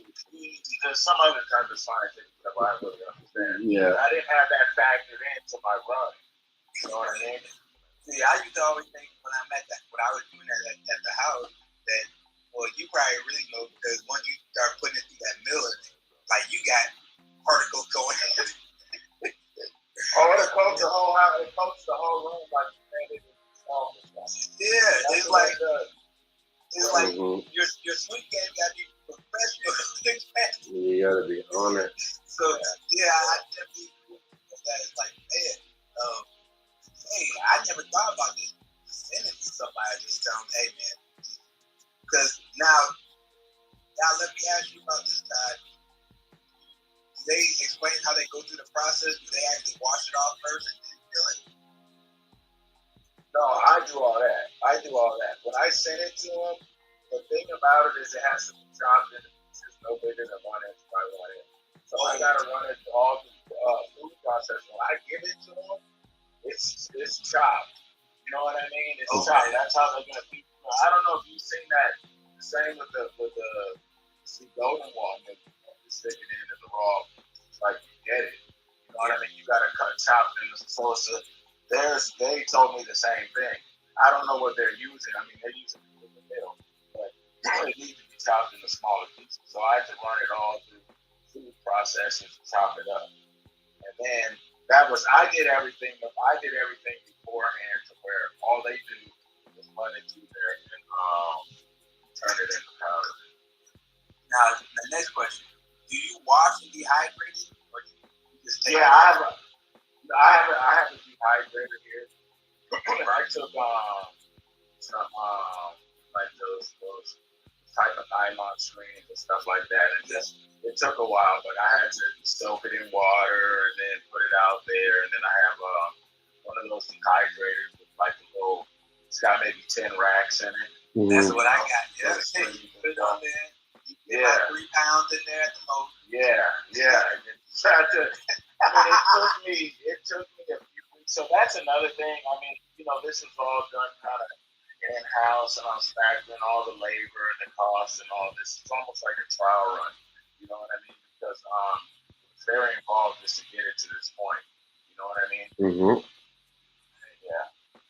I'm actually happy that you kind of explained it, because I'm like, okay, I hope I'm not the only one washing it, dehydrating it back out, and then I got to put on gloves just to break it down to what you're talking about. Because once I put it in dehydrator, once you start messing with it after that, man, you're going to stick yourself. Oh, man. Like, people don't really understand. After you get out dehydrated, you have to put gloves on. Mm-hmm. Because breaking it down, like, Are you breaking it down by hand? Oh, actually, yeah. Like, so once I get out the dehydrator, I take it. I put gloves on, like thick gloves, and I'll take it. And I'll crush it, so I can put it in the mill grinder. So that's actually that's the process. Okay, I use the Ninja food processor, the one that looks like a big bowl with a huge blade. I throw those in there. Huh? And that actually works. Because the funny thing was, like, when I first started, I was actually using a coffee grinder just to get it to a point where you can put it in the mill grinder. So I went through 4 coffee grinders.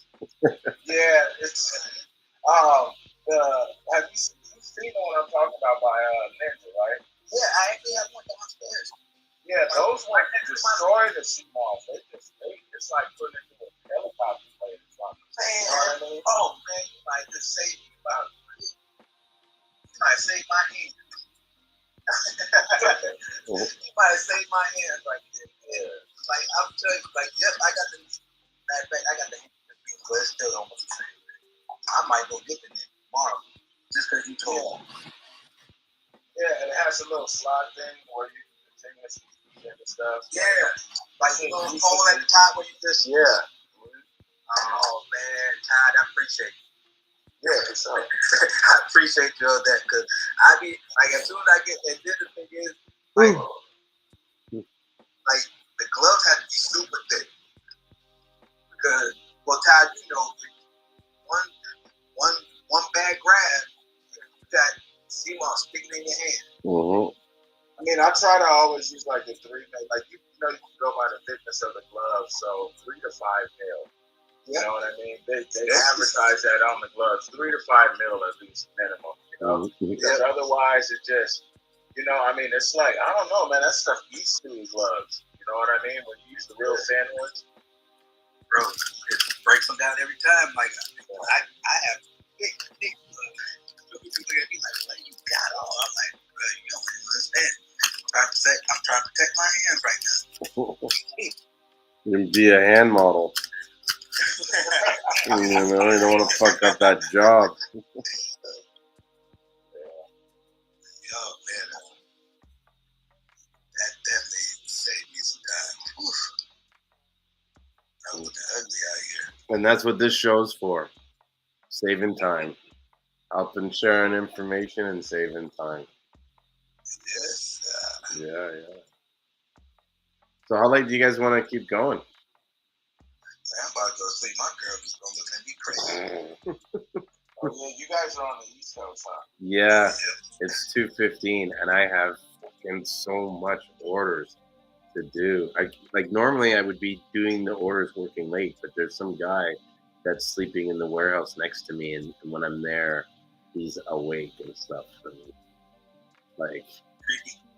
no, it's not creepy. The guy's a dick, and he keeps saying shit, right? And I can hear him on the other side. And so I called my landlord today because I was like, look, I'm not complaining. I'm not upset at anyway. I don't have a problem with it, but I'm letting you know now because I know that the way things are going, it's only going to escalate just because the way this guy is. And I'm the kind of guy, like, I don't pick fights, I don't start fights, but if you start saying stupid shit to me, I'll say something back eventually. Like, I can only keep my mouth shut for so long. And so that night, it was like, I think I told the story earlier. Like, I'm here doing a phone call, talking to this lady at 2 a.m. Now I'd been packing since 5 p.m. and didn't realize at that hour it was so late. So I'm talking to her, and I guess my voice starts getting loud. I'm thinking I'm the only one in my warehouse, right? So I'm not even watching my tone. And all of a sudden I hear, oh, what the fuck? You know, it's fucking 2 a.m. Fucking, you think some people could get some fucking sleep down here? I'm here with my 11th month or something, like my wife's here and she's pregnant and blah blah blah. And I'm just like, But you're at a warehouse. this is what I'm thinking. Like, what the fuck, man? That's not my problem. I'm in my space. Like, it's not my fault the landlord that you rented from didn't put a prop. That's not my problem. Like, well, I don't need to shut up. Like, what the fuck? So, but I'm a respectful person, right? Now, here's the thing. Had the guy come and just put a bang and said, hey, buddy, listen, we're trying to get some sleep here. Do you think you could, there would not be any, I would be most apologetic and been like, I am so sorry, bro, get some sleep and I'll talk to you later, right? But you don't come at me like that, right? So I didn't say anything that time, right? But then the next day I come in at 12 in the afternoon to continue working, and it's like I'm 10 minutes into working, and all of a sudden I hear his voice again. Oh, what the fuck? I was working all day, 4 a.m. Blah, blah, blah, blah, blah. You know what I mean? Like, oh, now I can't get any sleep, and this guy's over there making noise. Like, I wanted to go right to his door and go, yeah, bro, fuck you. What are you going to do about it? Like, I'm one of those kind of guys where it's like, shut your fucking mouth, Like, I can't take bitching. Come and say nice things to me. Come and say, hey, I was up all night. Can you quiet it down? Like, I really appreciate it. No problem, bud. All day. I'll be a mouse. But you don't. This is what I'm saying. And not only that, but you're coming at me like a little bitch because you can't come to my face and say it. Do you know what I'm saying? And that's what I said to the landlord. I said, listen, this guy, like, I'd have more respect for him if he just came over and said, shut the fuck up. You know what I mean? I'd be like, oh, okay, sorry, sir. You know what I mean? But you're crying at me through the walls saying shit like you think I can't hear. And you know I can hear you. Everybody can hear everybody in the warehouse. It's just the way it's built. You know what I mean? When we all work together, he's just this young guy. I don't even think he has anything to do with the warehouse. He's like an employee or something, but he's just one of those guys where it's like, he's just a dick. Like, that's the only way I can describe him. Because even when he's in the room there, I can smell him smoking cigarettes. I can smell him smoking weed. And I'm just thinking, like, what a douche. Like, he stays there. huh? That's his place of residence. That's what I said to the landlord. Because he was like, no, because they're landscapers. So he's like, no, they're just staying there because they're plowing. I'm like, bro, he's there with his pregnant wife. How are you telling me he's not living there? Do you know what I mean? Like, what is it? Bring your wife to work, gang? He told me I had to be quiet because yeah. Well, no. Well, not exactly, because they're at this building, because they're landscapers and they do plowing. They're open 24 hours. Oh, wow. Yeah, so at 3 a.m, they'll have to come into work to plow a commercial place, right? But what I've been told is that room there is so that if they're working all day and they need to work the continue working all through the night, it's to get some rest and then come back. You know what I mean? Like it's only meant there for temporary staying, but you could tell this guy lives there because he's home. He's at home at 6 o'clock watching the news. You know what I mean? His wife is there. Like how you having a pregnant girlfriend or whatever she is, you know? But like I said, like you and this is what I've learned in business. It's your attitude and your personality says miles about what kind of service and response that you're gonna get. And so many people come at me like in this business where they have this sense of entitlement or they said and it's just like, you know what? Like once I sum it up in my head that you're not the type of person I want to do business with, I don't give a fuck what you think. You know what I mean? That's it. Beat it. Get out of here. Yeah. Yeah. And so, and I don't care if you write 500 like shitty reviews of me at the end of the day. You know what I mean? I structure this business in such a way so that the people that I like fuck with me, and the people I don't want to fuck with me, they don't even come near my business. And I'm okay with that because I know that as long as I keep pushing the bat signal out there, you know what I mean, or the Seamoss signal, those that are hearing the call will come. You know, that's it. It's a numbers game. It's all just getting the word out. Huh? Your internet's going down? No, my problem. You might have to refresh that shit. Trying to go to this website, but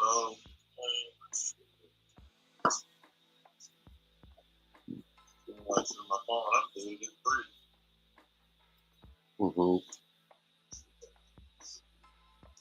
Seamoss cultivation.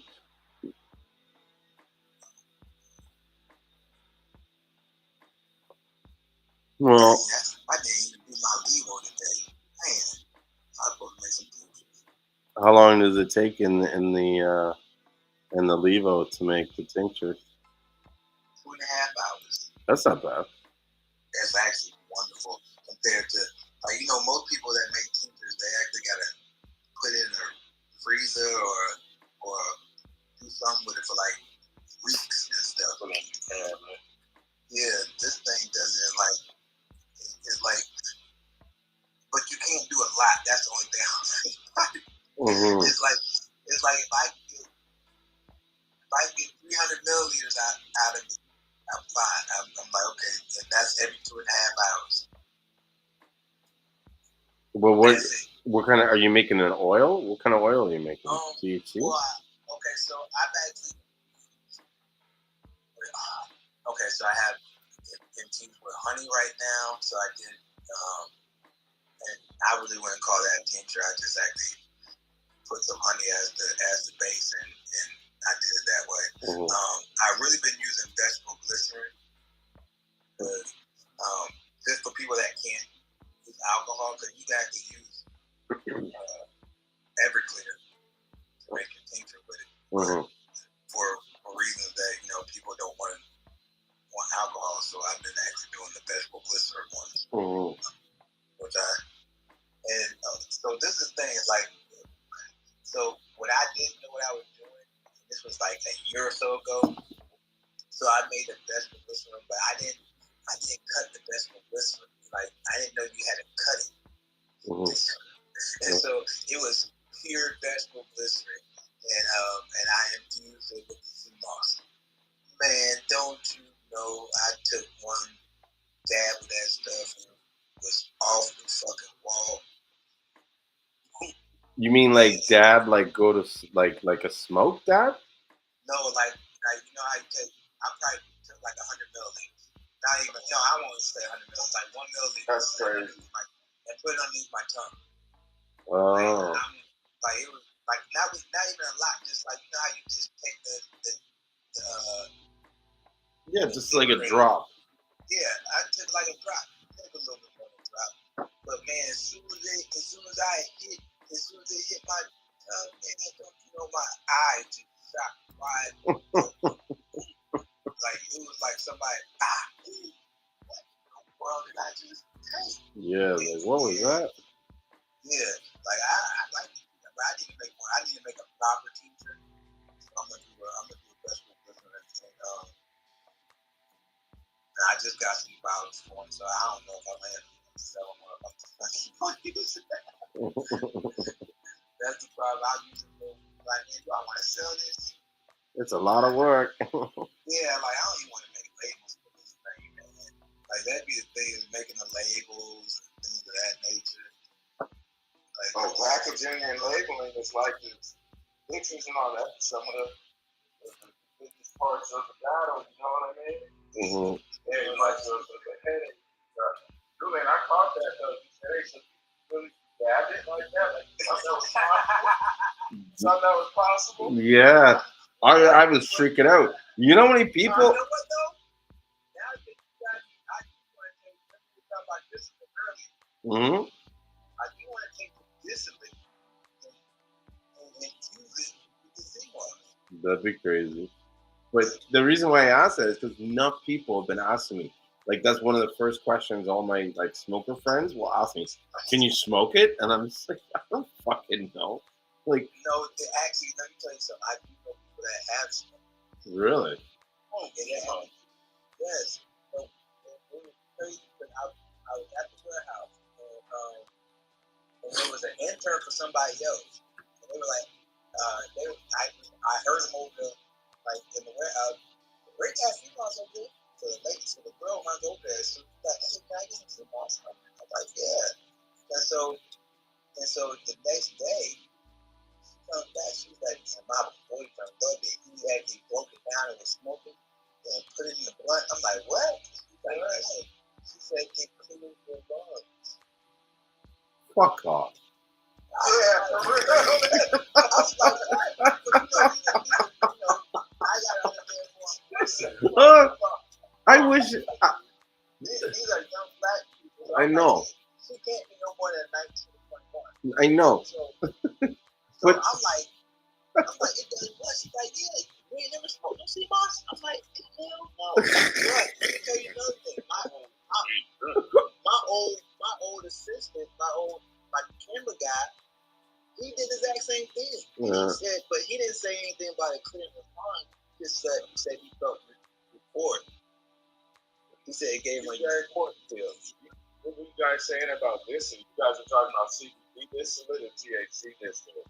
whatever. THC distillate. Well, yeah, really THC distillate, but yeah, that's crazy. Smoking it. I don't know.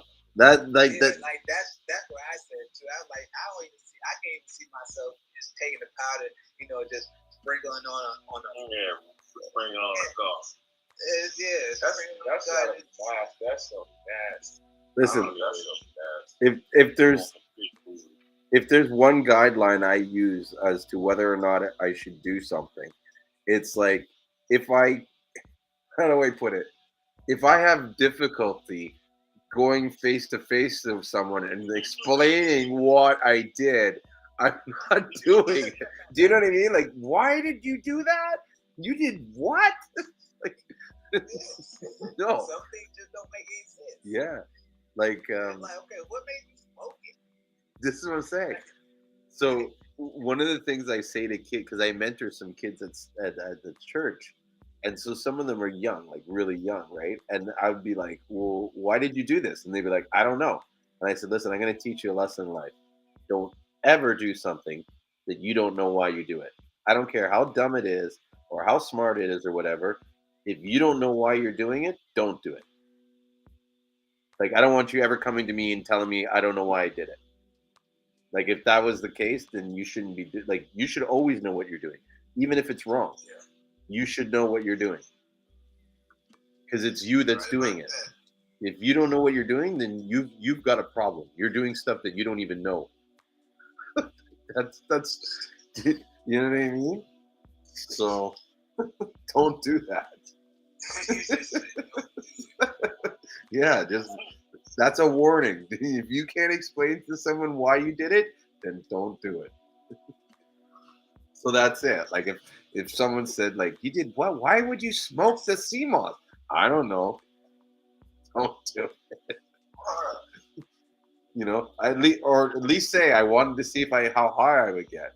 But I don't know. Still, that's like I'm just worried something could damage your lung. Like there's just not enough previous experience, and that's what always confused me. Like, how many failed experiments do you have to do before, like, say for something like cocaine? How the fuck did they make cocaine and figure out? Okay, let's take this coca leaf. We're gonna pour some gasoline on it. Then we're gonna add this alkaloid on it, and then we're gonna let it dry, and then we're gonna powder it. Like, what? Yeah. And it's Hey, no, I can do it in less time. There was a process before that process. We just don't know what that process. This is what I'm saying. Like, how did it? Don't know what that process was. How many guys had to die in the forest before we knew don't eat those berries? Because there's some berries where you're like, don't eat those; those will kill you. You know what I mean? So yeah. The questions I ask myself at 2:30 in the morning. That's a good question, though.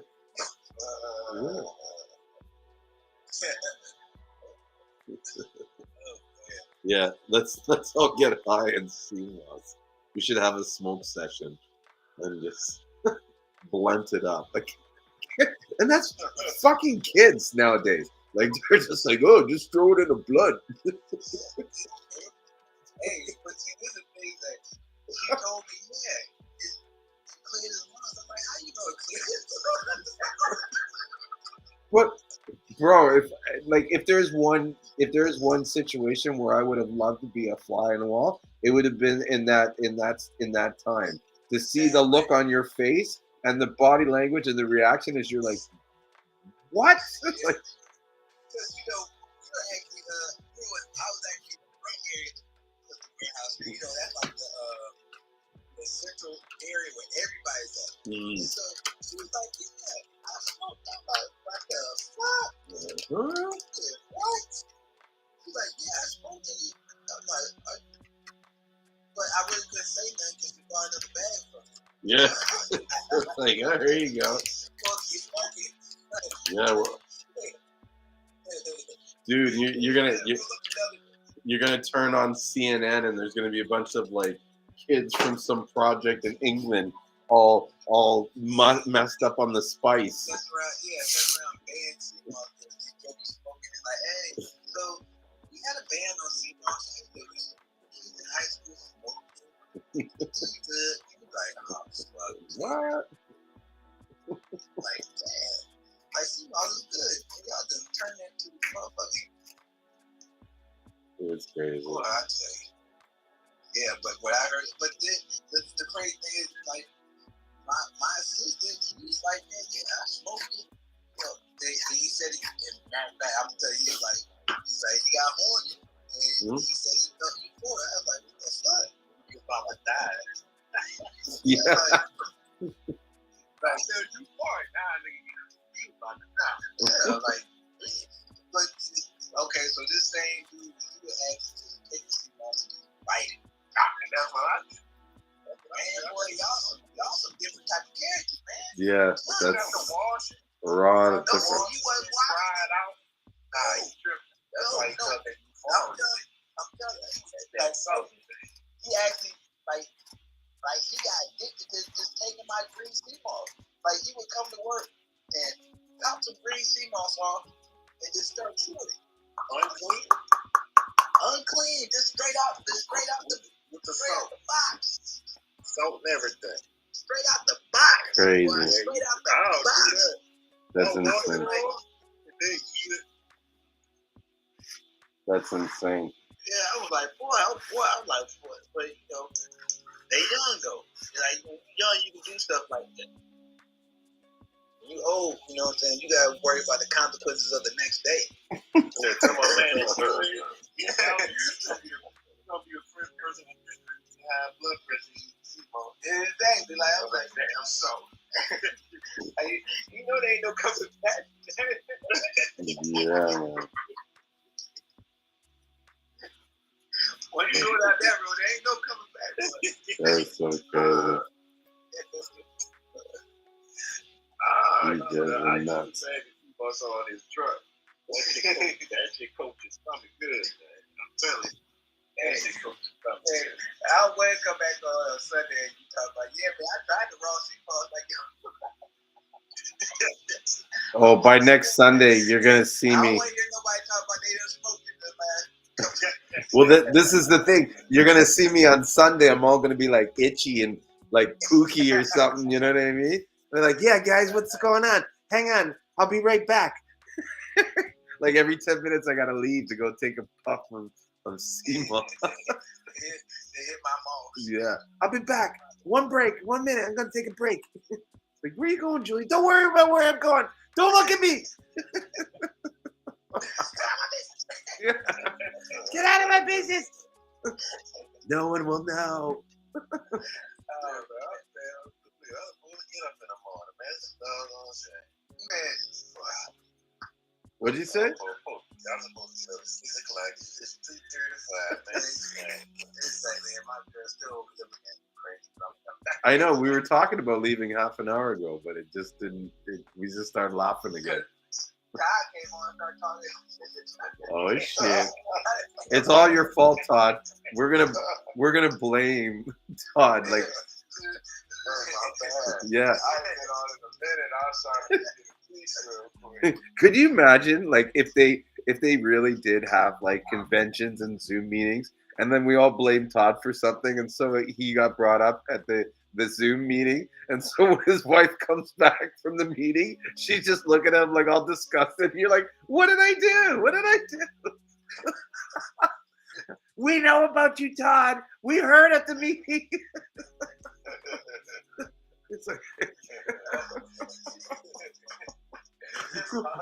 what's funny though is like I go to a lot of people's houses and I'll bring up the joke about them having a convention, and they always give me this look like, how does he know?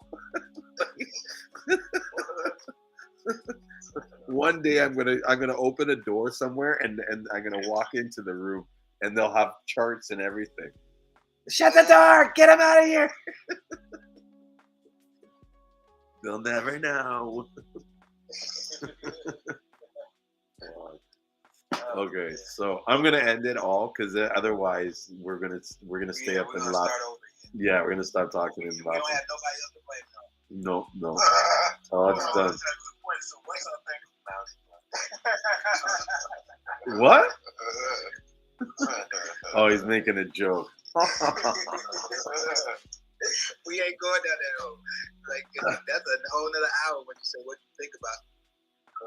So and so, yeah. Well then, I got this herb too, for real though. I'm serious. I got this powder herb. When I get home, I'm gonna send some to you, bro, so you can try. It's an herb from Africa. Oh yeah. Yeah, I seen. So I sent you your boy a link on Instagram too. I appreciate you, fam. mhm. But I sent you this because I got like 2 pounds of this herb. You know, it's for male enhancement shit like that. Yeah. So I sent it to you to try. You probably heard of it. Damn, I forgot the name of it. That's it. I think there needs to be like a male enhancement tea, like a nighttime tea that you can take. You know what I mean? That would be cool. That's what I'm saying. You do that with the Bravo Day, the Bravo Day at nighttime. Oh yeah, I got to see the boy Monday. Yeah, I need some of that too. Julian got to hook me up with something. Yeah, as soon as I get more. Yeah, or get him, send him Yeah, some. I'll send you some. I got some extra. He's got way more than I do. Yeah, I know Julian going low.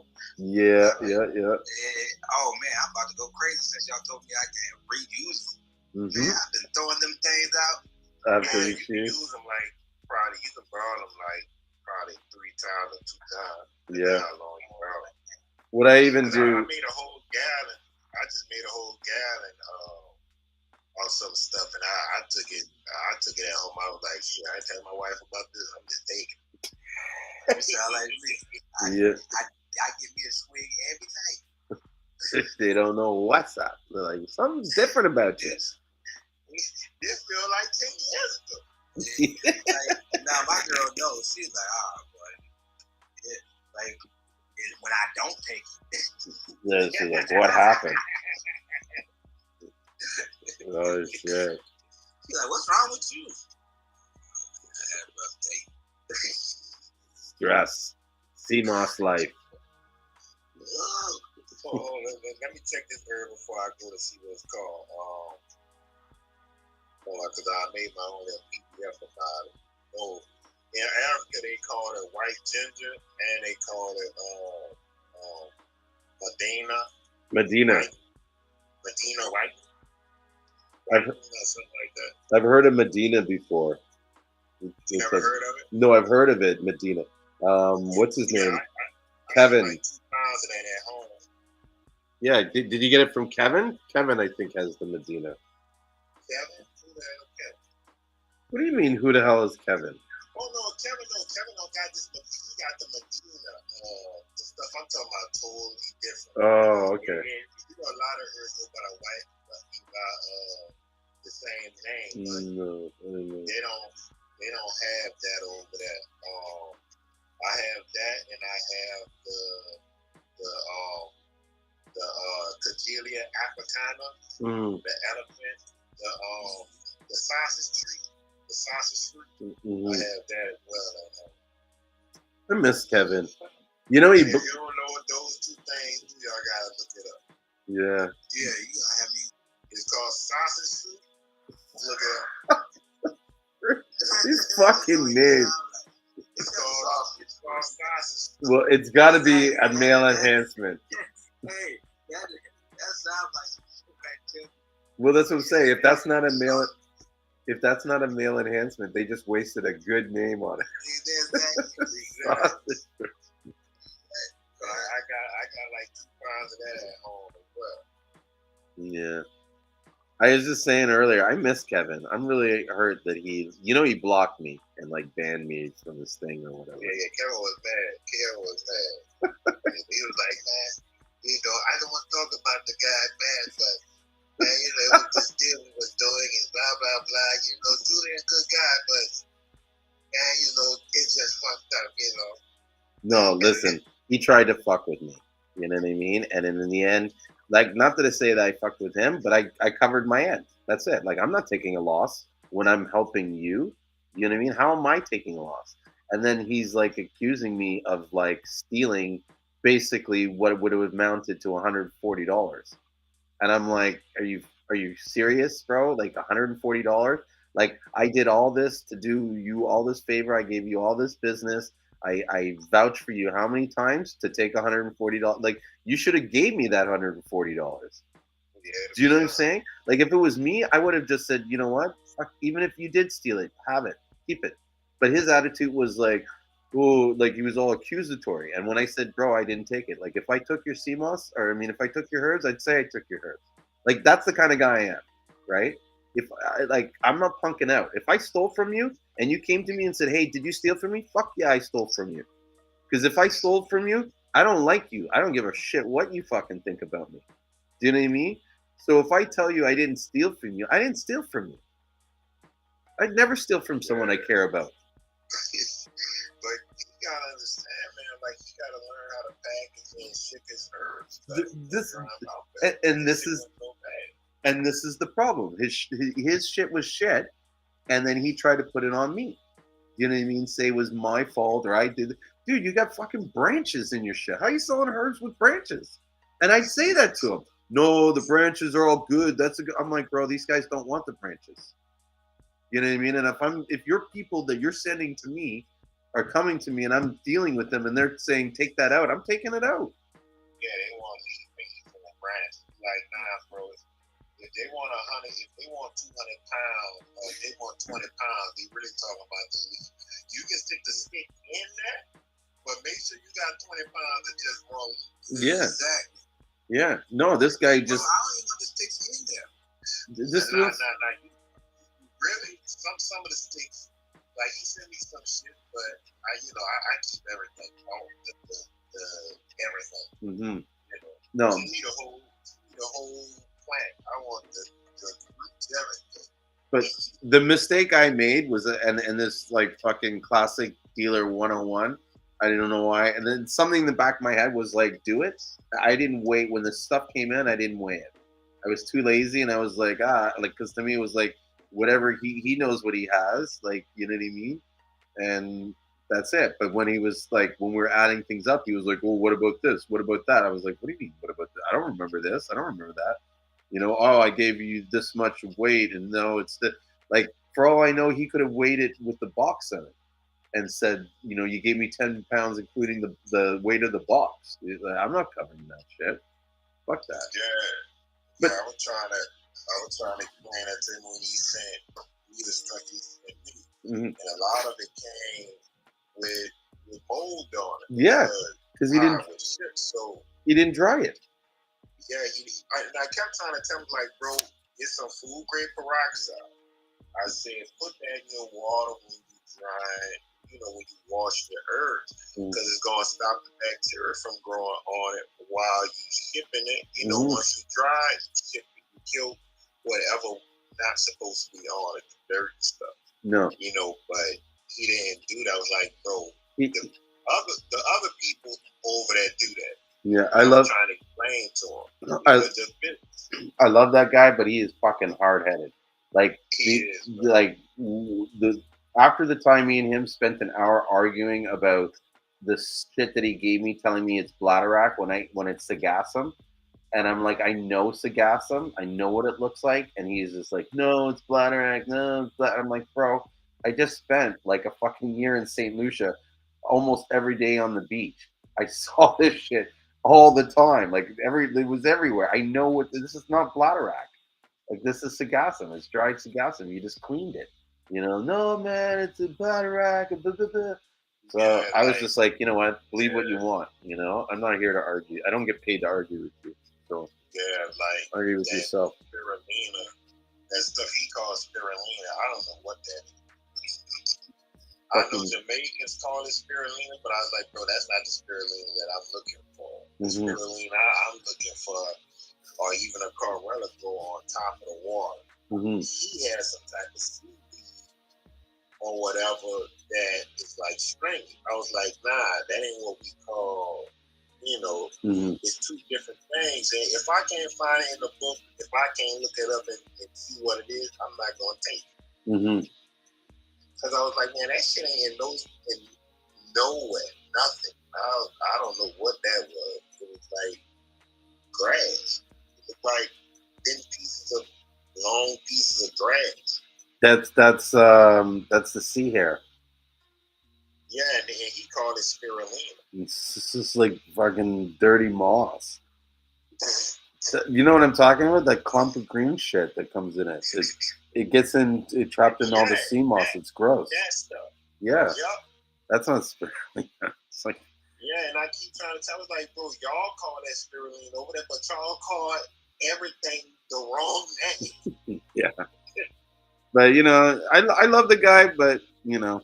Yeah, he's cool, man. He's cool people, but he hard headed, bro. He is. And he's just, you know, he's got sort of a language barrier. Like, English is still hard to try to explain. So hard to understand him. Yeah. So hard to understand him. But I remember one time, I can't remember how it happened, but there was some chick that he was dealing with, and I warned him not to do business with her, right? Or not to give it to her in credit. And then he ended up giving the Seamoss to her in credit, and she ended up ripping him off. And I kind of got in there to kind of help him get some of his money back and some shit and kind of calm her down. And during which she kind of revealed to me, like, oh, you know, Kevin talks shit about you. You know, Kevin does this. You know, Kevin. And I know the guy. I know he does. But I, like, for jokes, I confronted him, right? And said, so, you know what I mean? And it's just like, his attitude was just so funny. Like, I'm just thinking about it.